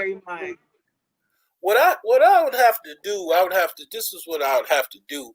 Well, I have to like, for example, because I worked in IT support for over 14 years, and I've been to people's houses. I met a lot of people. So this one woman that I met, she was in the martial arts, and she said some dudes, I think she said in Hyde Park, she was on the viaduct, and they tried to rob her. So the one guy, she tried to rob her, and she beat up the one guy or whatever, and then the other guy, she maimed his private part. So the young guys, the young teenager's family tried to sue her because his actual sexual his penis, his testicles were maimed. She crushed his scrotum or something like that, and he would no longer be able to procreate. Or probably even probably never be able to have sex either without a strap on. So he probably would by proxy, he would be a eunuch or have to be a homosexual or have put a strap on. I mean, I don't even know how that works, but the thing is that that's what happened. So that's what I would by default that would be what I would do. I would just get a strong knee to the scrotum. You have to get an implant. Yeah, I don't know how that works. Maybe somebody that's a medical person could explain how that would work. But I would definitely, it would be a couple nice crushes to the scrotum area. Or here's another thing. I probably wouldn't do that because that's a little bit too much. You could just yank the balls off. I mean, they just yank off. Your hands doesn't even have to be that strong because basically, it's just a bunch of veins that are stuck together with a few organs, and you could actually rip those apart. It's not that difficult, but I mean, that would definitely be one of the motives.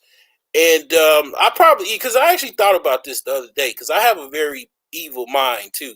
I think everybody has some type of evil mind, evil thoughts that they think. So, well, it wasn't even, I don't even look at it as evil. It'd just be like, okay, what would I do? So, I thought about it, and then I was thinking about the Equalizer. So after I crush his testicles, uh, I would be like, so what hand did you grab my daughter with first? So he'd be like, this one. Okay, then I crack as many fingers as I can, and then turn his hand. So his wrist would be broken, and then his fingers would be broken, and then I would probably just kick his hip out, so he couldn't walk away or run to call the police or anything. So, I mean, after that, he would be walking like somebody that fell off a roof, and his arm and his freaking wrist and his hand would have a sling, and he would probably have to have a colostomy bag. And he would live, because see, the Islamic punishment for You thought this pedophilia, through. the Islamic punishment for pedophilia is cut off the Yes. penis with the sword, cut the dick off, and balls, and then cut your head off. That's the Islamic. That's the Sharia laws. That's the punishment for with Sharia law. Or just, I mean, within Pakistan, they Oh, don't I they didn't don't know that. 'Cause yeah. I seen them just shoot them. Yeah, you could shoot them, you could throw them over the Dubai, they mountain, just shoot their ass. you could throw them over the mountain, or you Okay. can in Pakistan, what they do is they put the particular individual pedophile in the middle of a circle, and they throw the largest stones at them, and they just wait until, basically, after about Mhm. 30 minutes of Yeah. throwing stones at the guy, he's pretty much dead at that point. You could actually see this. It's online. Like, you could see them actually throwing stones at people. And yeah, that's what they do there. Yeah. But Yeah, I've seen it. this is another reason why they don't like Muslims, because Muslims follow something more similar to the Old Testament. Their laws are still very kind of Stone Ages, or not even Stone Age, but archaic, or pre or like in the European times, medieval Orthodox. times. Their punishments are very medieval, so they still hang you. They cut your head off like a guillotine. They do. When you do something that's very harmful, their actual punishment is very torturous. So that's why, because see, a lot of Yeah. let's just say, a lot of people, a lot of Europeans, they do some evil things, and, like, stuff. They don't like that, because then they get dealt with very, very evilly. Like, they don't like that's not even a word, but they get dealt with the same evil that they practice. Or anybody. For example, I worked in IT, right? I worked for a computer company. Well, I worked for let me not give myself out there too much, but let's say I just worked for a electronics company, and this guy, he came to bring his computer in for repair, and he had child pornography on it. We had to call the police after about a week of him Oh coming back Lord. to get the computer. We had to tell him we had to send it out. Where the company that I work for, we don't send computers out. We fix the computer right there. But that's what we had to tell them, because the police had to go investigate the find whatever files was in the computer, and they verified that it was actually child porn. They charged him with like 8 counts of child pornography. And this guy, he lives in a very well-to-do neighborhood and town, and he was a Filipino guy, and Yeah, I got me one. I caught a pedo. I mean, so I got one in the books. You know what I'm saying? He actually had to do time, or he had to pay for a lawyer to get him off. And he's a child. He's a sex offender. He's an old Filipino dude. So yeah, I got me one. But here's the thing. I don't even, to be honest, I don't really think the guy was actually a pedo, a pedophile. I think that he just was downloading porn. He was just downloading every porn he liked, right? And it just so happened to be because they actually, if you go on these porn Mhm. sites, they have child porn on their sites, and you don't even know what the fuck you're looking Mhm. at. And you're looking at some porn of some 15-year-old, 13-year-old, or 14-year-old, and you just download it, just download it on your computer, and then on the Chicago Sun-Times site, the people, I mean, the Tribune, the people in the comment section was like, "Why do you take your computer to go get fixed and you got child porn on your shit, like, or porn on it, or whatever?" Like, you know what I'm saying? You don't do those stuff like that. But I mean, I, I had to. I looked through the files and I saw it, and I'm kind of a porn dog myself. And I was like, I saw some porn. I'm like, oh, okay. But then I'm like, damn, what the fuck? And then there's another guy that he's actually from Ukraine. He was like, I said, come here, man, look at this. And he was like, what we got to do, man, because he worked at a Sprint store, and he said that he saw actual porn of a guy, like, he had porn that was personal, like it was one of his nieces, and actually had porn on his phone. You have to call the police immediately, as soon as you, like, if you go take your computer to Geek Squad and it's confirmed to be child porn on there, they have to call the police immediately and report it. It's not like any mandated reporter type thing, but it is unofficially, because you can't let this person, you can't fix That's this fucked up. Y'all be computer. going through people's You'll shit. be liable. You'll be liable for being, I don't know, whatever. It's like a something with it. But you say what? I don't really. What? I heard about that, something about that, but I don't really know that much about that. But yeah. He got his daughters on there. Who? He got his daughters on there. Oh, okay. Hunter was I don't fucking his own daughter. Biden got photos. He's posing. He's doing a selfie. He took a picture know. where she's What? behind him, squatting with her, everything squatting behind him, and he's got this little stupid ass look Who? on his face. Yeah. And then his other daughter, Joe Biden, or she's on his head, and then they got photos of his son, Hunter Biden. That's his Hunter son, Biden's laptop. Joe Biden's did he go son. to jail? Did he go to jail? No. Oh, okay. Damn, that's fucked up, man.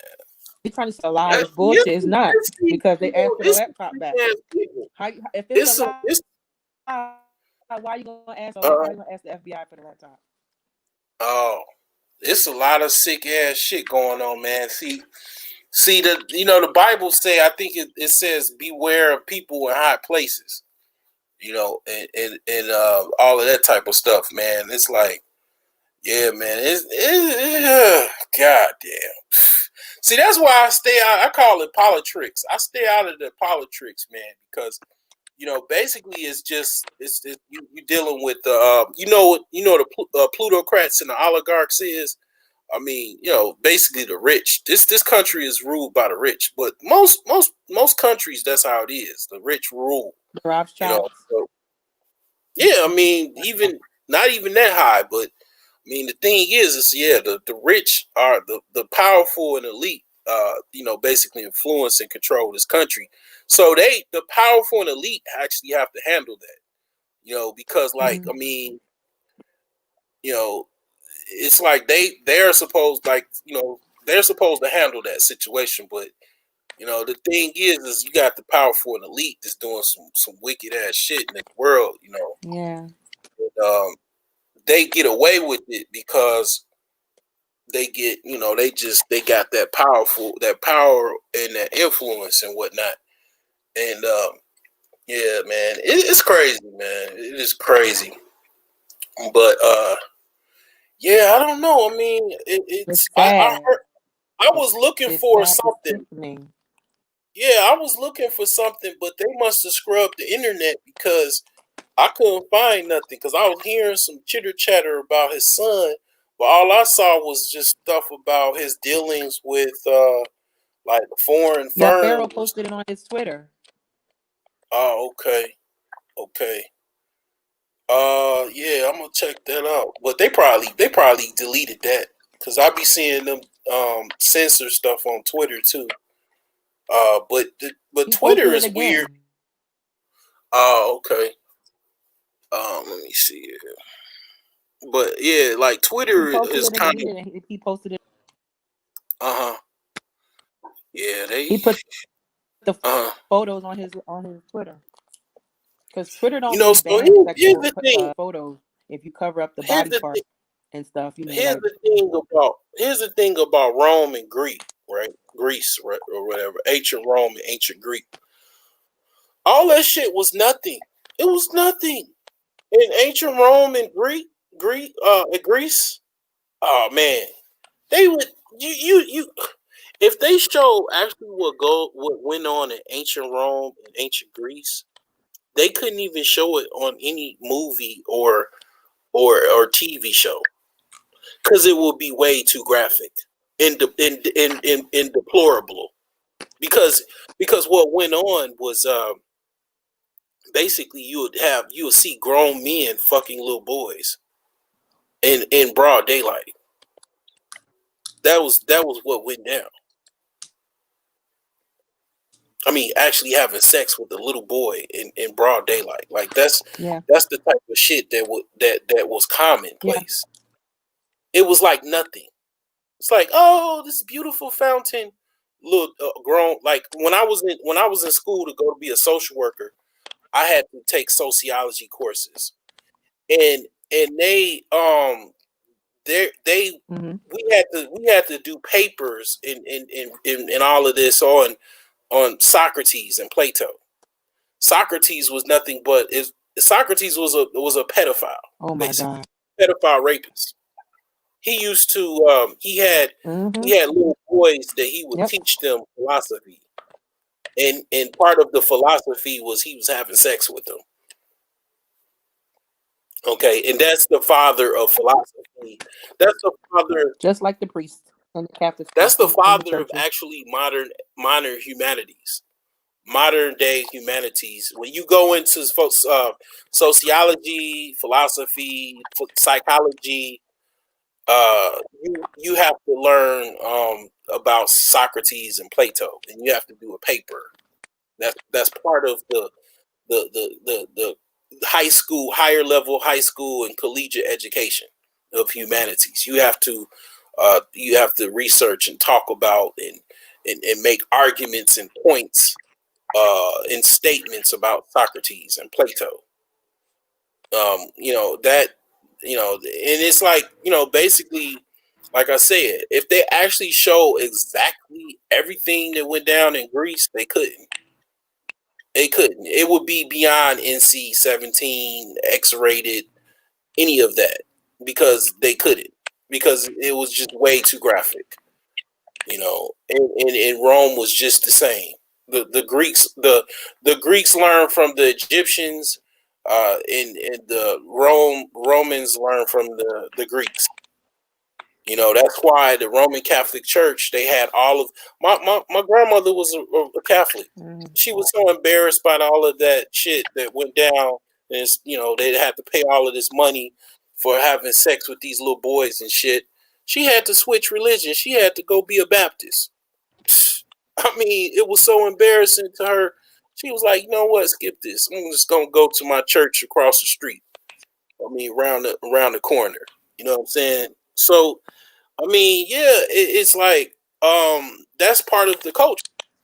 part of the culture. That's part of the Roman Catholic culture. But here's the thing with Islam. I've heard that too with Islam. Like I heard with Muslims, I've heard people, other Muslims, women saying that it's Muslims doing the same thing with children, or having, what I'm saying, even talking about the the origins of the Prophet Muhammad, what I'm saying, and all of that. Like, I mean, it's a lot of that going on where they're marrying young girls and shit like that, trying to be, it just, Yeah. my father, man, he used to say some wicked people. He used to always say the word wicked. He's from Ghana, from Africa or whatever. He say he's some wicked people, and he mentioned a big fire pit. I think they should have a big fire pit and just throw all these wicked people in it and just let it burn, like, just so it could be more kindle wood.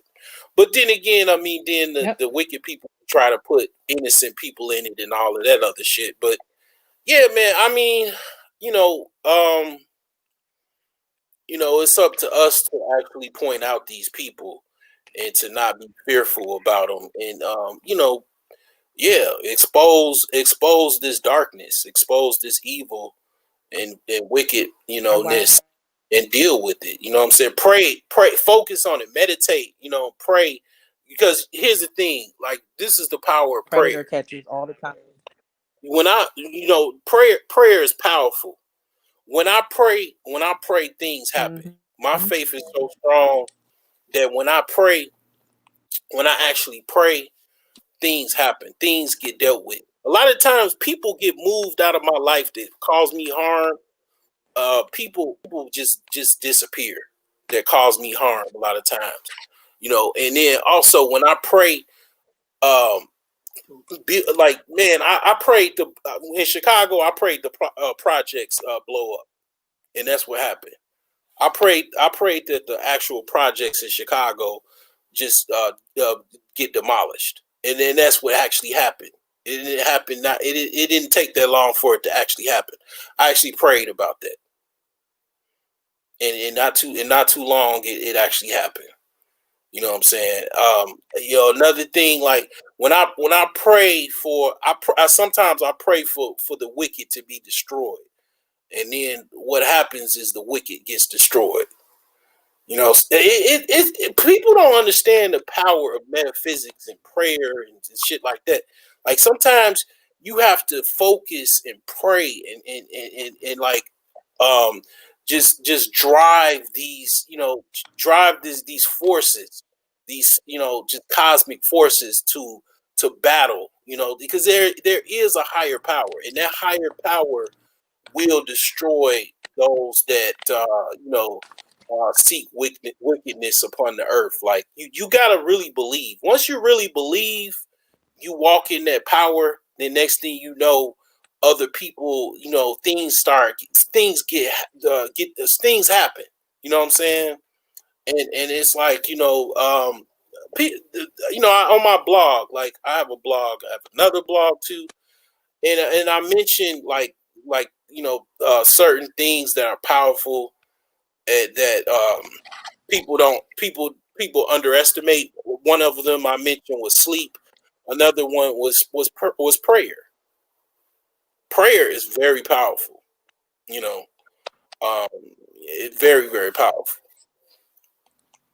A lot of people don't understand it, but it doesn't necessarily have anything to do with religion. Negative power. Well before I knew anything about religion, I first knew there was a higher power when I was 3 years old.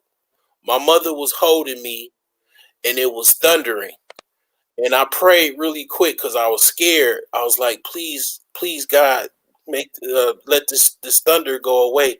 And I didn't say it out loud. I said it in my head. I still remember. I was like 3 years old, and that it just stopped. That then on, I knew it was a God. Nobody had to tell me anything. I ain't have to go to no church to listen to no dude with no suit tell me anything. I knew then on, and that was it. Like That was my first level of spirituality when I was 3 years old. So whatever else the case may be, I understood, and that was it. You know. Now I understand people are atheists and shit like that, but subconsciously, here's the thing, right? You can have sex with a woman and she's an atheist and she'll call God. That's the funny thing. That's the funny thing about that. Like you could like I've had women call. I made a joke right on Facebook. I say, so I wonder if you get credit for for actually having women profess God through intercourse. Because not that many times, but I've actually had some women call God before. Now it doesn't happen all the time, but it has happened. I've I've even never probably. got during. That's crazy. Mm-hmm. I call their name. I call you by your name. Somebody asked you called me daddy. I was like, no, my dad is cool. Daddy issues. Like I call them their name. Mm-hmm. Oh, you call your dude's name. Okay. Well, yeah, Why can't I do that? I've been told, Yeah, I yeah, don't call nobody God, daddy. yeah. I've been told that, but see, here's the thing. This is some other game, right? So with women, if you believe in a higher power, whatever God you believe in or whatever, you believe in that, but then you also have to believe in your man.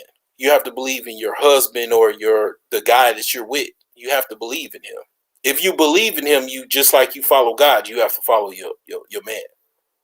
Not like he's God, but he's below God. He is your besides, but next to God is your man. That's basically what I'm trying to tell you. I don't know if you agree with that, but that's actually how I look at it. If a woman, for example, if a woman believes in whatever, let's say she Anybody believes in, that I love. huh? So let's say a woman that she believes in I Jesus, believe in right? anybody that I We're in a love. Christian. Family. Mm-hmm. But I mean, that's all that aside. I mean, like, if a woman believes in Jesus, her husband is below Jesus. She should believe in her husband too. She should have, she should have the same basically belief. Not so much she worships her husband, but she follows her husband. But see, here's the thing: you got to understand how to follow. You gotta have the common sense and discernment to understand who you should follow. You can't, you shouldn't just follow any guy off the street, but the right guy, you should know how to, follow that guy. You know what I'm saying? It go because see, I play chess. I say I say something called chess philosophy. To me, there's something called chess philosophy, and when I say chess philosophy, you have a king and you have a queen. Well, the queen follows the king's orders. For what's best of her of his kingdom and her kingdom. Okay, so that's what I mean by that. Take all things aside. The queen, she follows her king, and she doesn't. And really, to be honest, like in Islam, polygamy, the woman has no say so in polygamy. She doesn't have any say so. The man wants to have another wife, he has another wife, and that's chess. If you get another queen, then woman can't say nothing. She just got another queen, and you more powerful. You know what I'm saying? So I mean, it's a lot of things that I like about Islam that's more simple. It's a lot more simple than Christianity to me, or even Judaism. It's very simple. It's the last of all of the three religions. So, and it's very simple. Cause see, like actual marriage in Islam is actually called nikah. Nikah and marriage is the same thing, which is nikah is called sex. when you actually have sex with a woman, you actually marrying her to a certain degree. Yeah, you are actually. Mm-hmm. Because Adam and Eve, they didn't have any Yeah, wedding that's the Black ritual Jews say too. ceremony. So they actually fucked and then they were married. Like it wasn't nobody to have no marriage ceremony or nothing like that. The actual natural intercourse is marriage. So it's like you just think about how many people had sex today. I mean, I didn't have any sex today, but you know, people met with each other. But see, here's the thing about sex though, and I thought about it, and I ain't trying to make anybody not use condoms, but I don't think I've actually had a lot of sex because most of the time when I was younger or whatever, and I've had sex or the different sexual experiences I've had, it was through I was using a condom, so I wasn't. I never really. I've only had actual intercourse with a woman only so many times because I haven't had that much unprotected sex. So I haven't been a porn star. I haven't been like a lot of guys like taking risks, and it goes back to the whole celebrity thing. Like I didn't have that much intercourse in my life. Like most of the times I had sex was with a condom on. So I mean that's kind of like you're jagging off into a rubber. You're not really you have the vibrations and sensations of being inside a vagina, but you're inside a condom. And then you ejaculate inside the condom. So you're not really truly having sex. You're not having intercourse. You're having intercourse inside a rubber, inside a vagina. I mean, so that I mean I think that's why a Yeah, you're lot of having them. protected sex so that you don't get the diseases that man made. Right. So it's like you really I mean it's like it's kind of like it's recreational sex. It's like kind of more so things is but that's why a lot of celebrities I think they got a lot of diseases because they're able to have more sex and actually more actual unprotected sex. You know what I'm saying? Because they got like all of these women want to sleep with them. Yeah. I still cannot imagine that. I Not cannot me. imagine that lifestyle. Can't imagine it because I've had problems. I mean, I've never had other than short time periods in my life where I've had like just my pick of women. I've always been introverted, very shy. I don't approach women that much. It's just been something that I've been like that my whole life. But the thing is that you got some guys that are the opposite of me. They like my friend. He approaches women like a salesman, and this is the last talking point that I have actually. So yeah, he's a salesman. I called him. That's what I called him. I said, man, you the pussy salesman. You every chick he encounters, he basically, this is another beta tactic. Um, being a salesman. Every time you see a chick you like, you try to get her number so you can close on her. So I mean that's how he gets to a lot of women. He just and here's the thing about my friend, right? I know him since my first year in college. I was about 18, actually 17. Because I was in college because I graduated high school when I was 17, and I started college when I was 17 too. So he he's got a lame. He's actually a lame. Like people call people lames, but that's totally stupid. Like you know, it's not true. Like a true lame is someone that has some type of disability or something like that. He actually is a lame. Like he has a leg that because he was born premature, his leg is crooked. So he walks with a limp, right? But he get more pussy than I could ever get times 10 because he's every chick he talks to. Like if he see you at a gas station, he gonna be like, hey,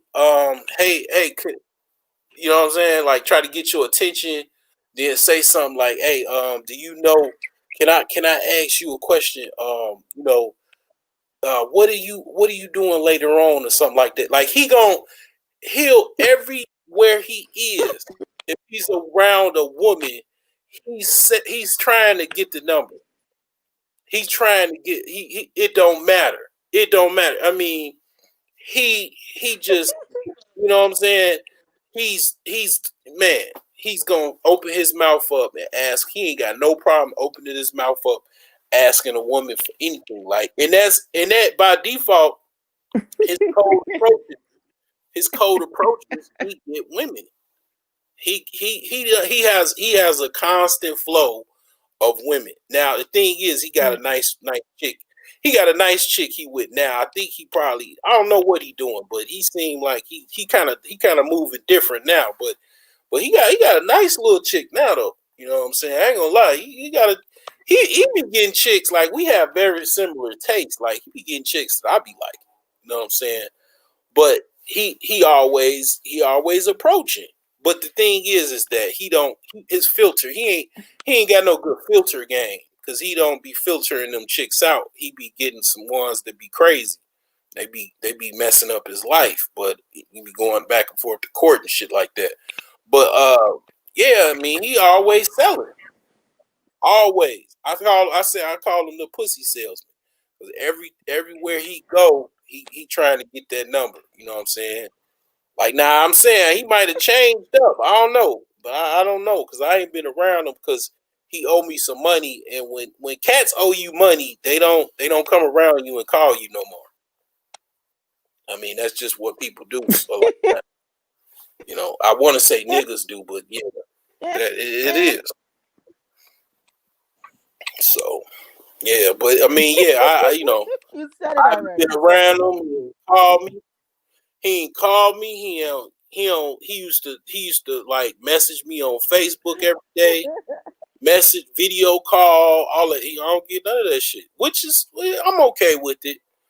But you know, yeah, I mean, that's how niggas be, man. When they owe you money, if you wanna give like what Jamie Foxx used to do, he said he used to give certain people that asked him or whatever for money, he'd give them just $5,000. And he would give them $5,000, and most of the time they won't pay him back. You know, they won't pay him back, and then they won't call him or contact him anymore. And then if they even tried to, he'd be like, "Hey man, where my money at then?" You know, and then they'll stop calling him. They'll stop coming around him and all that because they'll just take that money and go. You know what I'm saying? And after a while, his circle got really, really small, and people stopped contacting him because basically they ain't want to pay him his money back. And then everybody else they ain't know him, so they wasn't even asking him for no money because they ain't even know him. You know. So yeah, that's how he got rid of a lot of people. Damn. So I mean, I'm curious. How did you find me on Instagram? I mean, You see how people are? Yeah. I said I'm curious maybe. to find. I don't know. Oh, using Instagram since I left the US, but I don't know. That's why I said, how the hell you probably have a video? Because I watch here's the like thing, a lot. like, so I use tags and real estate stuff. You might have had a title to something. Oh yeah, I have real estate in my tags. Yeah, cause see, here's the thing, like on my social, like if you're not on Facebook, but you I wouldn't really know of my YouTube channel because I don't broadcast my YouTube channel on my Instagram or my I'm not on Facebook. Twitter. Yeah, so you probably found me on a YouTube feed because I just use tags because I so you probably wound up at feeds. If you're talking about that polygamy stuff, yeah, that's what I'm saying. No, I don't talk about polygamy hardly. I haven't even got to that yet. You know, people on YouTube, you know, we call this the Black Manosphere. They still stuck on pussy and dick. One pussy, one dick. They can't get past that. So I ain't even talking about hardly any polygamy. Hardly. I mean, I'd say that I am polygamy minded. I think people don't understand polygamy. I don't think they don't understand the definition of. People think it's about sex. It's not about sex. Yeah, and then it goes into what you it's said about earlier. And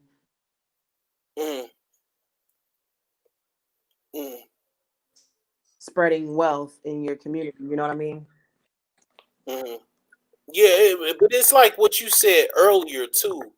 And another brother, his name is Ramil. He was talking. He was talking about this. You got cats that can't. You know, they can't even please one woman sexually, let alone two. And then they also see. Here's another thing about Islam or whatever, or you know, this in the Quran. I don't know if you know this, right? But it's a trade-off. Okay, so Islamically, the law is you're supposed to be 100% God. Okay, you're supposed to pay all the bills, take care of all of the financial responsibilities, right? As a man, being a husband, you are supposed to take care of all of the 100% financial responsibilities. And the woman's money, her money is hers. That's Islamic principles. Okay. Now, here's the thing. Yeah. It doesn't just stop there. Now, and then that goes into the whole thing about you saying that Muslims are unfair to women. I don't know. I mean, paying 100% of the bills, and a lot of, like, my friend, for example, that I also met in college. He pays 100% of the bills. His wife just didn't really have to work, didn't have to do anything, but her money is hers. He's a very he follows a lot of Islamic principles to the teeth. But the thing is, here's the thing: you could also, if your woman is out of line, you could use a small stick or a stick at a certain length, and you could whip her if she's out of line. And then the woman is not supposed to say anything about him taking another wife. So I mean, it's trade-offs to it, but yeah, I mean, a man, he's actually one of the gifts of that is that the man he takes care of all of the financial responsibilities. The woman is not financially burdened at all, or shouldn't be. But a lot of people don't follow that. But that's actually in the Quran. You're supposed to take care of all of the financial responsibilities. The woman's money is hers. But the thing is that that's not necessarily bad. And that's actually, the thing is that I ain't gotta, I ain't trying to be no abuser or none of that, because the thing is that the door is open. The door is open. This ain't no jail, none of that. But the thing is that I definitely don't, I tried that 50-50 shit, and I'm not my next relationship or whatever, I'm paying 100%. Wherever we live in, we choose to live, or whatever I choose to live, I'm paying for that place. That place is mine. I'm paying all of the bills. You just live there. You live there. You take care of the children. You save your money in an account. You don't blow it.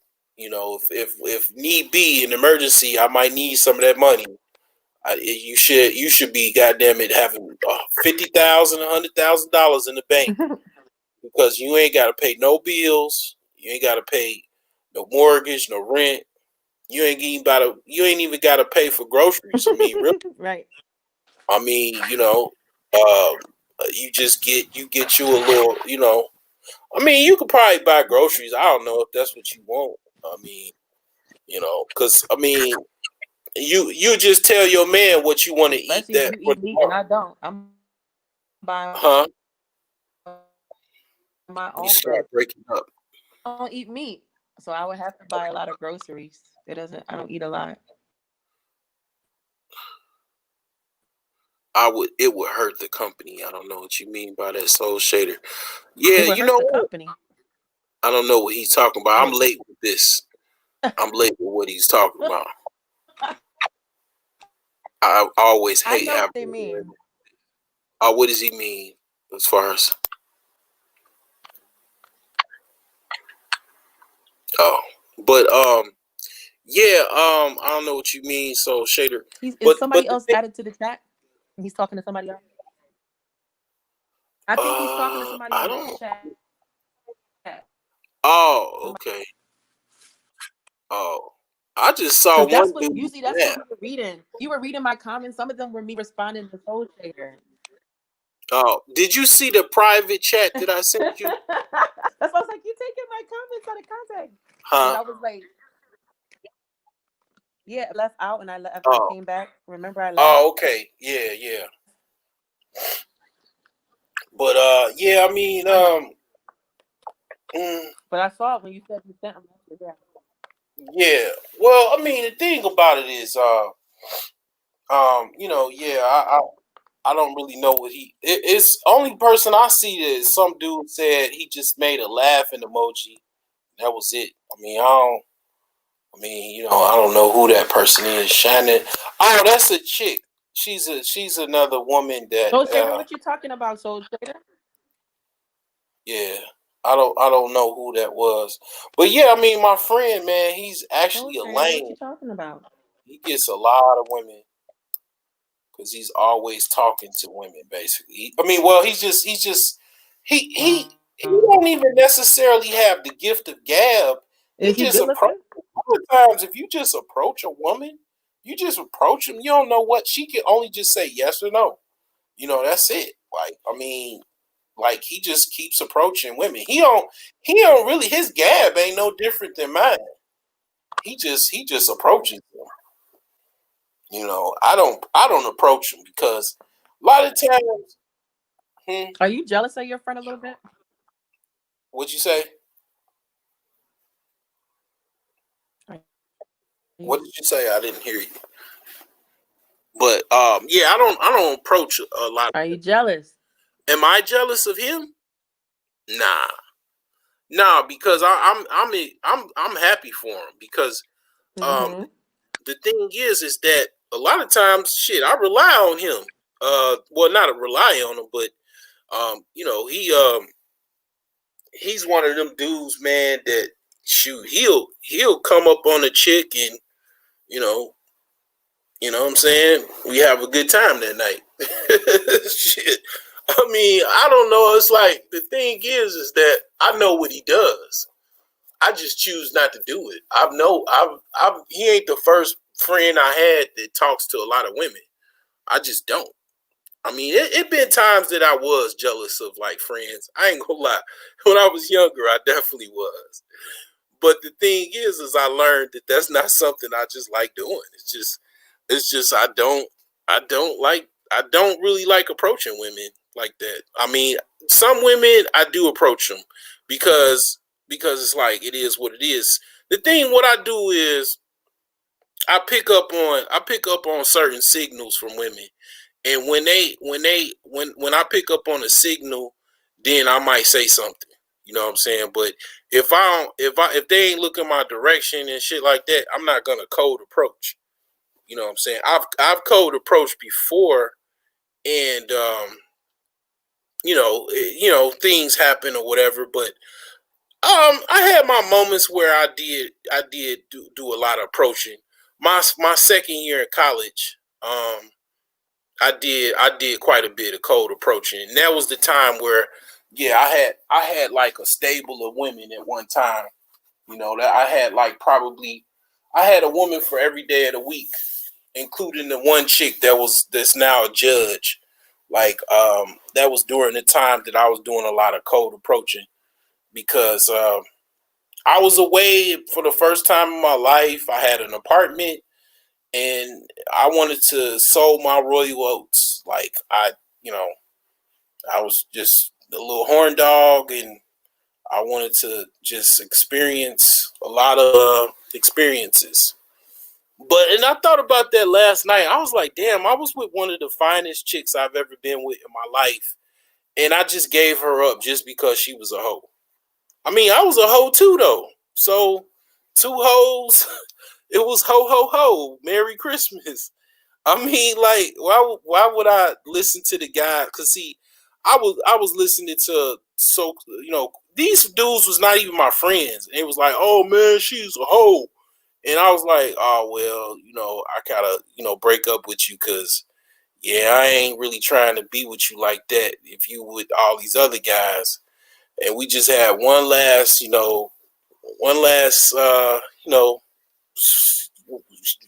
screw for the road, and that was it. But I thought about it in hindsight, like, man, I should have, man, that ain't the first time that's happened. This chick in high school, some dude talked me out of her.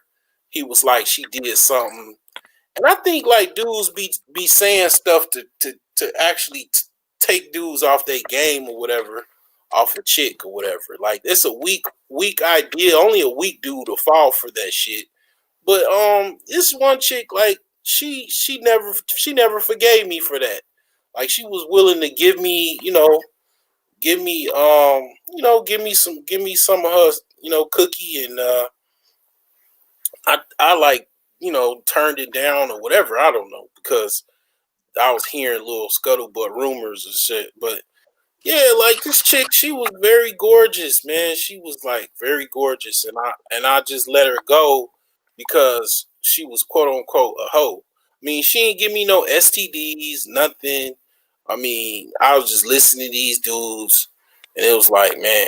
I mean, it's I don't know, man, but at the end of the day, I don't know how that would have went. I don't know about the butterfly effect of how things would have been if I would have just kept on being in a relationship with her at that time. I mean, I was definitely having raw intercourse. That was probably the first time I've ever really just like got comfortable with a chick to just be like, doing nothing all in her. Because if I kept doing that, she would have definitely been pregnant. Because I mean, she could have been pregnant, and I could have caught an STD too. But Yeah.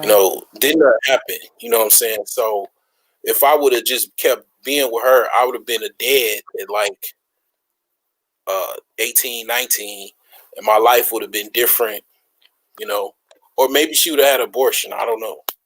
Then I would have been traumatized early, and then I don't know how that would have played out. But you know, um, but yeah, I mean, I was young. It was, I don't have any kids. I never wanted them. I want to travel. You don't want kids. Oh yeah, I picked that up. I was like, I mean, you gotta not have kids if you out traveling and all that. I mean, I just thought that. So you don't want to ever. So you gonna be a spinster? You know what a spinster that, like, rich. There's guys that are like I've met a lot of rich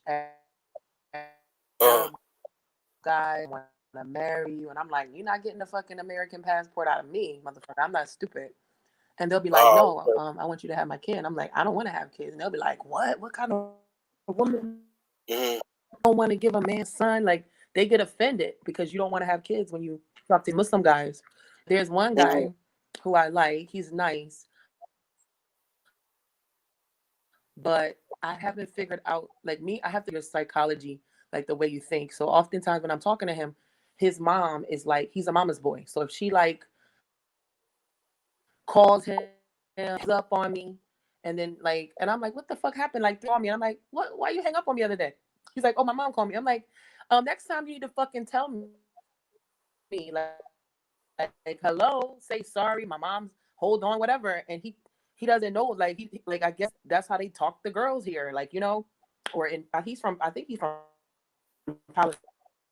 And so I told him I had been traveling alone. And he didn't like that I was stuck in Egypt. He was like, what the fuck are you doing in Egypt? And when I tell you, I have listen, I have to write a book. I have to warn people to stay away from Egypt because Egypt is terrible. It is terrible. Like bad. Like the crime laws, the people, thieves, like that fucking story, Alibaba and the Prince of Thieves. That's Egypt. That's Egyptians they talking about. Thieves, liars, like rapists. They can like Egypt is bad. I had to stay in the house. I had to stay in the house. When I did go out the house, I was sexually harassed. I got sexually like assaulted, like accosted, like slapped me on my ass and thought I wasn't going to turn around and fuck them up, which I did. Like it was nasty. It was the most. When I tell the people think I'm making it up, like they would just be staring at me when I come out of the fucking house, and I'm covered. I'm covered. I've always dressed covering my boobs and my butt because they're big. I used to run track, and so I started running track and basketball. I'm like, God damn, what is you working with? Shit. I'm like, bigger. I didn't even. Well, yeah, that's not. Listen, I didn't have boobs until I was 20 because I had a flat chest. That's how muscular I was.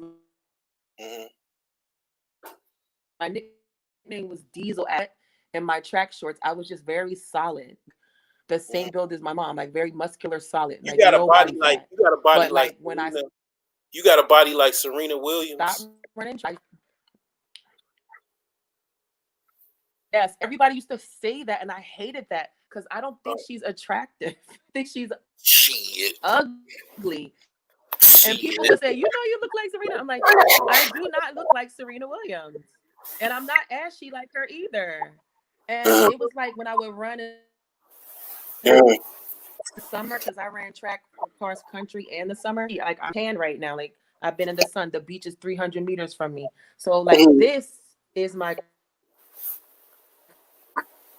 That's what? Not this. So people be like, "Oh, you like." I do not like Serena. I'm just fucking tan right now. That's it. And then I just hated it. After I started running track, I was about 20. I was running private team. And all of a sudden I woke up, I had boobs. I was like, where the fuck did these come from? Like it was like they grew overnight. I had no boobs. My mom used to make fun of me not having boobs. Like my mom was like, "Oh my God, you're my only daughter with no boobs." Like she was but like she would just make fun of me. But that's what I mean. Like even in Egypt, even with me covered, I could wear like a long dress. You can't see no boobs, no tits, and they still are bothering me. It was bad. And learn because my whole point was to see if I had a connection with Egypt. And while I was there, because I felt like I could, it's the motherland, it's Africa, those are not the real Egyptians. Those are fucking product of raped Greeks. Yeah, once the Greeks, Caucasians that invaded and land and spread the religion of Islam. Yes, once the Greeks invaded, then the Romans, and then the Persians, then the Arabs, and then the British. The British was the last, and then the Arabs came after the British. So they, but yeah, go ahead. Because the Maltese people, they're mixed with Arab and they're mixed with Italian. So the Italians were there too. Greeks are Alexandria, Egypt. They still have their own community, like a Chinatown area. They have their own community. They've been there for years. They just started being like in the last 10 years. These people that I'm looking at, like these people are not African. People don't understand how when you are a Black man, all those pyramids, those are Sudanese looking chocolate ass Black men. When you are a Black man and then you have sex with a white woman, that baby is now half and half. That baby, you've already erased the Black once they've had the great grandchild. You understand?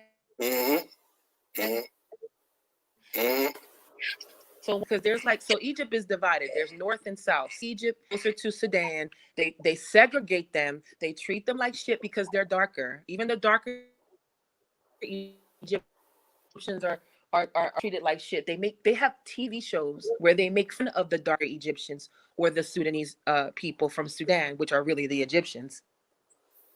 Mm-hmm. And they make fun of them in comedy. Like they think that when they see a black person, it's something to laugh at. Like I've had people just look at me and just start laughing for nothing. I didn't say anything. Oh, they do that here. People do that here. They just think, oh my God, there's a black person.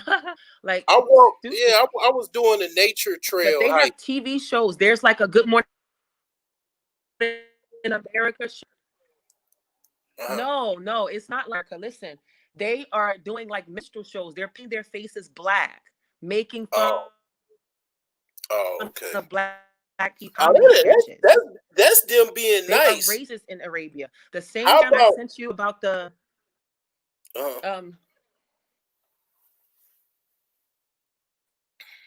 yeah, that's them being nice, man. The worst thing they do is shit. They buy slaves. They buy actually African slaves, and then they have them be housewives. I mean house workers. Yeah, and then they have sex with them, breed them, make babies, mix babies, dark skinned Arab babies with them. Yeah, that's the stuff that they, cause I know all about it, man. I mean, not all about it, but I know about it because, my name is Arabian. I have an Arabian name, so, I mean, when they see my name, they be like, oh, okay. They already, they'll say, Assalamu alaikum or whatever, and because they already know that, it's something to myself or whatever. But I mean, at the end of the day, yeah, they taught the Europeans how to enslave. They taught the Europeans how to enslave Africans. I mean, that's that's the history behind it. I mean, because here's the thing. Here's the thing. Because European DNA is only 6,000 years old. Of course, they were taught everything. They basically they. So you got Western Europe, which is Spain, Portugal, France, even. Mm-hmm.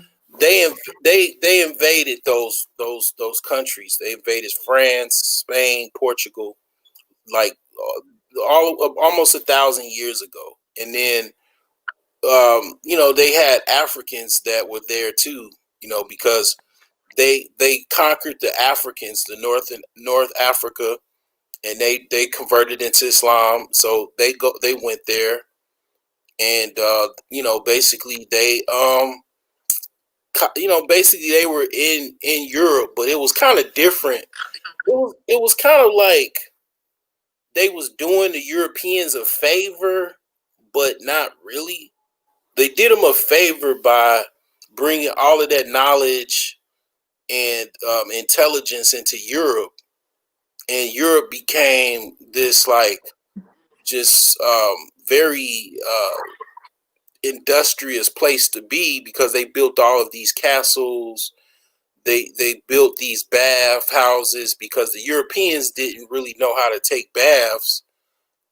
They didn't know how to use soap, and water in baths was like for, you had to be like almost damn near rich to be able to really bathe yourself well, back in the medieval times and even after.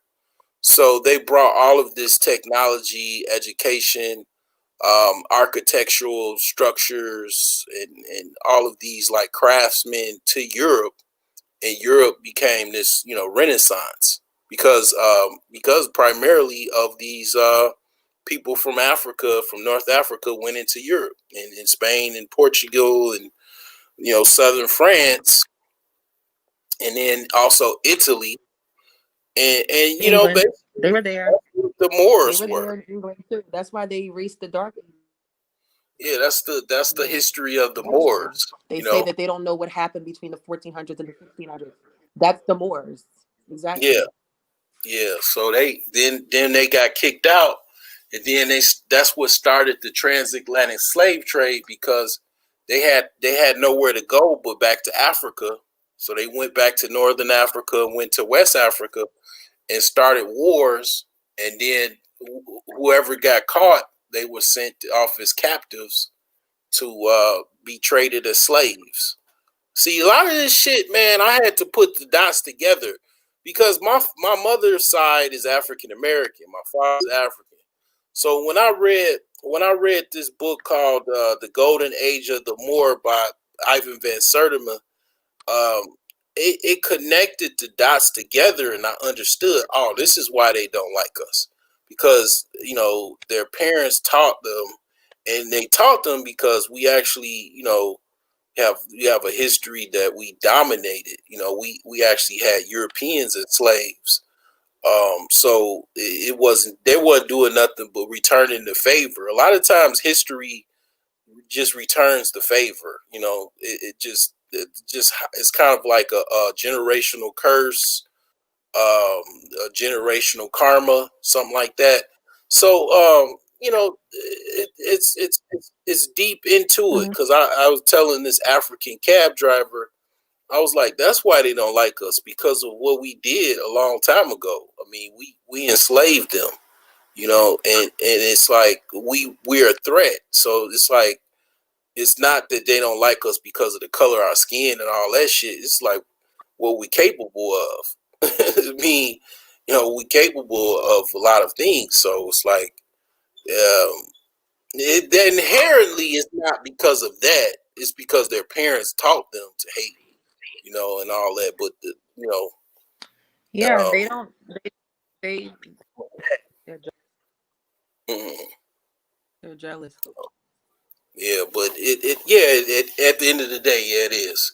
I mean, like Why when do you I think they're still digging up sarcophaguses? Nobody's yeah, digging up white mhm. At the end of the day, like when I'm, being people's black, graves. Nobody about them. when being black and being a male, I understand. It's like I'm hated because everything on my body is bigger than the average, person that probably hates me. Whether it be Asian, Hispanic, white person, everything on my body is bigger. So I Mm. look at it like I look at it like, damn, I probably would hate somebody if they were born with bigger body parts and bigger or bigger muscles and shit like that, because it's like an unfair Yeah, advantage that you have, people and always it's want like, what they don't have. yeah. So I'll be like, well, it's part of my burden that I bear. It's like, let me cuff my balls and put them back in my pocket and then walk away. But I mean, it's like, it just is what it is. I mean, hey, I get it, but not all of them like that. But I mean, at the end of the day, it's just it is like that sometimes, because it's like, okay,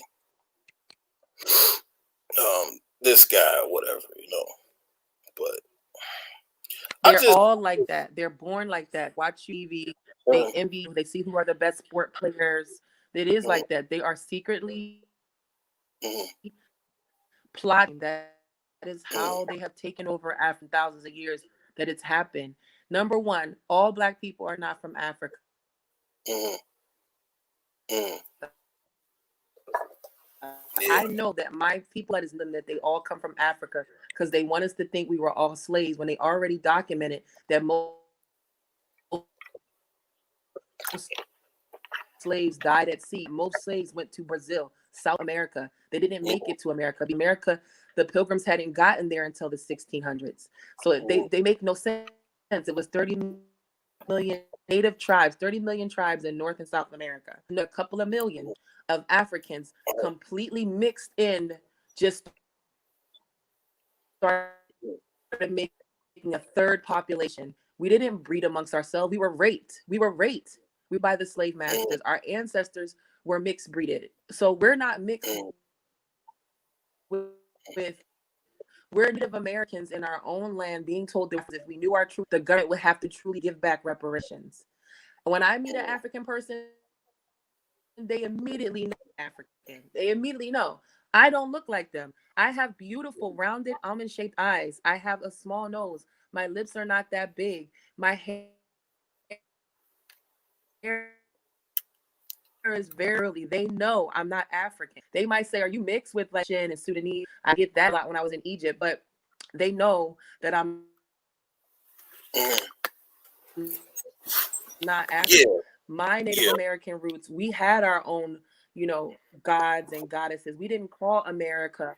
We called it Turtle Island because when you look at the America, it looks fertile from space. Now, how in the hell would my ancestors, who are supposed to be primitive, know that the fucking continent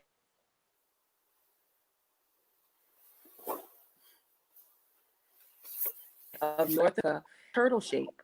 Brothers are not the first at that's bullshit. There's no way. White people are not that like hillbillies invented a plane. That's bullshit. Yeah, I mean, when there's literally hieroglyphs showing fucking planes. Yeah, we would have to claim our ancestors. You don't even really have to go back that far. We claim like here's a way. Stop believing that the slave trade is the reason why Black people are civilized. No. So here's the thing: like you ain't even got to try that hard. It's like what I told Soul Shader, because Soul Shader, he's young, he's like 21. So here's the thing about like white supremacy and all of that type of stuff. I really don't have a problem with it because here's the thing: like however you're born, you're taught to think that you are good. Like you're taught to think that your people are the best. Okay, you wanna actually be the best, right? So when I get up and I go to work for white supremacy because I'm doing things to make them more supreme. Now the thing is that you also all that aside, is like, white people, it's nothing wrong for white people want to feel like they want to be better or do better, right? Whereas a problem is when you're actually attacking other people and shit like that physically and killing them and all that. But the thing about it is like I'm born Black, so do I not think that I'm supreme as well? I do. I think I'm supreme and I'm Black. So does that make me a Black supremacist? I mean, I don't know. I guess, but do I have to even try that hard? Because see, my ancestors, they actually kind of say that I am because they invented everything. I mean, they invented religion. They invented the key. The Egyptians, if you just looked at what the Egyptians invented, they invented the key, the actual door. How do you like your door? This is what you'll ask somebody that's like maybe a KKK member, right? How do you like your door that's on your house? That was invented by ancient Egyptians. You like your key to turn your lock on your door, your car? How you like your car? Because that was invented. Henry Ford got his idea from a Black man that invented a car. He just copied it and created the Model T or whatever. How do you like your air conditioner? If you live down in Texas, Arizona, how do you like that? That was invented by a Black man. Steam, the modern steam engine, the red light. How do I mean, do these things? Do you like your gas mask? That was also invented by a Black. The cell phone you're on, the smartphone is a Black man still alive. The emoji, computers, the even Windows. A Black woman. Yeah, Windows 7 was created. Windows Vista was created by a Nigerian man, and Windows 7 kernel or GUI, they just took Windows Vista and turned it into Windows 7. And then from Windows 7, they converted it into Windows 10. So, I mean, how you like all of that? And then also, how do you like a refrigerator to put your food in? How do you like a comb? Do you like a comb to comb your hair? It was invented by a Black person. A hairbrush? Is that good enough for you? Shoes? Do you like shoes? So when you break all of that down, see, here's the thing, like a lot of people have problems with, they have arguments with white people. I don't have arguments that much with white people because I mean I already know the basics of what I'm saying now, and then they wouldn't even let me get this far. They'll be like, "Oh, I know who you are. You one of them smart dudes that think you know everything," because they'll use that approach with me because basically it's already proved. You know, the Tuskegee Airmen, for example, you know, their own people in them in the army was racist toward them, but they pretty much fought off the Germans so the bombers can get to their destination without being blown to pieces. You know what I'm saying? And it's like, you know, stuff like that. It's like you just take basically you draw history and then point it directly at them, and then they backed into a corner, and it's nowhere to go. So I mean that's that. I don't really have. And then they start calling you names like nigga. I argue with Arab guys on a weekly basis. Mm. I argue with Arab guys weekly basis. They're constantly calling me a nigger. I got one was Syrian, the other two people were Turkish.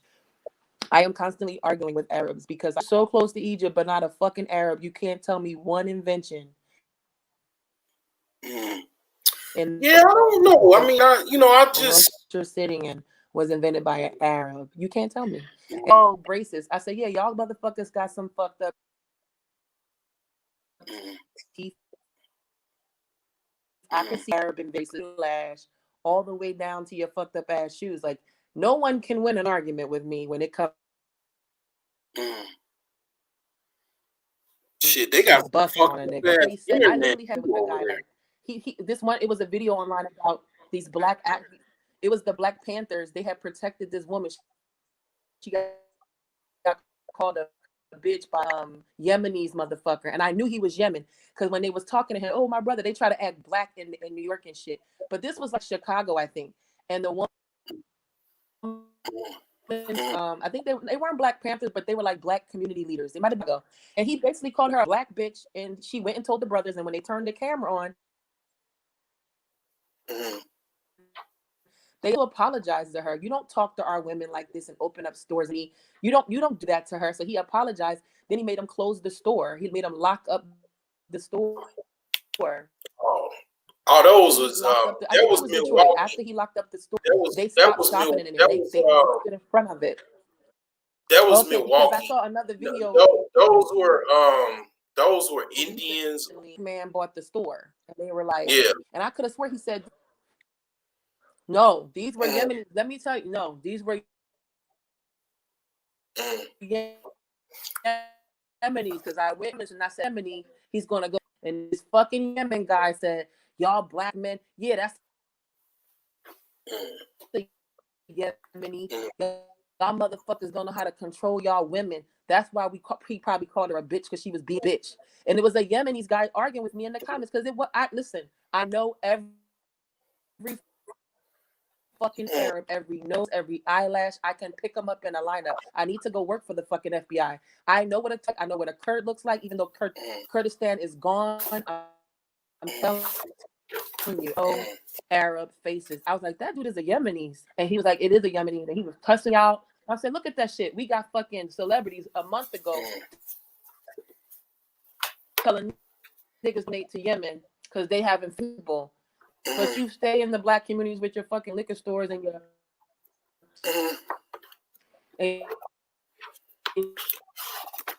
grocery store money during Corona because they didn't even close their store. They don't want selling you the leaves for your weed and stuff. That's why. Let me tell you something. The reason why I don't do drugs is because no disrespecting anybody because there's people in my family that smoke weed. But I just think it's some low level vibration shit.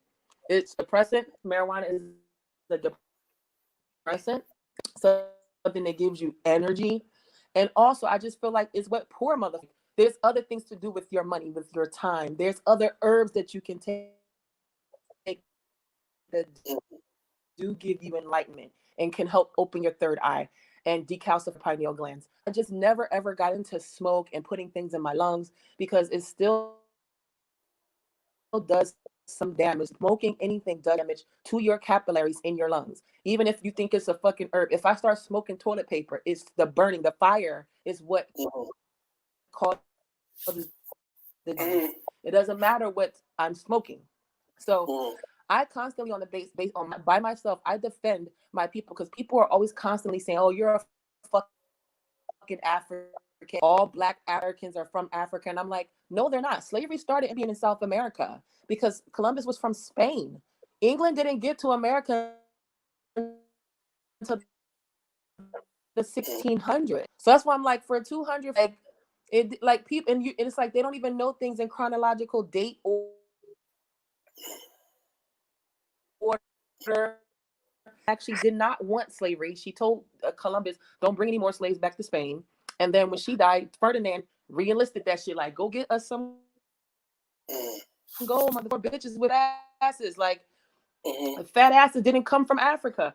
There were natives already there. They have documented. It's in the Constitution. Native Americans were the colored people that they were talking about. When they talk about that interracial couple in Georgia, the Lovings, they made a whole fucking movie about it. That girl is portrayed as a Black woman, but her family are like, our ancestor is a native. They keep forgetting to fucking include Black people within the indigenous people community. They make it seem like Africans are not fucking indigenous because they painted this Euro-Asian Pocahontas looking face when Pocahontas was blacker than me. Marry her. Like, that shit is crazy. Like, they literally erased the this tripped me out, right? So what you of people that already were here in America did not make that many slaves did not make it. Yeah. So this trips me out, like, right, with what you saying. So I found this out when a lot of times. So when I lived up north in northern Illinois, there's a lot of swirling, right? So with the Black dudes that was like, they were like brown skin, they would get with a Mexican chick, and the baby will come out brown skin. I'll be like, what the hell? You would think it's like, in my mind, it would come out like, light skin, right? Like a light skin, kind of like Black Mexican baby or whatever. But the baby come out like, okay, for example, when I bought my second daughter crib, I bought it secondhand from OfferUp, like OfferUp app. And the couple I bought it from lived down the street. And it was this Black dude with a Mexican chick, and her little daughter was the same complexion as mine. And the Mexican chick was like a light, fair complexion Mexican chick. And I'm like, okay, she has to have some levels of like DNA that is Black or brown skin or whatever for her to make a baby that's brown skin. And I've seen this many of times. And it's like, wait a minute here. I know this is something to it, but I already know because the conquistadors that came over to South America and whatnot, they don't tell you that some of those conquistadors were Black. And then also, I mean, I already told you, already know about the history of Spain and Portugal and whatnot. So, I mean, yeah. And then the Indians already that were over here, the indigenous people of the Americas, the Africans were traveling over to. It's not the conquistador. They were buddy. Listen, I need you to do me a favor. The Africans already were coming over to. They were Black already. Listen to me. When you look up the Webster's Dictionary, 1804 are brown. Original people are Black. It's like a delay. Original people of North and South America are Black in India. They didn't become Black because of slaves. They were Black. Yeah, You kind of breaking Before up, but people came, we were here for millions and millions and millions of years being black. yeah. So that's basically what I was just saying. They already because You the have the to stop people, saying that the conquistador Shakur is named after a Mexican politician, a black ass Mexican. yeah, they were already over here. That's what I was saying. Tupac Amaru is a real Mexican. But it wasn't because some black people from Africa came. They're just aboriginals are aboriginals, just like Samoans, the French Polynesians. They were black as shit. The painters were painting The photos of Hawaiians, black though. women and sending it back to Basically, France. The French that's what I Polynesian said. iris. The Hawaiians, like the ancient. If you got pictures of the ancient Bora Hawaii, Bora, the Fiji. yeah. I mean, basically, yeah. I mean, at one time or another, with the Pangea, the whole world was connected. Okay, I mean, they if you had some level of education, even like in like the regular grammar school K-12 system, they talk about how the landmass of the world was all connected before during the ice age as well. Yeah, The but world was Pangea connected because millions and millions of years ago. That's not yeah. now. That's not Well, 400 years ago. you had humans and you had Neanderthals and stuff like that during that time. So I mean, it was still people of some form of No, human they were or not together. some form of it's nothing. Listen, It's nothing new under the you're sun. still reciting your Western bias education. I mean, it's humans that walk this Neanderthals earth have for nothing to do with a black long or time. Arabs and white people. I You're know not that. listening. Neanderthals are not I know that. You're not telling me nothing I don't already know. our race. They're not part of our genealogy. They didn't coincide and live at the same time. I never White people's said DNA that is only I 6,000 never said that they were. I never said that they were. years You're old. jumping the gun as Mesopotamia if is I Iraq. don't It's already Iraq. know. That's where Mesopotamia is. You said at the same time that you have the Neanderthals. You're No, you jumping said the gun as if I don't already know. they were alive. You said they were Know that. alive. You said back then we had the Neanderthals. That's what you said. I'm just saying. You said it as if they were the the Neanderthals same. made They it didn't with the exist at Homo the same sapiens. time. The Neanderthals made it with the Homo sapiens out of Africa. The whole world is part of the original Eve gene out of Africa. That's what they don't want Do you you to know that know. they found the original Eve gene in Guadeloupe in the Spanish Black Island, not from Africa? The Lady of Guadalupe is older fossil that they found saying that Lucy was the original woman in Africa. They found a black woman older than Lucy. That's what I'm trying to tell you. That yeah, if you could point, if you could, black people only come from Africa. They are aware. If you could point, if you could drop a link or something like sometime in the future, to show that, because I didn't know anything about any Lady of Guadalupe. Yes, I watched anything like that. Mm-hmm.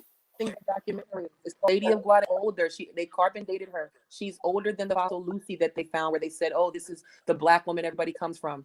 It's bullshit. It's want black people to know that they are indigenous to the Americas. They want you to think you're. Oh, you one of them black people. All black people are Native American. Black fossil holding on to her child.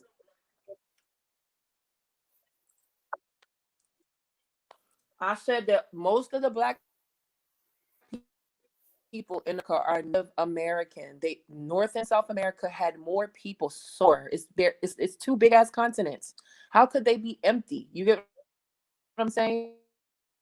Yeah, but I mean, it's the whole continents to the right of Chile on the west coast of South. You know, the whole here's the deal. Like people try to separate themselves from Africa for whatever reason. You know, and it's like here's the deal. We were all over the world. Like black people were all over the world. That's why they say black people. Americans. I You know, didn't I said most black people. We were in China. We were in Korea. We were in Thailand. We were in India. We were in Europe. We were in freaking Canada, North America, South America. We're all over the world. Okay? Listen, baby. But the thing, you know that. Listen to me. I'm trying to help you out. With Western studies, with all the places you just named and called us fucking monkeys. Remember when he put the black boy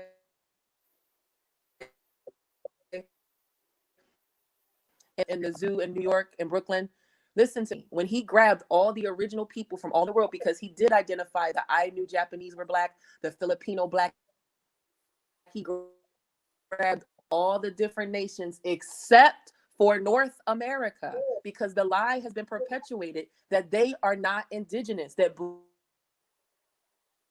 black people come from America. I'm trying to tell you that. When you look up Darwin and when he collected all original, Indonesia, they still have black chiefs. In Indonesia, black as fuck. The Andaman Islands, black, they're the blackest people on the planet. And what I'm saying is that he grabbed all the Aboriginal people of all the white civilizations that were started, like China, New Japanese. He's not even, you know how they're like really, really tiny. He's actually big and muscular and shit, Lilian mixed or something. He knows he's a black man. He's all like, yeah, my people are Ainu people. They came from Africa, just like the San people of Africa are the original Chinese. So they make it seem like we just sat in Africa and we didn't get in fucking boats and explore the world. That shit is stupid. But that's what I'm saying. When Darwin pulled all the original people from our planet,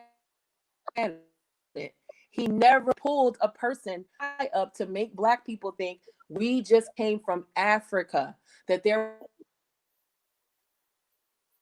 were no people in North America. You understand what I'm saying? People from North America. When you look at the list, when you look up the Darwin theory, he does not take a black person and include them in his findings. He says, because the whole lie is that all blacks come from North America, Aboriginal from Australia. The Aboriginal people do in Australia, they call themselves black people. They are not afraid. They call themselves, and they will do their Native American dances because it looks just like the ones in Ghana, just like the ones in, Chile, just like the ones in Argentina. You're preaching to the choir when you saying all of this, right? Look, I just raping and pillaging and people.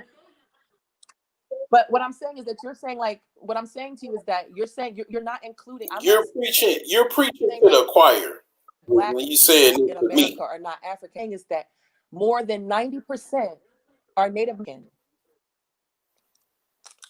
Yeah, because the Indians bought and sold our ass into oblivion. I didn't say that they weren't African. From the white they were Native American. That their identity. They even stole slaves from white people. It wasn't that many. It was because basically only 12 million. A lot of the Indians, they had no problem killing the white man.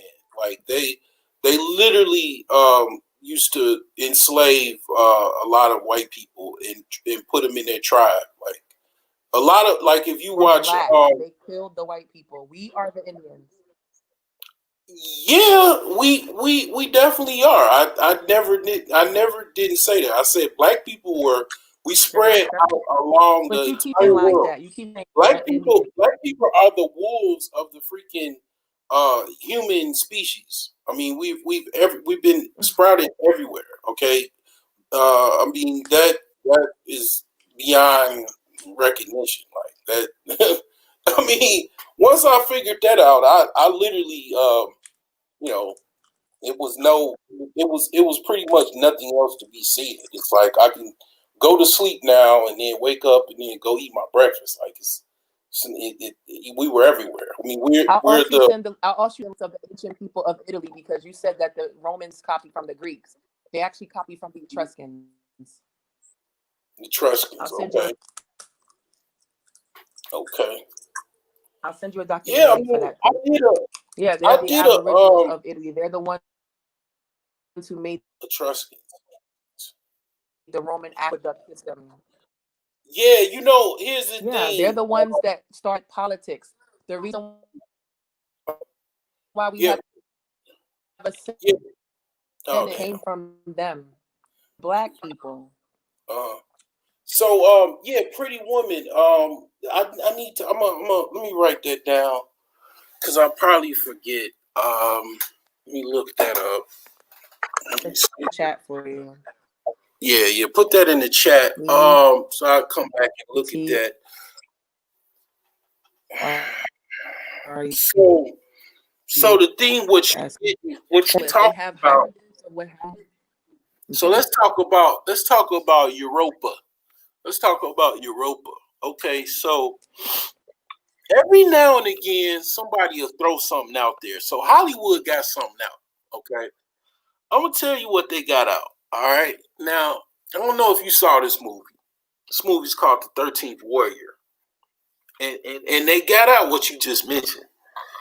And that's this movie is a classic movie. I don't know if you saw it, but they snuck a little secrets out of Hollywood. I don't know how they got it out, but it was just one of those movies that they got it out.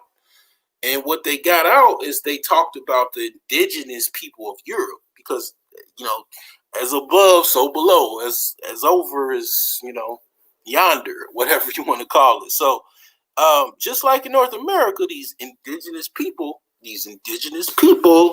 were also in Europe. They unlike North America where they damn near wiped out the Native Americans, but they're still around. A lot of the European, I've never been in Europe. I might be just talking out the side of my head here, but as far as I know, the indigenous people of Europe, they just blended in with the Europeans, the Caucasians. I don't know if there's actually any actual indigenous tribes of people that are still there. For example, the Teutons, the Germans are, that area, Western Europe, the Teutons, that was an indigenous European tribe as well. I don't know if you know about them. You there? You muted. Hold on, let me unmute you. I think you gotta unmute your, or you're muted. You muted yourself. You muted. There, oh, yeah. Now you good. Can you hear me? Yeah. Banging on the door. Hmm. The Twa for Ireland. I know about the indigenous people, but me personally, I believe that the original people of Europe are the people of the Balkan countries. Those are the people who have the gold and the diamonds that they have exploited and suppressed those people. Those are the poor people of Europe. And as you know, history lets you know that the oppressed and the poor people are the ones who have the land that has value. There is nothing in Germany but fuck, like you said, industry. They build. They don't have natural resources, natural minerals. Fucking just got oil in Norway recently. All of Europe has nothing natural that God has blessed. The earth, when they left their countries, they were leaving because they had shit. They had nothing. Their farmland really grow crops well. Sand grows crops very well, of course, in Egypt, as you know. But they didn't have anything. God I didn't didn't bless know. any I didn't know that. of the northern part of this planet. Iceland, Sweden, all of that. So there are people that are aboriginal of Europe. They're called the Illyrians. They are supposedly the Albanians and the Serbians. They're supposed to be. They fight and they argue about it. The Serbians and Albanians hate each other. They're probably the same people. But when they talk about Alexander the Great, he was half Illyrian. you know, and that's why they say he was strong, and that's why they say he liked Cleopatra, because she looked like his mother. His mother is supposed to look like a brown person. You know what I'm saying? When Illyrian people are mentioned, they're not, they're light, they're brown, but they're not even light skinned. They're literally brown. So and then another thing about Italy that gave them the color that they had, the Moors really did fuck the shit out of Italian women. They fucked Malta. Even to this day, Malta is an island between Africa and Italy, and their streets are still Arabic names and their houses are Italian names. Malta is one of those islands that was just a place where, when it came to war, they wanted to have this island that so they can invade Africa. They've always tried to get to Libya, you know, get to Egypt. It's one of those islands that was just, they, whenever we have a war, a world war, they were always trying to occupy this Maltese island. But the British are the ones who won the island, of course, eventually, because Mussolini was trying to get to Libya. That's where the fuck he was trying to go. But Britain got that island, fought off Mussolini in Italy, and they didn't get to Libya like they were trying to do. But what I'm saying is that the Aboriginal people, it's the Bulgaria. We all know Bulgaria has diamonds, has gold, you know? So like, yeah, with Hannibal, Turkey, it's gold. There's nothing but beautiful, high quality gold here. With the Carthaginian wars, when Hannibal came through with the war elephants and whatnot in the European Alps, I guess the Swiss Alps. So you know, when they came in by the thousands, and they invaded, and the women that were left over, they bred them. I mean, they raped them. Exactly. And you know, yeah, and you know, they were right there already. The African coast, the North Africans was right there, and they used to sail a long time. So yeah. I'm working on my house, and my carpenter educated me. Mm-hmm. He talked about the cedars of Lebanon, and these people used to use these cedar boats that was water resistant, and they used to travel, you know, all across Europe, Africa, and trade. You know what I'm saying? So, you know, that being said, see, the thing about it, this is what you got. It's not even that difficult. So this is what I have on my channel, because I had to try to educate people on what's going on and what history. Because see, here's the thing. This is what they do, and this is why it's so, you know, it's like therapy, right? Because the thing about it is, a lot of black people, they you know, like I thought, well, that Europe was just all white and all right. That's the lie that they tell you in cinema. So whenever they make, like, I play chess. I study kings and queens in Europe and all over Africa. But I love these old European movies. But the robbery that is done by these you know, basically white supremacists, they lie. They like to tell these lies. And the lie goes is that Europe was all white. Never. It was never all white. Okay. They have black people, just like if you go to a mixed community and you see a bunch of black people around, that's just how Europe was. And not only that, you have black kings, you have black princesses, black queens, you had black rulers of the court. I'm talking about Ireland. I'm talking about Scotland. I'm talking about definitely the first kings of, when I found out some of the first kings of England was black kings. All these niggas talking about Negro pens and all this shit. That's bullshit. These are the freaking the original king of England. And then you got a chick that's in England. She verified it. I mean, the chick that was on YouTube, she pretty much said, yeah, these people lie about. I think I remember.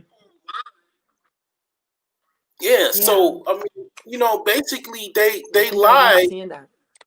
they lied about the fact that the black presence in Europe, because they, it's so bad. It's so bad now that, I mean, my channel was small. I mean, people pay attention a little bit, but this stuff, man, if you can just, kind of boycott these movies, these European movies where all of the characters are white, it'll just show a message, because what they tried to do is kind of similar to what they did with Gods in Egypt. Gods in Egypt was the biggest triumph to downplay this whole narrative of what they were trying to do, was try to make these white characters in Egypt and lie about history, because as part of making a cinema or a story, as far as an actual portrayal of history, you put the actual people that was in that history. So they tried to do the same thing that their grandfathers did with the Charleston Heston movies and all of that, and it bombed. They lost. They had to write off. Yeah. They had to write off those losses, and it was an embarrassment, because they spent like $50 to $60 million to make Gods of Egypt, and it was one of the biggest bombs in cinema history. And the reason why it bombed is because people ain't going for that bullshit. Because that lie, they fucked around and fucking let the internet out. They did themselves a huge disservice by allowing everyone to get the access to the internet.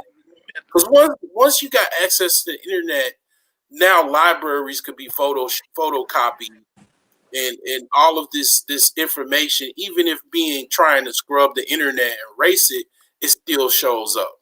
It's on private servers with VPN security and all that other stuff. Like I've been controlled my own media. YouTube tried to delete a video of mine about how to purify water.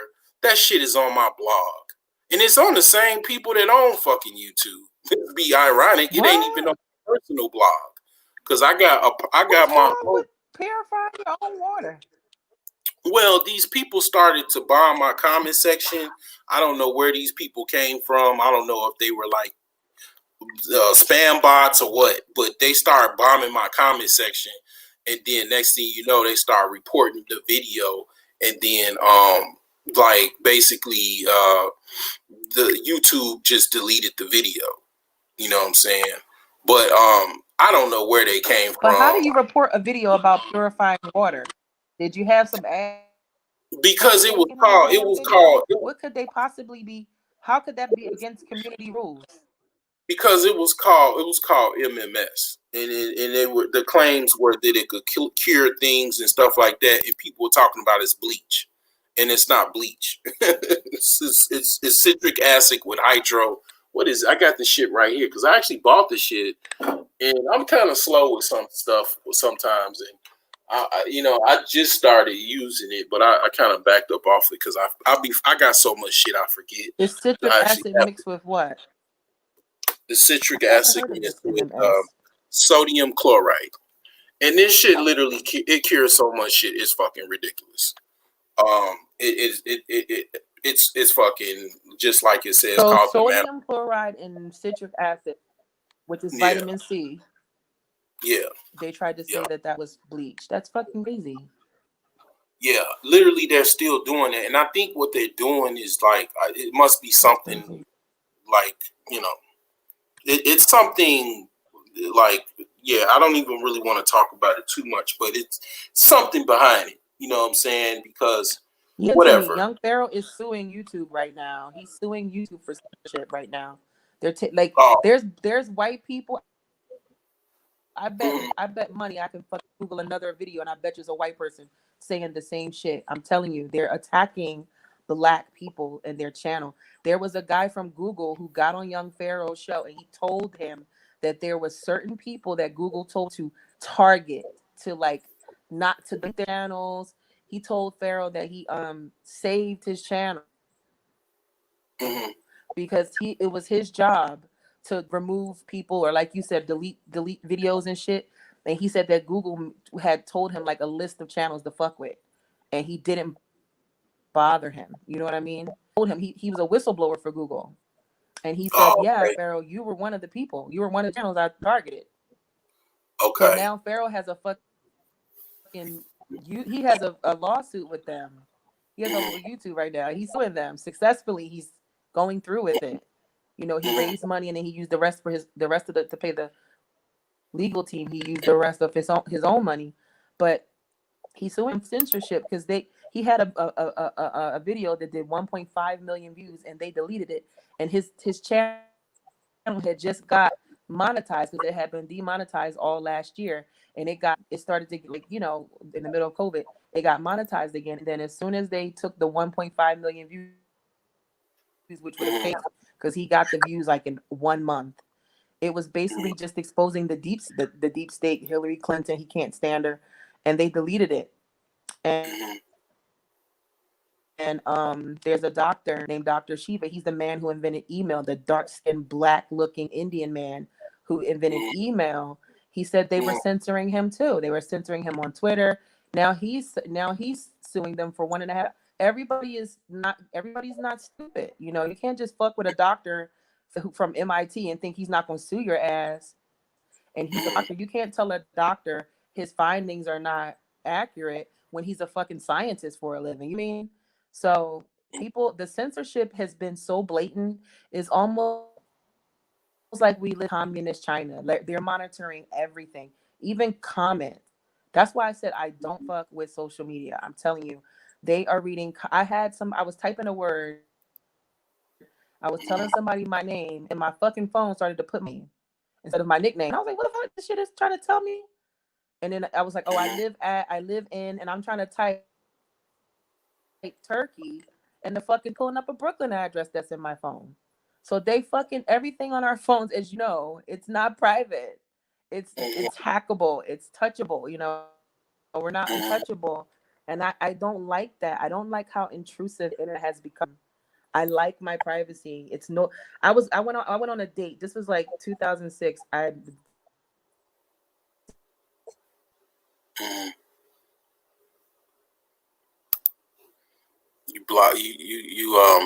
You froze. I met a guy offline.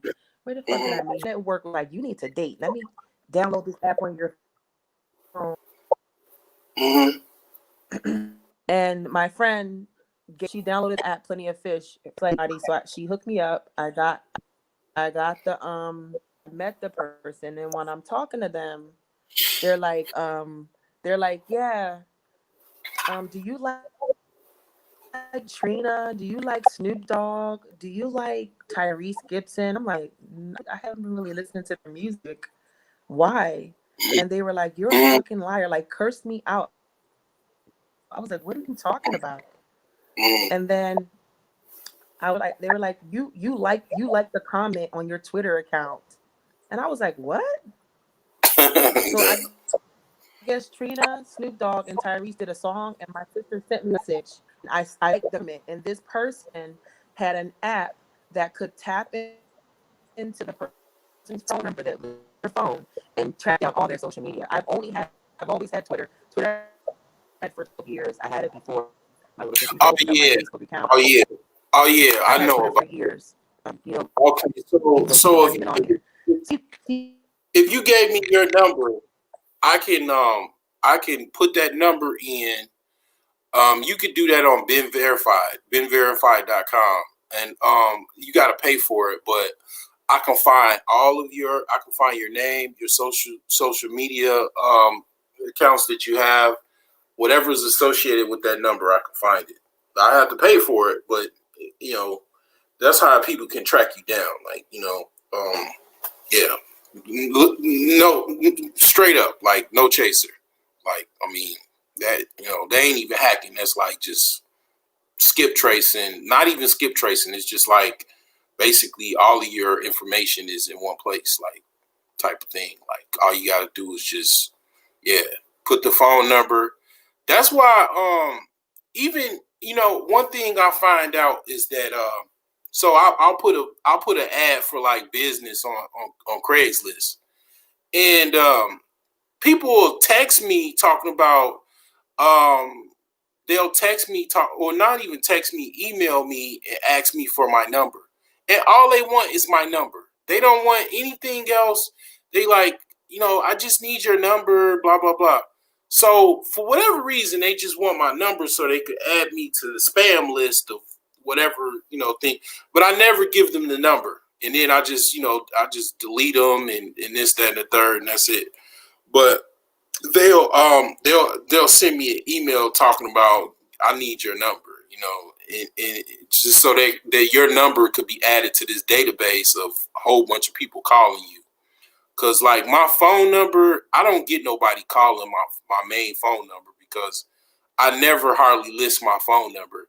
I list my Google number. So I mean, my Google number, it's real easy to block people on there too, but I just use my Google number for everything. If I gotta put my number in, I put it in, but I use my Google number for just about everything, and I get tons of spam calls from my Google number. And I just tell them to stop calling me. For the most part, they stop calling me, but occasionally I'll get a call or two. But when I'm at work, I put my phone on vibrate. But yeah, they literally just want your number so they could add you to this database or whatever. But yeah, that's all through your. It could be. Well, there's a guy. Let me type his name.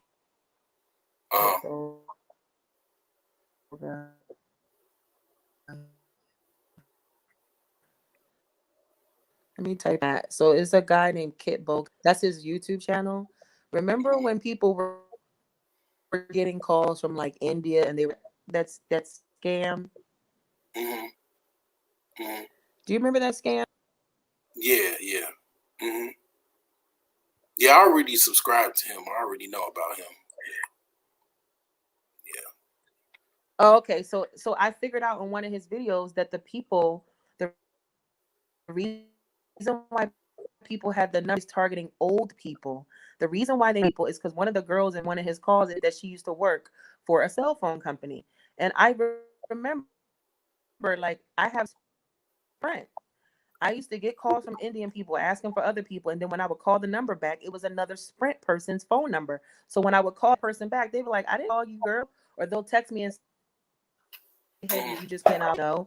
This chili's like told Bean. She said, "Oh yeah, I work for a telecommunication company, and they weren't paying me enough, and now that's why I'm scamming people." Like she was really proud, and I work in the bank. I was working for the Lost and Stolen Card Service Center, and people would call in and try to get me to unblock their bank card because they're trying to make a purchase for Microsoft security to sweep their computer, and I'm like, Microsoft doesn't charge for that. Like I say, where's the person at? And the person will be on the line. An Indian motherfucker will be online trying to get them to unblock their card so they can charge. And the white people that they would do it to, it was always elderly. It was never young. It was elderly people. They always had elderly people. They would literally say, "No, he's my friend. John's my friend. Unblock the card. You don't know what you're talking about." And then I would have to because they told me to unblock it. And then they would get charged $600 and then call back and cuss the bank out. And I was on the phone like, "Ma'am, I don't think you should do this. Microsoft, did they call you or you called them?" She said, "No, I called them." I said, "Did they send you a text message on your phone and tell you to call them?" She said, "Yeah." I said, "They don't do that. Microsoft does not do that."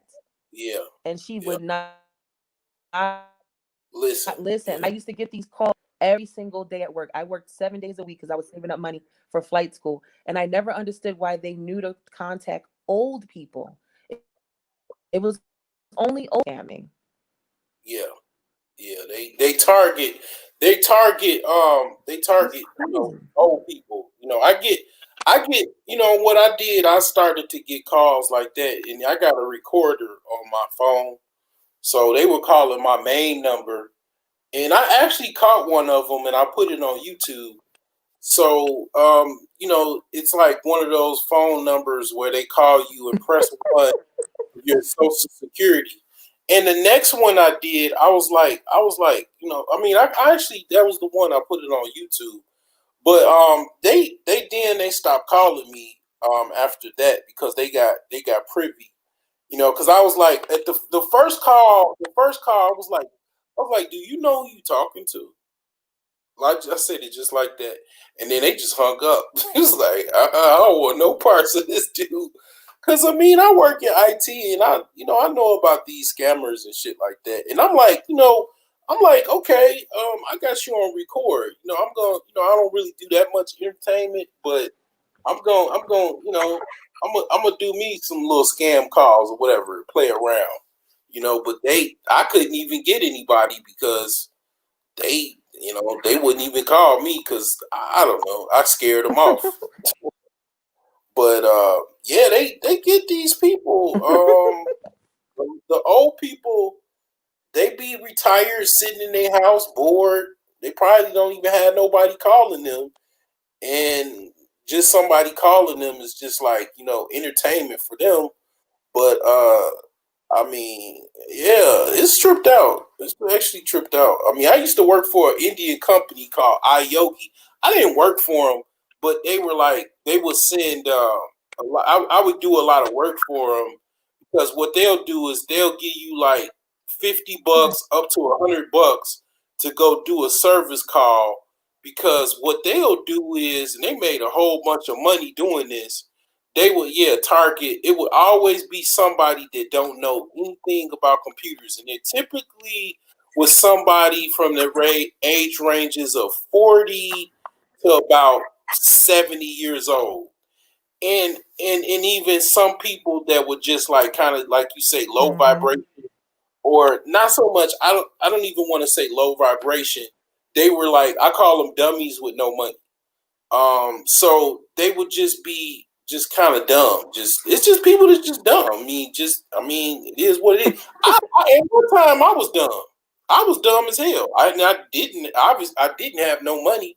So I got caught with the little, because they have these little ads that they'll make a profile on like Match.com or something like that, or Plenty of Fish, and they'll pretend it's called catfishing. I didn't even. It wasn't even called that back then, but it is now. They would make a fake profile, but it'll be some dude in Nigeria sitting in a computer cafe or whatever, and he's pretending to be a chick on the other line to try to get some dude and pretend that like I like you and I wanna come to America and be with you, and kind of reel them in, and then next thing you know, she's like, I need money for my grandfather here in Africa. I promise that I'll give it back to you when I come to America and see you. What? And then yeah, I didn't know about this. This was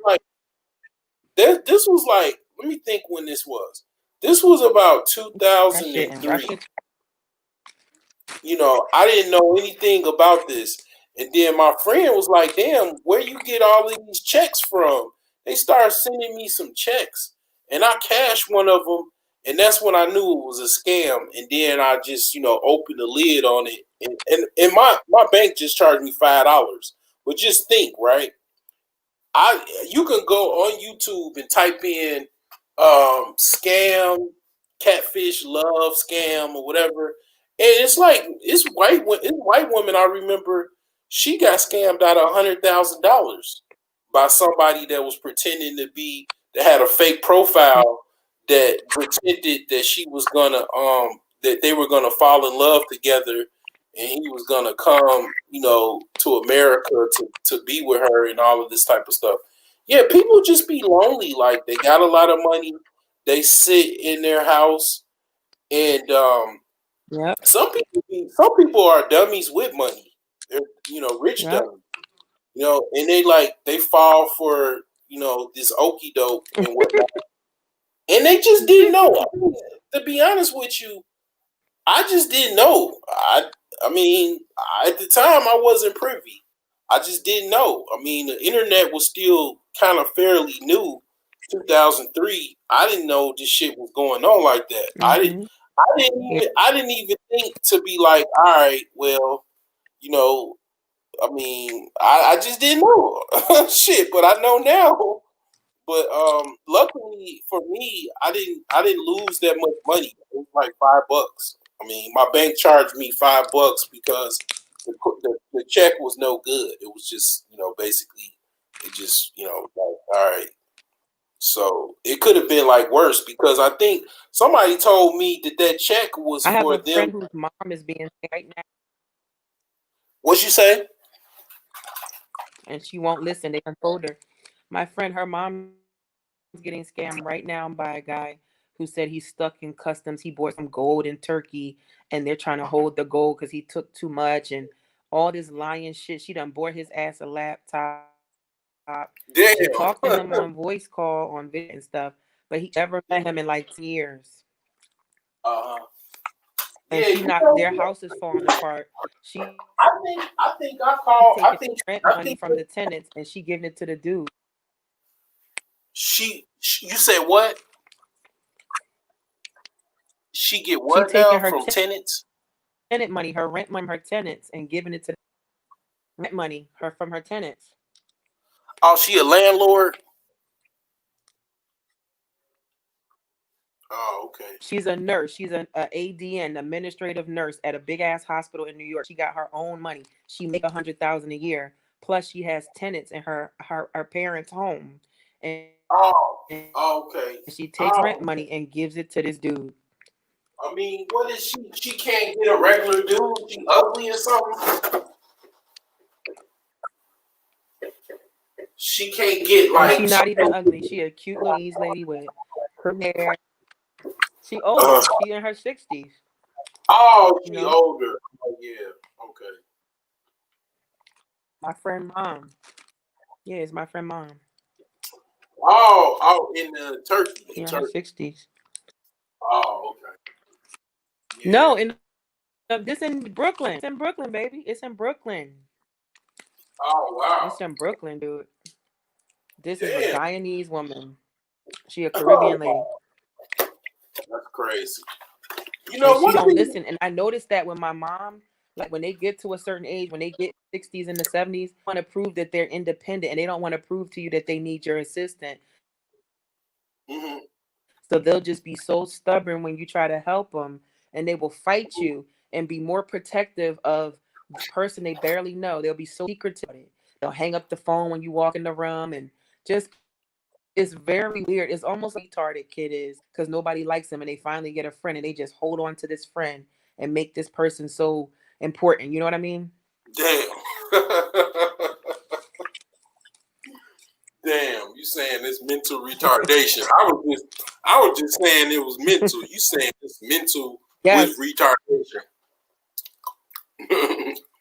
Damn. Because people, their brains are irritating. They have Alzheimer's. They're forgetful. You know what I'm saying? But it's more, I think it's more like what you said. Like it's they want to actually have this person to be real because they love life is cobwebs. Their pussy got cobwebs in it and dust. Mm-hmm. And they remember back in the days where, their pussy was flowing and they had, whoever, and they just the spark of one last opportunity for romance is more appealing than the money that they actually have in their bank account. And not knowing that, basically they could probably if they all this money, the house falling apart, fixing the roof leaking, and she giving all her money to this dude. And my friend from Nigeria told me that he probably did some voodoo on her. He was like, did he send her flowers or send her some shit like a gift? And I was like, yeah, he sent her flowers. He was like, he probably put a voodoo priest curse on her ass. Yeah, my father. That's what he said. A lot of West Africans, they still, even if they even be Muslims, because my father said that about her. He said he was gonna put some voodoo on her.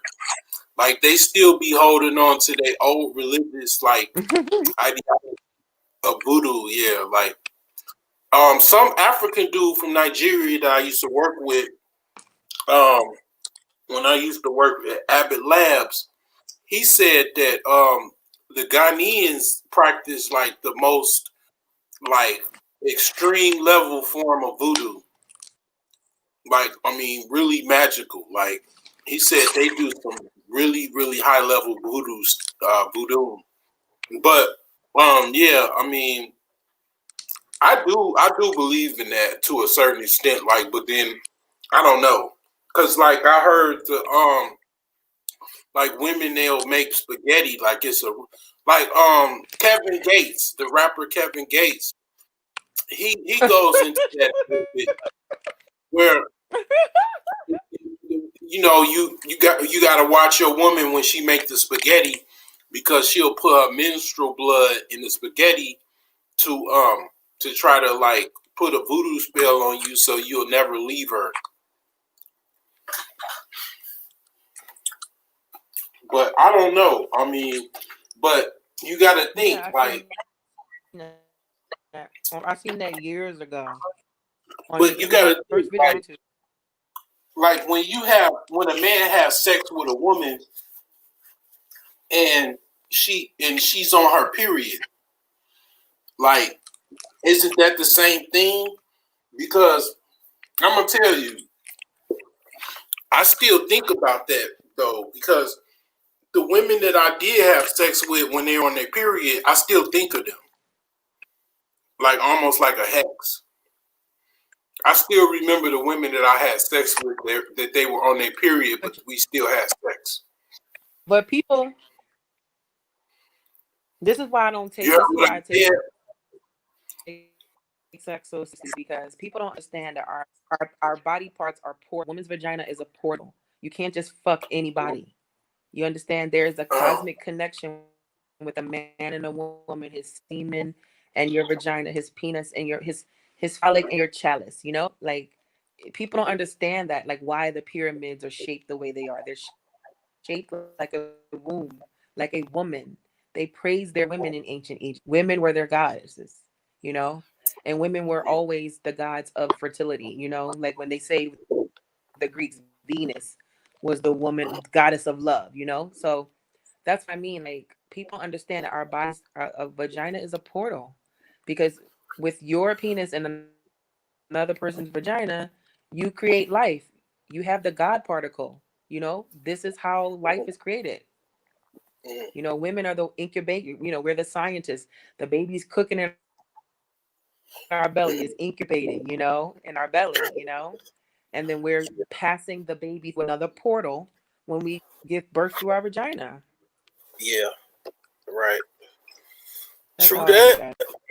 True facts. That's why you're I mean, that inside the body. Yeah, I mean, because the thing about I was told by somebody go ahead. Spiritual that if a guy cheats on you with a girl that's fat and ugly, and then he fuck you, then you become fat and ugly. You become the way the girl is that he cheated on you with. So he'll be like, yeah. So he was like, yeah, did your ex cheat on you with a short fat girl? And I was like, yeah. He was like, did you start getting fat after that? And I was like, yes. And he was like, yeah. Yeah, he like fat girls. He like big girls. You going into sexual transmutation. That's called sexual transmutation because the DNA is on his dick and then it's on her pussy, and then he's saying he come lay with me, so I have those traits now of that woman. Right. So yeah, see that's important. That's very important what you just said. Like that's fucking important like a motherfucker. Because see, here's the thing. Here's what women don't understand. This is why, you know, I'm not the most attractive dude. I know. I mean, I look pretty good on a good day. But the thing is that the level of understanding I have about myself and even just how, you know, well endowed that I am. Basically, what men when I realized this, it really put me on a higher level. So a man by nature, I mean by nature really is a doctor. A man a man is actually uh, um is a doctor to and a woman is a nurse. So do you can you realize why a man is actually a doctor? Because you I'm pretty waiting for smart, this. you pretty smart. I mean, you might even watch some of my videos already. Because I don't women fucking healers, so I don't even know why the man is a doctor. Because everybody go to know. grandma, they get sick, they go to them to get better, not their daddy. So go ahead. Okay, so the man, I'm gonna tell you why the man is a doctor. So if you look at a lot of jittery and crazy women, they actually it's called hysteria. So when I looked at a needle, right, and I looked at a needle, and it's Mhm. shaped like a penis, and it's shaped very much so like a penis. I was like, okay. I mean, basically, a man has a lot of times a man is walking around with a woman's medicine in between his legs. See, this is the level. This is the type of shit that a lot of pimps know. You know, you know what I'm saying? They literally have like a lot of times I could. I even thought about doing this one day. Go up to a uptight women and be like, you know what, that I might like or whatever, and be like, you know what, I know what your problem is. I have your medicine that you need. You know, but it probably won't go well. It probably won't go well. But I would have to script it in a way where it's eloquent and poetic. But basically, be like, basically, I know what your problem is. I have the medicine. You know what? I did this before. I actually said that before. I did. But I mean, pretty much, I know what your problem is. I got the medicine you What? need or whatever. But I think they looked at me strange or whatever when I said it. Because I mean, I've been knowing this for years. I mean, a lot of times when women don't get no sex, and men do that too. Like a lot of old men, because they can't get it up no more. Like they be uptight as hell. But basically, yeah, a man has the medicine right between his legs, like for a lot of women. Now, if you can't get it up and shit like that, or you got a little wiener pencil of a penis, that's not. I mean, I don't know, but if you got an actual shot to give them, that actually, I mean, I've been with like okay, like I've been with a chick a few months ago, like about four. Well, actually, it was quite a few months ago. Okay, and when after we had sex, she was like, "That was exactly what I needed. I was so uptight. I feel so much better." This is what she told me. You know what I'm saying? So, yeah, I mean, it. I mean, it just goes without saying. But also going to what you're talking about with the whole DNA and stuff. Here's another thing for you. So, sperm is actually plasma. I mean, it's actually plasma. Mhm. So, plasma has healing properties and all kind of other stuff. So, if your man that you're with has very bad poor diet and he's sick inside, he's literally making you sick because when he nuts inside you, that plasma, Mhm. his plasma, That it's doesn't it's happen. it's sick, it's diseased. It is gonna make you sick. Or if a man is healthy, he's giving you healing plasma. His plasma is the properties of his diet. If he's eating healthy nuts and fruits and vegetables and taking all kind of like supplements and minerals, that's actually healing you. And even so much so during Mhm. this COVID shit, let's say a man has the COVID antibodies or he's got whatever, he actually is giving you a fucking vaccine with his semen. I mean, it's crazy. Like I kind of stumbled upon this kind of a couple years ago, but I just reminded myself of it. Like basically, a man actually has a plasma every time. Every time a man ejaculates inside a woman, he's literally donating his plasma. You know, so yeah. I mean, but the thing is that also I don't let nobody nut in my pussy. You're not messing up my pH. That DNA that's left over, if it doesn't get removed, it's still in there. I mean, like, that's why a lot of times women, they walk around very confused because they got all of these DNA particles still stuck inside them. Like they got old ass DNA just from some dude they was with 10 years ago still inside them, like floating around. It's like crazy, but you would have to detox. I got a funny ass story. Listen to this story. Get all of that out. I guess I don't know. Listen to this story. They're gonna crack you stuck up inside your body or whatnot. Listen. Talk. But I mean, it's to this shit. It's all relative. So it was this guy. He was famous, like local basketball player. Men pretty much they have a lot of power if a man knows it, but a lot of times men are not in touch with a lot of things, and they don't really know how much power they have. But women have power too. I mean, women have a lot of power. A lot of times women have the power of sexual access. Men have the power of relationship access. Men marry women. Women basically open themselves up for sex access or sexual access that may lead to whatever it leads to, but men have to basically receive the woman to be able to be like, all right, well, I'll marry you or not. You know what I'm saying? A man can't be forced into marrying a woman. Typically, he makes a decision of where the relationship is going to go. Whereas women, they don't have any say so as far as like where the relationship is going to go. That's up to the men, the man to decide that, to play along, basically. But yeah, you sound kind of quiet. What are you thinking about?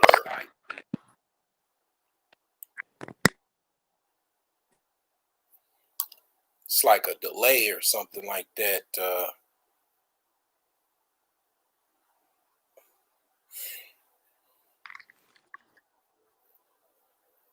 You still there? Can you hear me? Can you hear me? I can't hear you. Yes. Can you see me?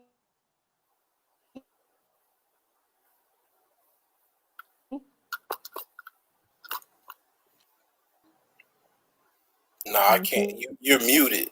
You're muted right now. Okay, you unmuted at this point. I can hear you. I just muted and unmuted just now. So you can hear me. I cannot even hear you. I can hear your lips moving, but I can't hear you.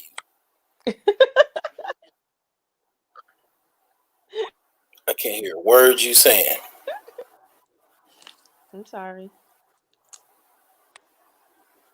I'm sorry. I'm sorry.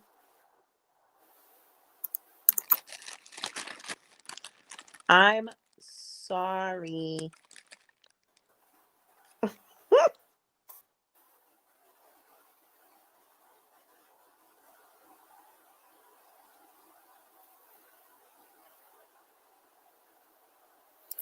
Yeah, I don't know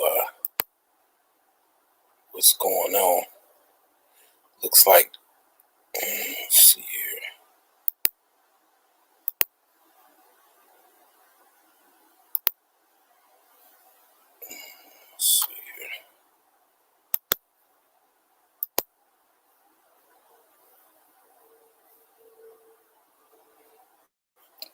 This is the longest live I've ever had.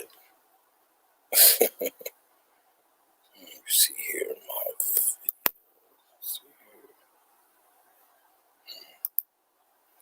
Yeah, I'm probably, let's see here. Oh, okay, hold on. Okay. Let's see here. All right.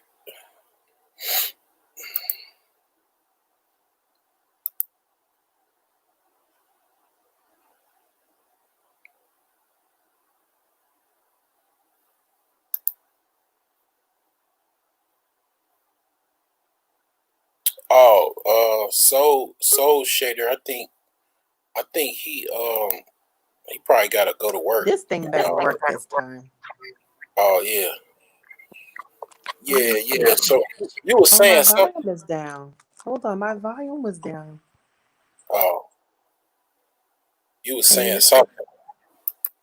So I was trying to tell you a story Okay, go ahead.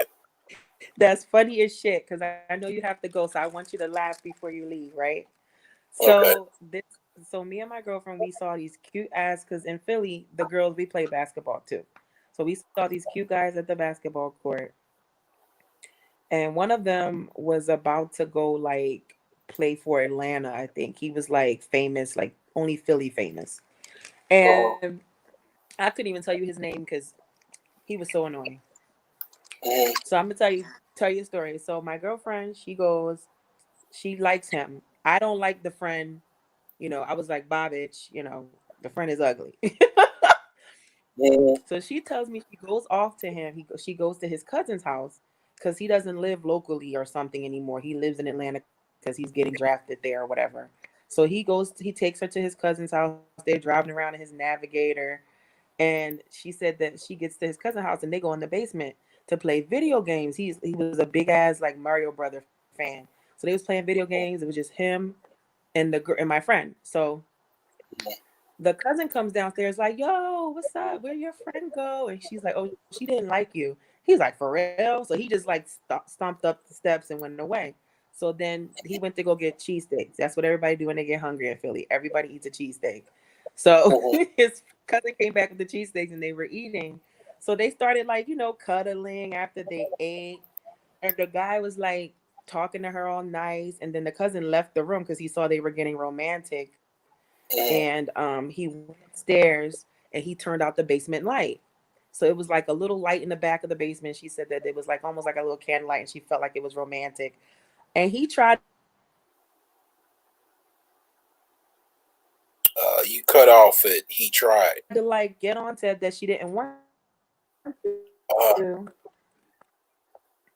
okay. He tried to fuck her. He tried to Uh, top of her, and that they had on the pant, and he tried to get her to take off her knees. And so he was like, "Come on, baby, beautiful." So she started to she let him fuck her. uh, So then um the cousin, while they're having sex, the cousin comes up behind him and he tried to fuck her too, like a train. uh, And she was like, "What the fuck? Like, I don't, what is this shit? Like, what's going on?" And he was uh, like, "Oh, I thought you were that kind of girl." uh, And she was like, "How could I be that kind of girl?" He's like, "Well, you just let me fuck you." Like, she's like, "Because I like you. And so uh, the guy apologized and he like, "Let me take you home. I'm sorry. I didn't mean to treat you like that. I didn't know you really liked me like that." So he was on some, you know, I'm fucked up. I'm trying to treat you like a hoe and you're not a hoe. So he stayed in contact with her, and she kind of like stopped calling them and shit. One day, me and her were walking somewhere, and we saw this nigga again, like in his car. I'm like, I thought this motherfucker lived in Atlanta, you know. mhm, So she goes off with him again. He's like, "I want to apologize. I really like you." Now she done told me his dick is like so tiny. When like tall guys have the smallest dicks. The short guys like 5'8" to 5'10", they got the big dicks. So she already told me his dick was small, right? But he's mhm, so handsome. So she goes off with him to somebody else's house, still not his house. and he fucks her again. And when she was having sex with him, the condom came off, and he tried to like stick it back in there without the condom. So she's like, no, put the condom on. So he grabbed another condom and she fucked him, right? This story is not going to end the way you think it's going to end. So she was like, damn, his dick is so fucking small. I can't fuck this dude no more. I don't give a fuck how small he is, you know? I mean, how famous he's going to be. I can't even tell you what the nigga looked like. I know he was handsome, but I don't know who he was, like what his celebrity status is. So she said she left that day. He told her he loved her, that he never ever tried to put it in raw with another girl. He felt rejected because she didn't want to let him fuck her without a condom. Lies. We know that's lies. So I have to fast forward to 7 to 10 years later. She had left a tampon inside of her after working out on a bike, right? And she put on plastic gloves to go dig up inside of her and take the tampon out. Why did she pull a fucking condom out when she pulled out the tampon? Wow. That's crazy. It was a condom in her pussy just sitting in there. Wow. And before she like you know what I mean? Before I get into it, she hadn't had a boyfriend or had sex for a long time, like over a year, maybe more, where she would not have had a condom in her vagina for the past year. But she had been having bad period cramps. All kinds of shit was happening to her pussy. Like fibroids, all kinds of crazy stuff. She gets her vaginal exam every fucking year. How did the doctors miss this? I told her that they put condoms on those things, you know, in the doctor's office. I said, well, they do put condoms on that. I forgot the name of that metal thing. Because I don't let them put the metal in me. I make them get the one out of the plastic and do a vaginal like pap smear. But they do put a condom on this metal thing when they put it inside of you to scrape your uterus for your pap smear.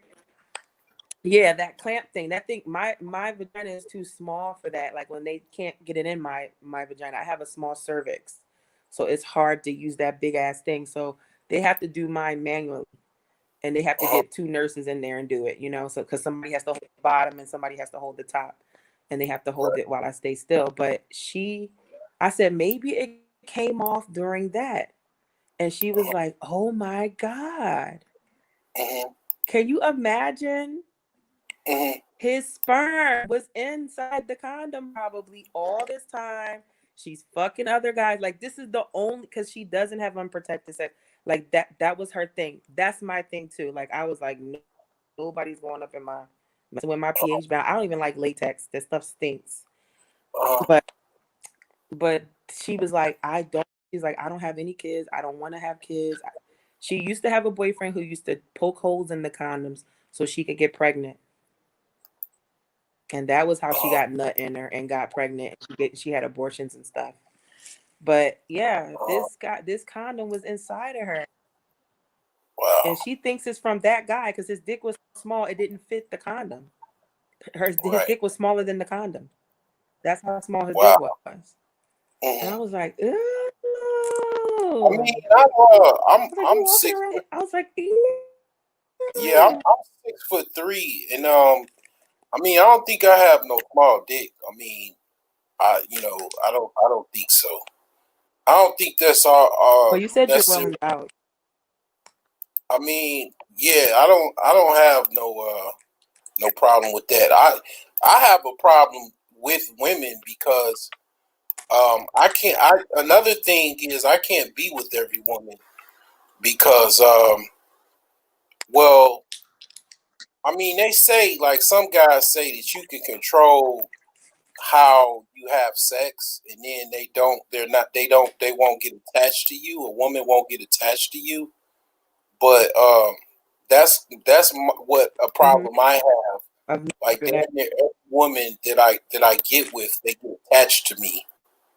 So I just be like, well, I don't even really want to. I'll just only get with the woman that I really know I want to be with.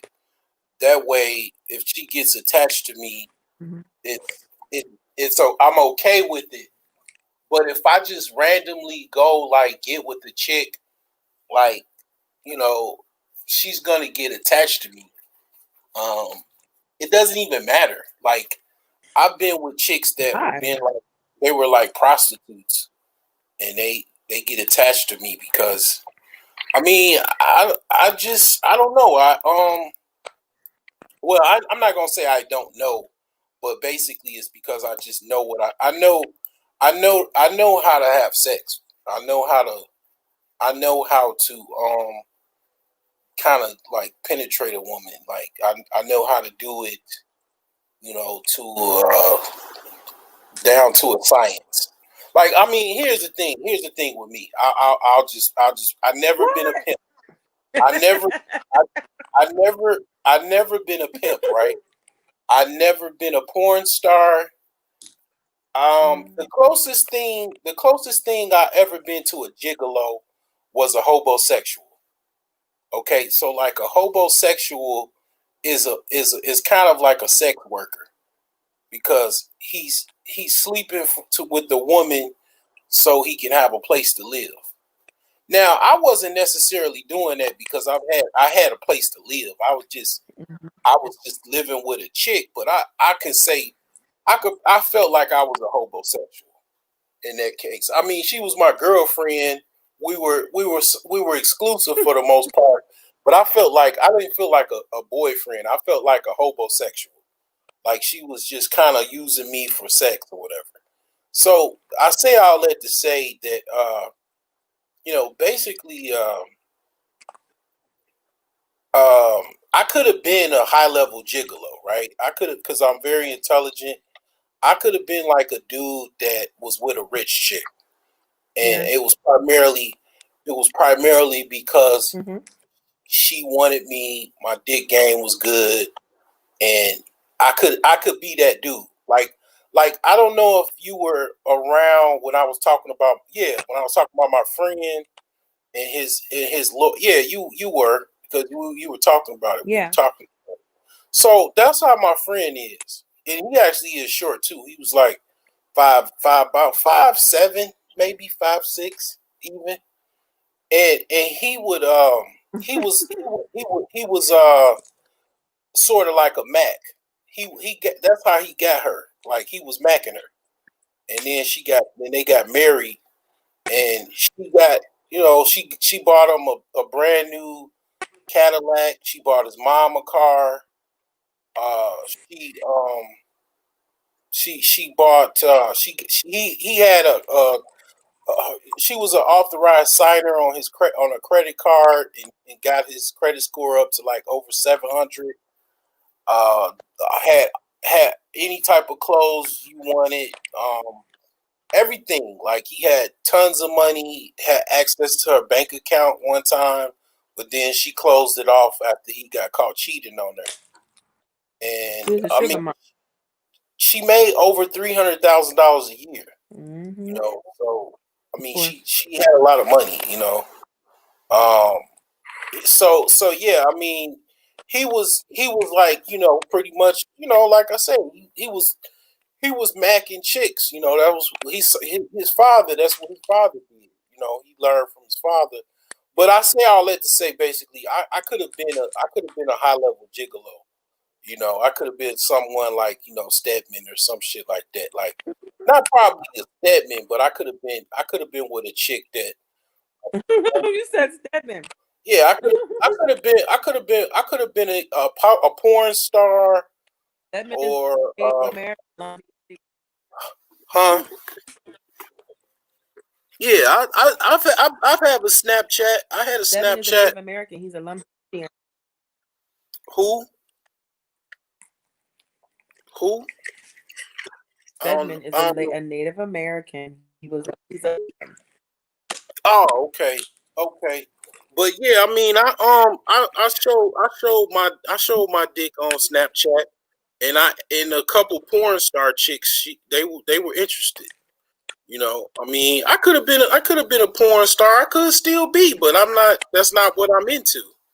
I'm just not into that because I'm just not into it. But yeah, I could have been a gigolo or whatever, you know, but that just ain't what I was into. But I still, even that being said, I can't be with a lot of women, or I have to be very, very, very choosy because I know if I get with a chick, I'm gonna want to go full spectrum, and they gonna get attached to me. Every chick I get with, they damn near almost all of them get attached to me.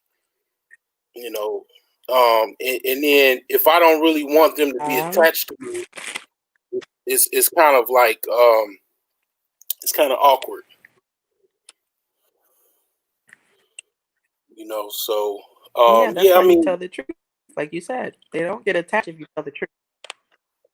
well, here's the thing. I don't even go there with them.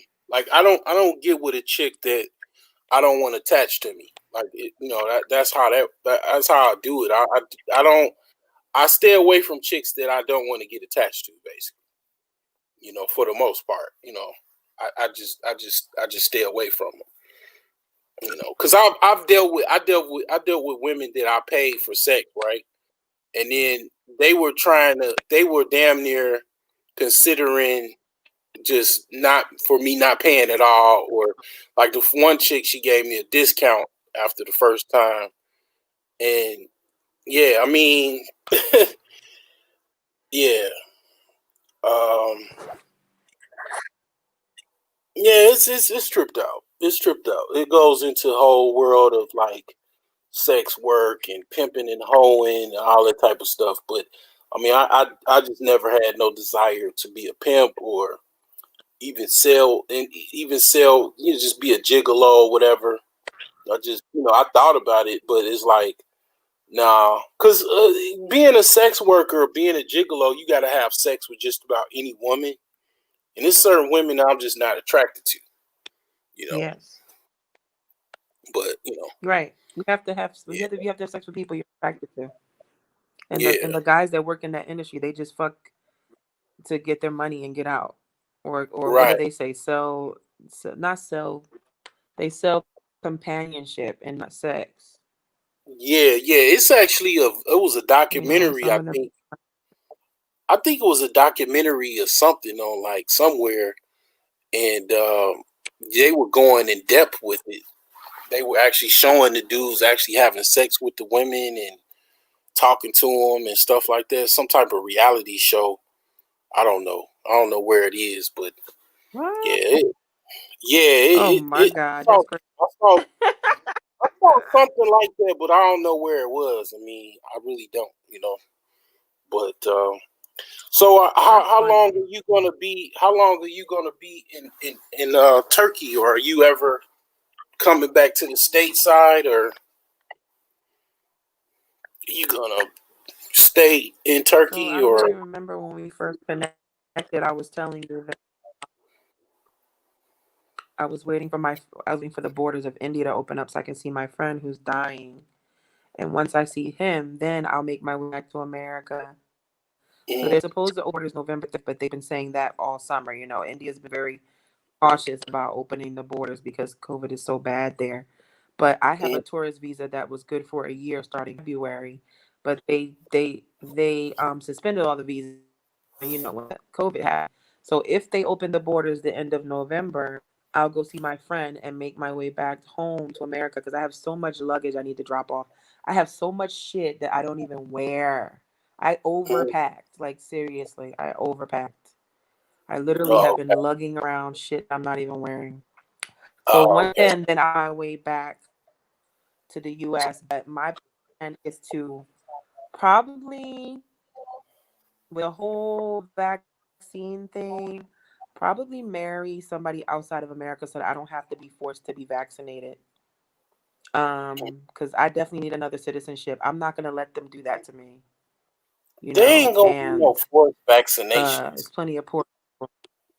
I don't think it's gonna be no forced Listen to vaccination. me. They already passed the resolution on Saturday night. Listen to me. I'm not a dumb broad. The New York Bar Association already passed the resolution that as soon as the vaccine is available, every New Yorker has to be vaccinated. I live in Brooklyn. Mhm. Okay. You know So who? I'm not gonna. You know who gets forced If New vaccinated? York's passing, then Philly gonna do it. Then LA gonna do it. Come on, You know, Chicago. you know who gets forced vaccinated? Okay, so a lot of times, like when I was in high school, when I remember being in high school, we When had. it comes to pandemic, you can't force the vaccination. Mm, I mean, I hope It's not the not. same, I baby. hope not. Pandemic is different than the regular measles, mumps vaccine. The resolution that they passed, listen to me, baby. The resolution that they passed says that they will vaccinate you regardless of your opinion on vaccines or religious reasons. They did not include medical, but I'm pretty sure they're going to find a way to narrow that window. They can't probably say medical because the medical oath is to do no harm. So if somebody has a condition where if they get vaccinated, it might cause them to make their condition more severe. They're gonna probably have to research that. But while niggas was dancing in the Mm-hmm. for Biden's fucking Cree ass Uh-huh. and his Yeah.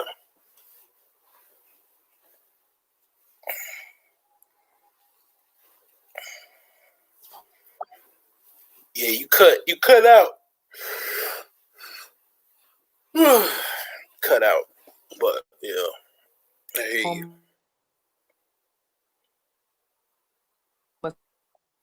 homosexual ass. Mm. Nasty. They've been going to Canada and Vermont. They've been trying to get the fuck out of New York since COVID happened. When COVID, they were turning around on the highway to because of New York. So I'm telling you that you need to like watch C-SPAN, like get Mm-hmm. connected. Like politics, you need to find out what's going on, what laws are being passed in your state. You need to find out.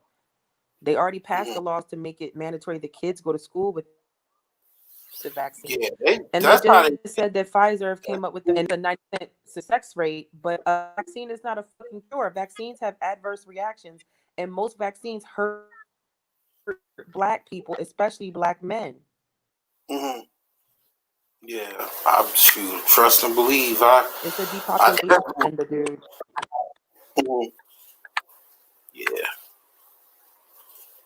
So They're trying to sterilize us, baby. I'm telling you, it's too many ingredients in that thing. 90% success rate. Why the fuck would I give myself that 10% chance if I'm black and they're saying black people are the ones dying from it the most?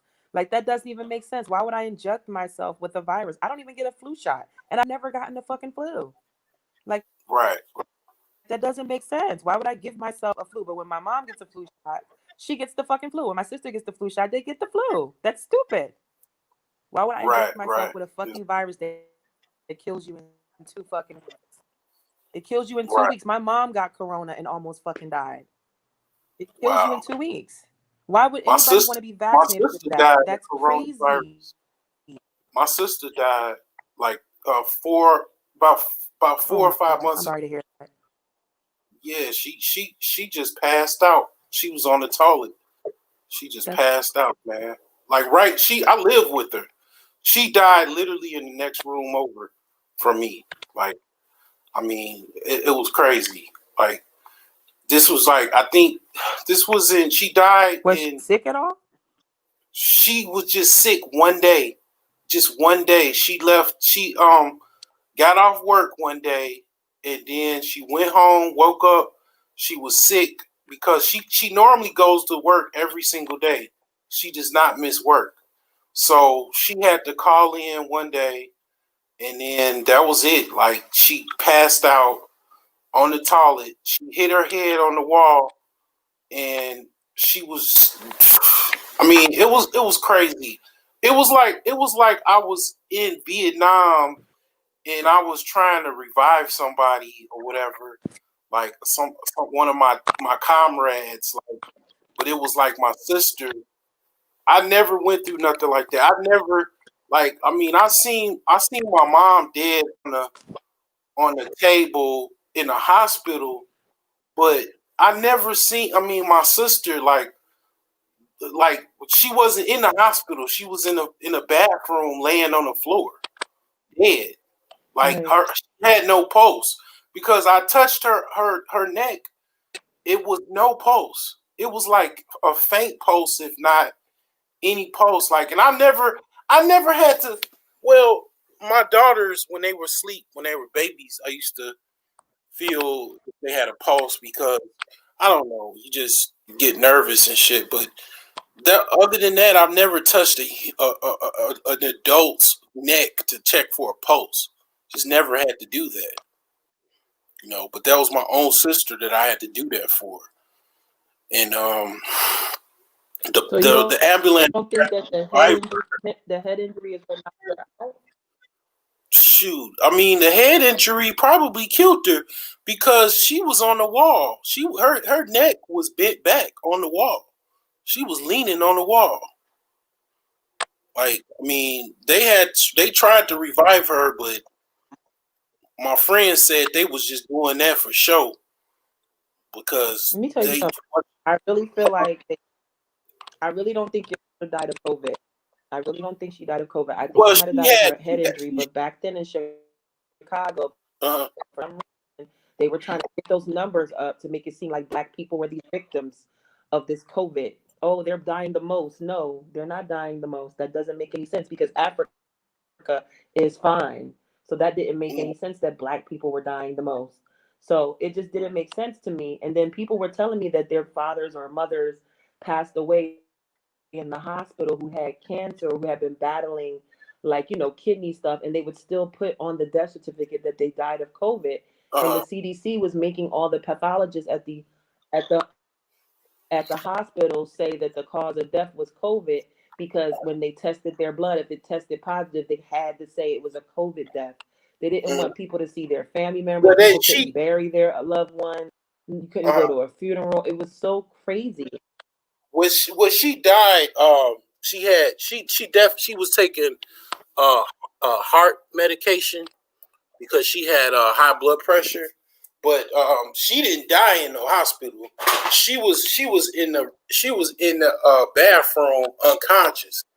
You know how do you remember when D.L. Hughley did their comedy Yeah. show and when he passed out and then the people came before he fell on the floor? Yeah. That's how my sister passed out. Yeah. I mean, it Just black just out. was nobody there. And he was Like, he I said he mean, was overexerted. yeah, my sister though, she was kind of hard to deal with because she just wanted, how can I say, she was like she didn't really want to be like she didn't want to be bothered. She didn't bother you. She was kind of like mean. She was kind of mean per se. So I didn't want to go in her room. Something is going on. I don't know what, but I didn't want to. I didn't want to go in her room. So I just like was like, all right, well, I went in her room to see what happened, but I didn't see her. But I didn't think nothing was going on. I thought maybe I didn't know what that noise was, right? I didn't think that she was in a bathroom because she had a master bedroom and there was like a bathroom inside it. And that was actually her falling out on the floor. And I didn't say nothing until I saw my niece, and I was like, "Where your mother go?" Because I heard something in the bedroom, and then she went in there and she started hollering, and she was like, basically, I went in there. My sister was laying on the floor with her head on the side of the wall, and it was true. It was like I was so numb. I was like, I didn't know what to do. I called 911 and they came. It took them like 2 minutes, and some lady next door was giving her mouth to mouth and pushing her stomach. And then they came and they tried to revive.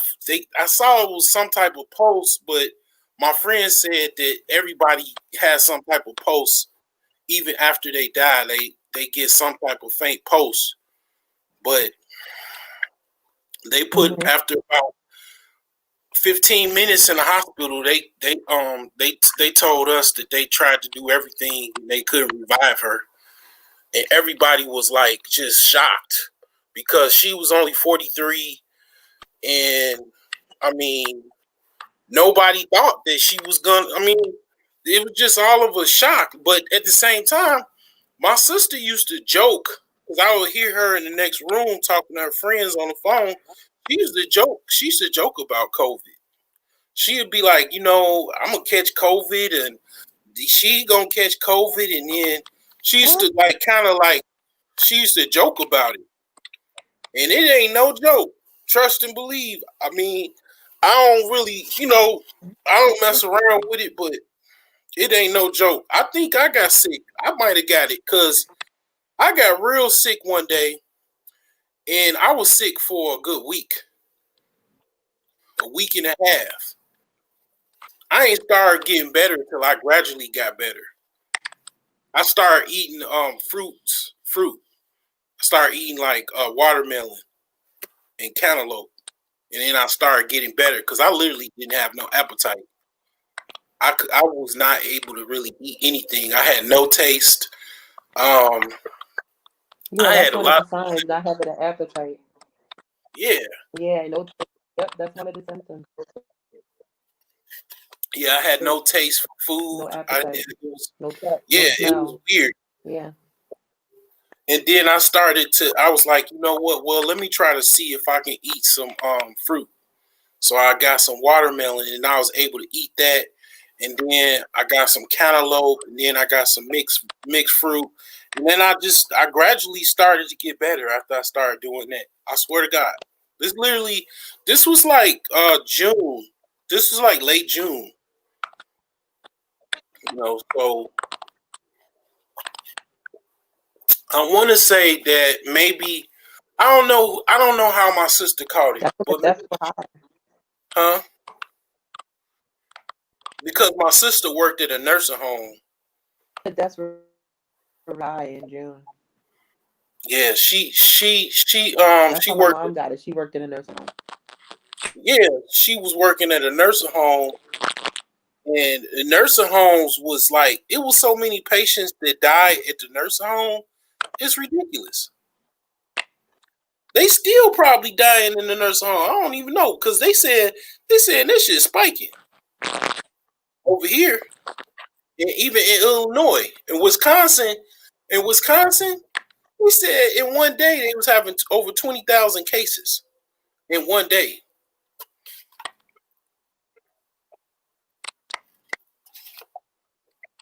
That's crazy. And people were still like, in Halloween, people were actually going door to door trick or treating. I can't believe this shit.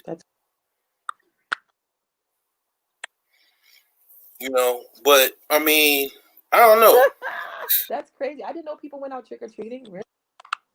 I swear to God, I saw some people trick or treat. Yes, trick or treating. But I mean, at the end of the day, the funny thing, candy for them? That's crazy. Man, shoot, I don't know. But the tripped out thing is like, so I sell herbs and I sell natural Viagra. People still trying to fuck no matter what. Like, I mean, it doesn't even matter. Like people, the biological imperative to bust a nut does not stop. Even in COVID, even in a pandemic. Like, I mean, but at the end of the day, I mean, yeah, I was already divorced. I was going into. I was. Say it again. I said after well, basically during COVID, people that were single. You were trying to tell me something about the herbs.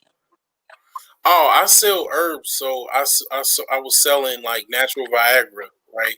Mm-hmm. So a lot of people bought my product during COVID.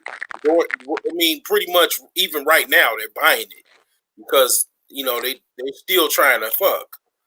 Like, and they need some help. You know what I'm saying? So, but I mean, the thing is yeah, I mean, that's like kind of an issue for me because I mean, I'm single and I just got divorced 2 years ago and I was going through some legal situations and I had just I was on house arrest. Right before I got off house arrest, this COVID outbreak started and everybody had to be literally when I got off house arrest, the whole world went on house arrest. I swear to God, I'm not making this shit up. I got off house arrest March 3rd, 2020. And everybody went on home confinement like 2 weeks later. Well, most of the whole world. You know, and then now they're talking about like, putting people back on home confinement because cases are spiking again. But I say all that to say, yeah, I mean, I'm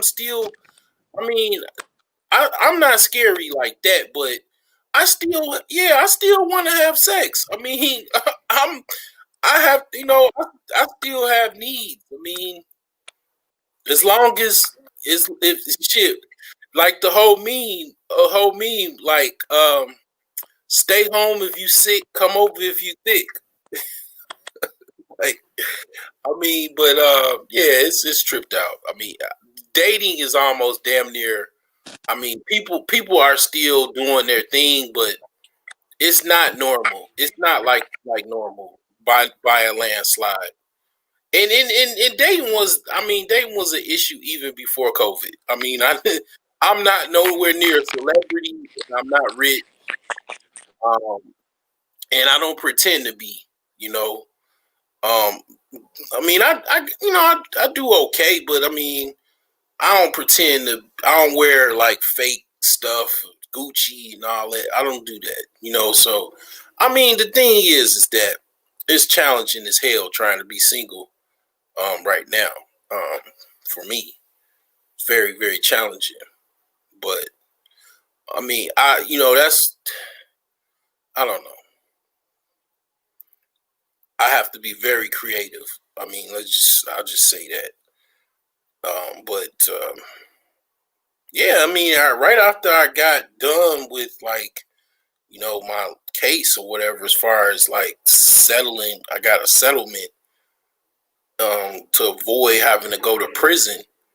The whole world went on house arrest.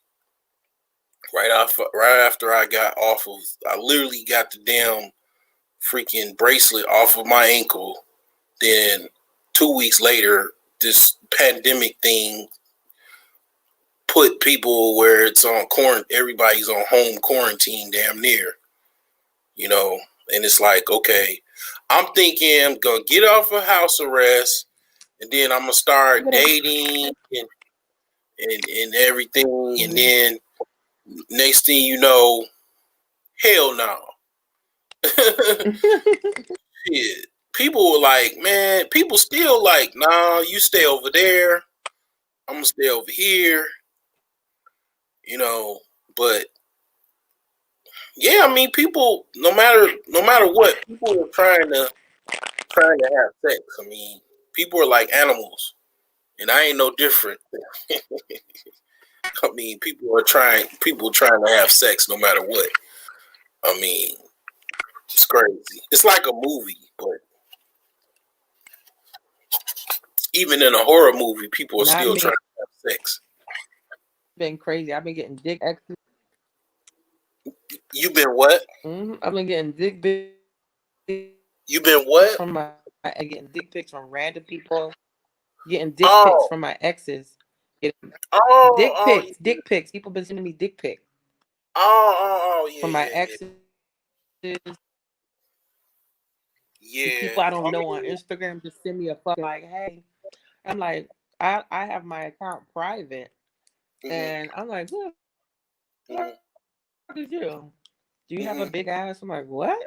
looking for a girl with big ass so I can have video sex with her. I'm like, get the fuck out of here. Yeah. So many people, they just this learned that this world and men have become so obsessed with fucking pussy. I never ever felt so sexually harassed in all of my, this has been crazy. Mm-hmm. They don't even fucking ask you if you like them. They just want to know, you want sex? They walk up to you, want sex? Mm-hmm. Get the fuck here. You know what? It's crazy. I don't really know about. I've never been to Egypt or anything, but I heard about. I'll tell you this. You're not the first person that I talked to or I heard say this about Egypt or whatever. You know, I mean, the stuff I heard about, Egypt. This one lady said she was pretty much raped in Egypt. As far as I think she said, yeah. But I don't know what was going on with that. But I mean, the thing about people in America is what I'm going through. Trust and believe. It's people going through worse or somewhere close to it. You know, if I'm having a drought, you best believe somebody's having a famine. I mean, as far as in terms of um, having getting laid or whatever. You know what I'm saying? That's why I be so many dudes that be thirsty because I mean they just sexually deprived. It is what it is, and it's primarily because of a lot of things. But COVID has something to do with it.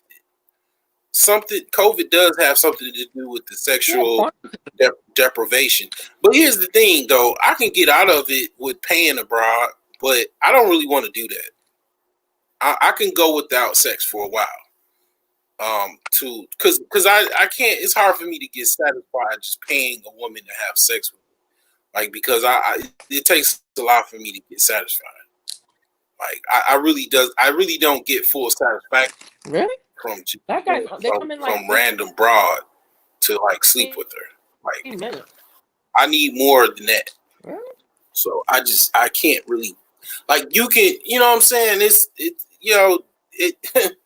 trust and believe. I know where to go where I could just pay to get myself what I'm saying, but I don't even want to do that. I have no desires really to do it because the thing is that I can wait for a while until something comes up or whatever, because I've waited before and I could wait,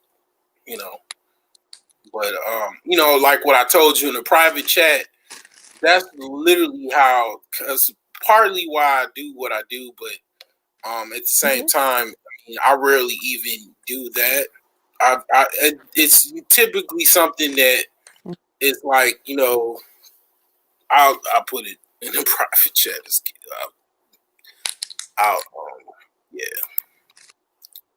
Here. This is typically what is involved with that, and I did this today. I don't know if you understand. It's early in the morning over there. You see it in the private chat there.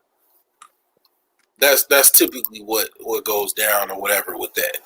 So I rarely get this here. I rarely I rarely get that because most chicks they're they're in the rainbow world or whatever, and they don't want no parts of that.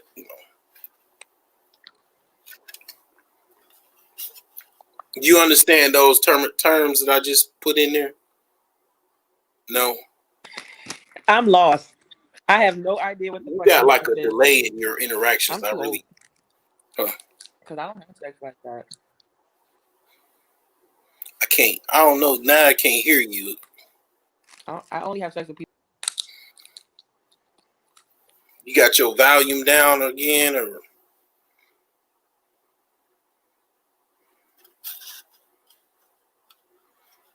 Yeah, I Now really. you can. Yes, I do. It's like somebody else like watching, but I don't know who the hell this is watching. Like somebody's hanging on like battery acid in the freaking. I see two eyeballs. I know you're one of them. I'm not watching, In the chat, so it's somebody else watching. you see another eyeball? I can't hear you.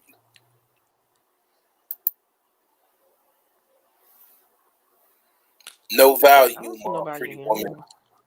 Is it 3 people? No. Bro,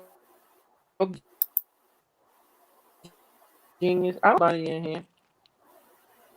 Who's in here? You're too quick. Hold on. I cannot hear you. Let me see. Eyeballs.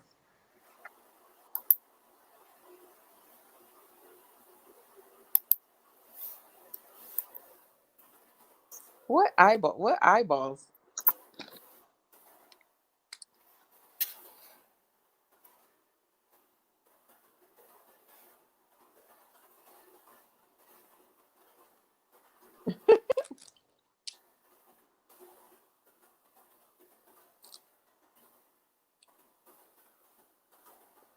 What eyeballs?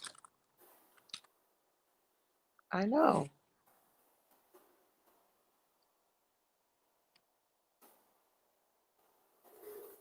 Oh. Oh. I'm typing in here, so I can't hear you though.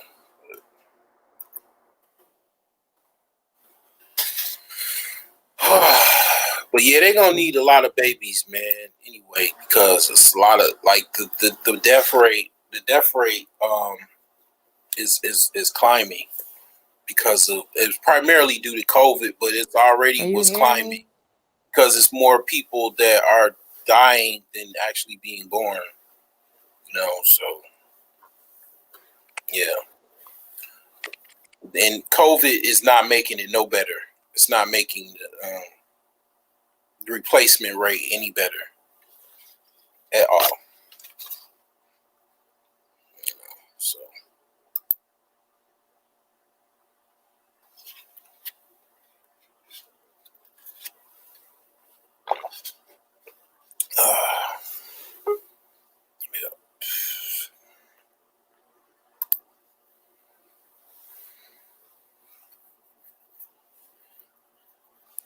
you're muted. Oh, okay.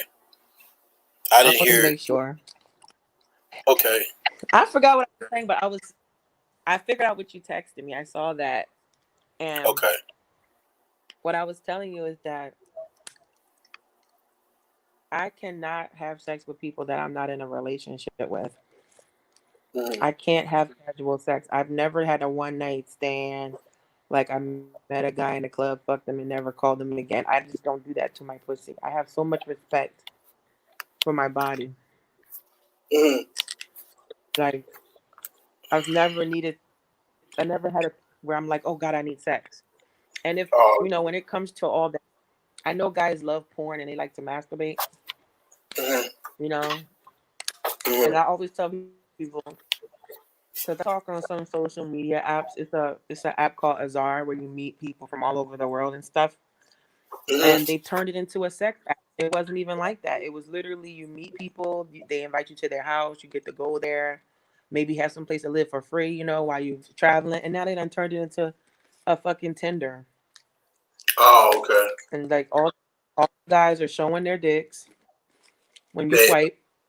They're all showing their dicks. And then you can report them and they get blocked, but they just make another fucking account with an email address. Wow. Yeah. And I can't do casual sex with HIV being the number one killer for women when it comes to sex, because these fucking black women get HIV more than than any other ethnic group, because there's so many down low faggoty ass black men fucking on gay guys. So gay black men and black women have the same fucking damn near identical rates of death for HIV because it is Yeah. straight black men Uh, carrying that shit back. There's a you know the tripped out diagnosis, thing with that. You know the literally tripped out thing. kill the uterus. You know the tripped out Go thing ahead. with that. A gay dude could probably get more pussy than I can. I mean, They don't want no pussy. because gay dudes have a lot of female friends. My niece, she was like kicking it with some dude that was he sound very gay, very like feminine the way he talked. Like, yeah. Gay guys I like pretty girls hope none because of our pretty girls children attract turn out that men. way. Gay guys like straight men. Huh?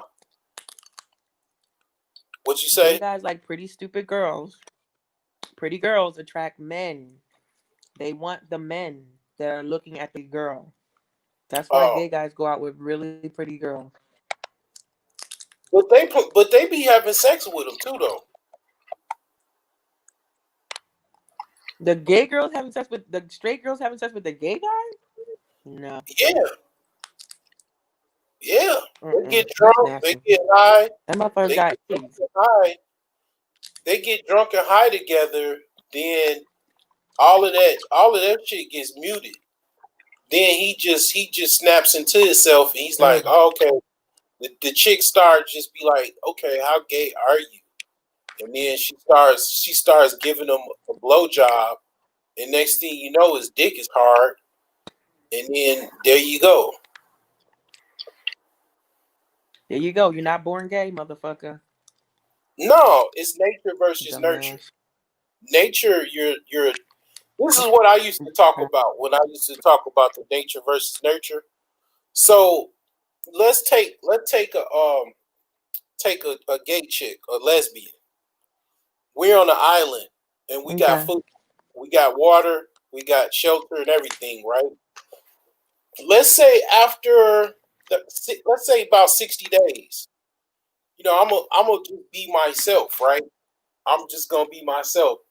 She's gonna give me that pussy. I ain't even gonna have to rape her. She gonna give it to me.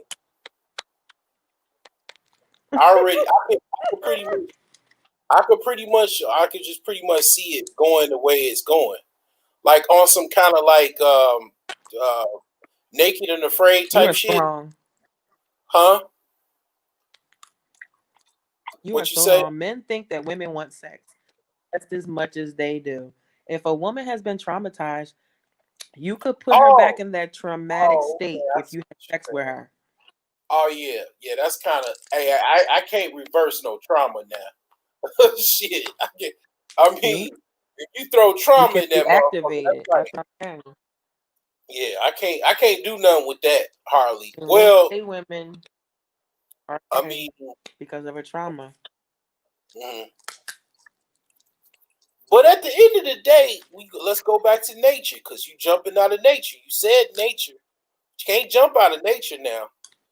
Now, I didn't say nothing about nature. All I said, you're not born gay. That's all I said. right. You're not born gay. I already said that earlier. So okay, I mean, even with a chick that got trauma, even with a chick that's got trauma and she's lesbian. I mean, we're in the wilderness, we're in the island for 60 days, and you know, I'm walking around with my dick is hard every now and again. He's like, "What the fuck is that? Put that away." So, I mean, you know, we sleeping next to each other because we got to keep our body heat together. You know, I know how to seduce a woman. I mean, are you saying that she's impossible to be seduced? Even her being lesbian, huh? It's only 60 days. It's only 60 days. No, women cannot have sex for a very long time. Okay, let's say 6 months. 6 months. We got enough food. I mean, we catching sharks, we catching eels, we catching fish. We got lighters, making fire. I mean, she done had a couple periods or quite a few periods. and her hair is starting to grow out. She's not able to give herself a bald fade anymore. She got a little Afro puff. She can't hide the femininity. Huh? Okay, She and can't then hide her her femininity growing. anymore. She's not able to shave her bush, so her bush is growing.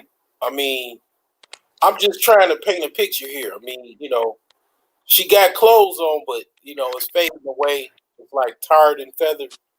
I mean, not tarred and feathered, but it's like tethered. So, I mean, I'm just saying, like, okay, Yeah. I don't know. I mean, here's the thing, right? I ain't gonna necessarily say I'm gonna take the pussy, but let's say I did. I mean, we're on the island. I mean, Okay, Bill Cosby. I ain't gonna take it. I ain't gonna take it. But I mean, here's the thing. Like, I mean, I know how to seduce a woman. I've only been doing it since I was, I don't know, 16 years old. I don't know, 15. I mean, but in my seduction tactics, I mean, I'm talking to her. We're talking. That's 6 months. We're talking to each other. I know very much detail. And then here's another thing. Like, I know a lot about psychology and shit. I'm able to get inside people's heads. Okay, so I'm inside her head. Maybe I can reverse some of that trauma. I'll be like, give me a hug. Okay, I'm sorry that happened to you.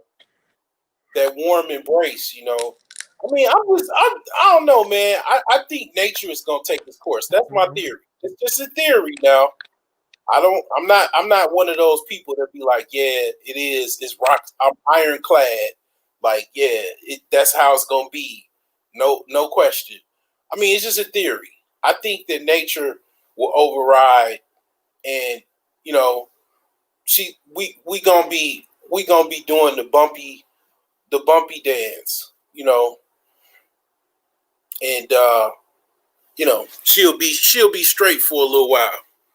If you know what I mean, that's just my theory. But I mean, you could even say, let's just say, okay, well, I, what what if you had a gay dude on the island with shit, who I don't know, Monique or some shit. I don't know. I mean, I don't even think the dude gonna make it 6 months. I don't even think he gonna make it 6 days without Monique. Goddamn it, going crazy and just pretty much just gone. Just take it. Just you dropped off. Let's see here. Okay. Well, I don't know. Let's see here.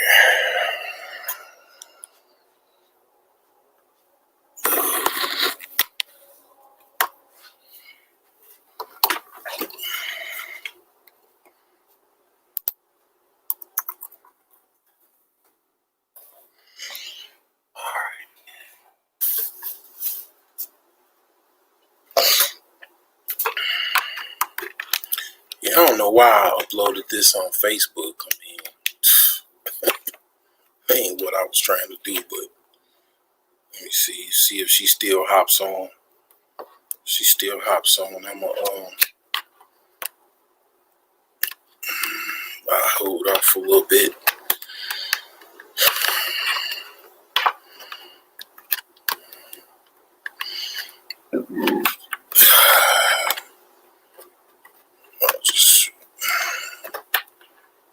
Let's do this. Let's see.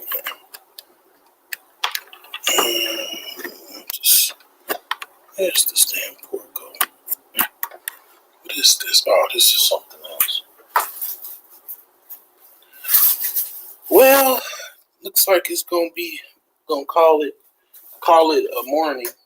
I didn't know this was gonna go this long. I thought it would go probably maybe an hour or two, maybe 2 hours tops. I didn't know it was gonna go this damn long. I had no idea. that it would go this long. But anywho, appreciate all that joined. Gonna close this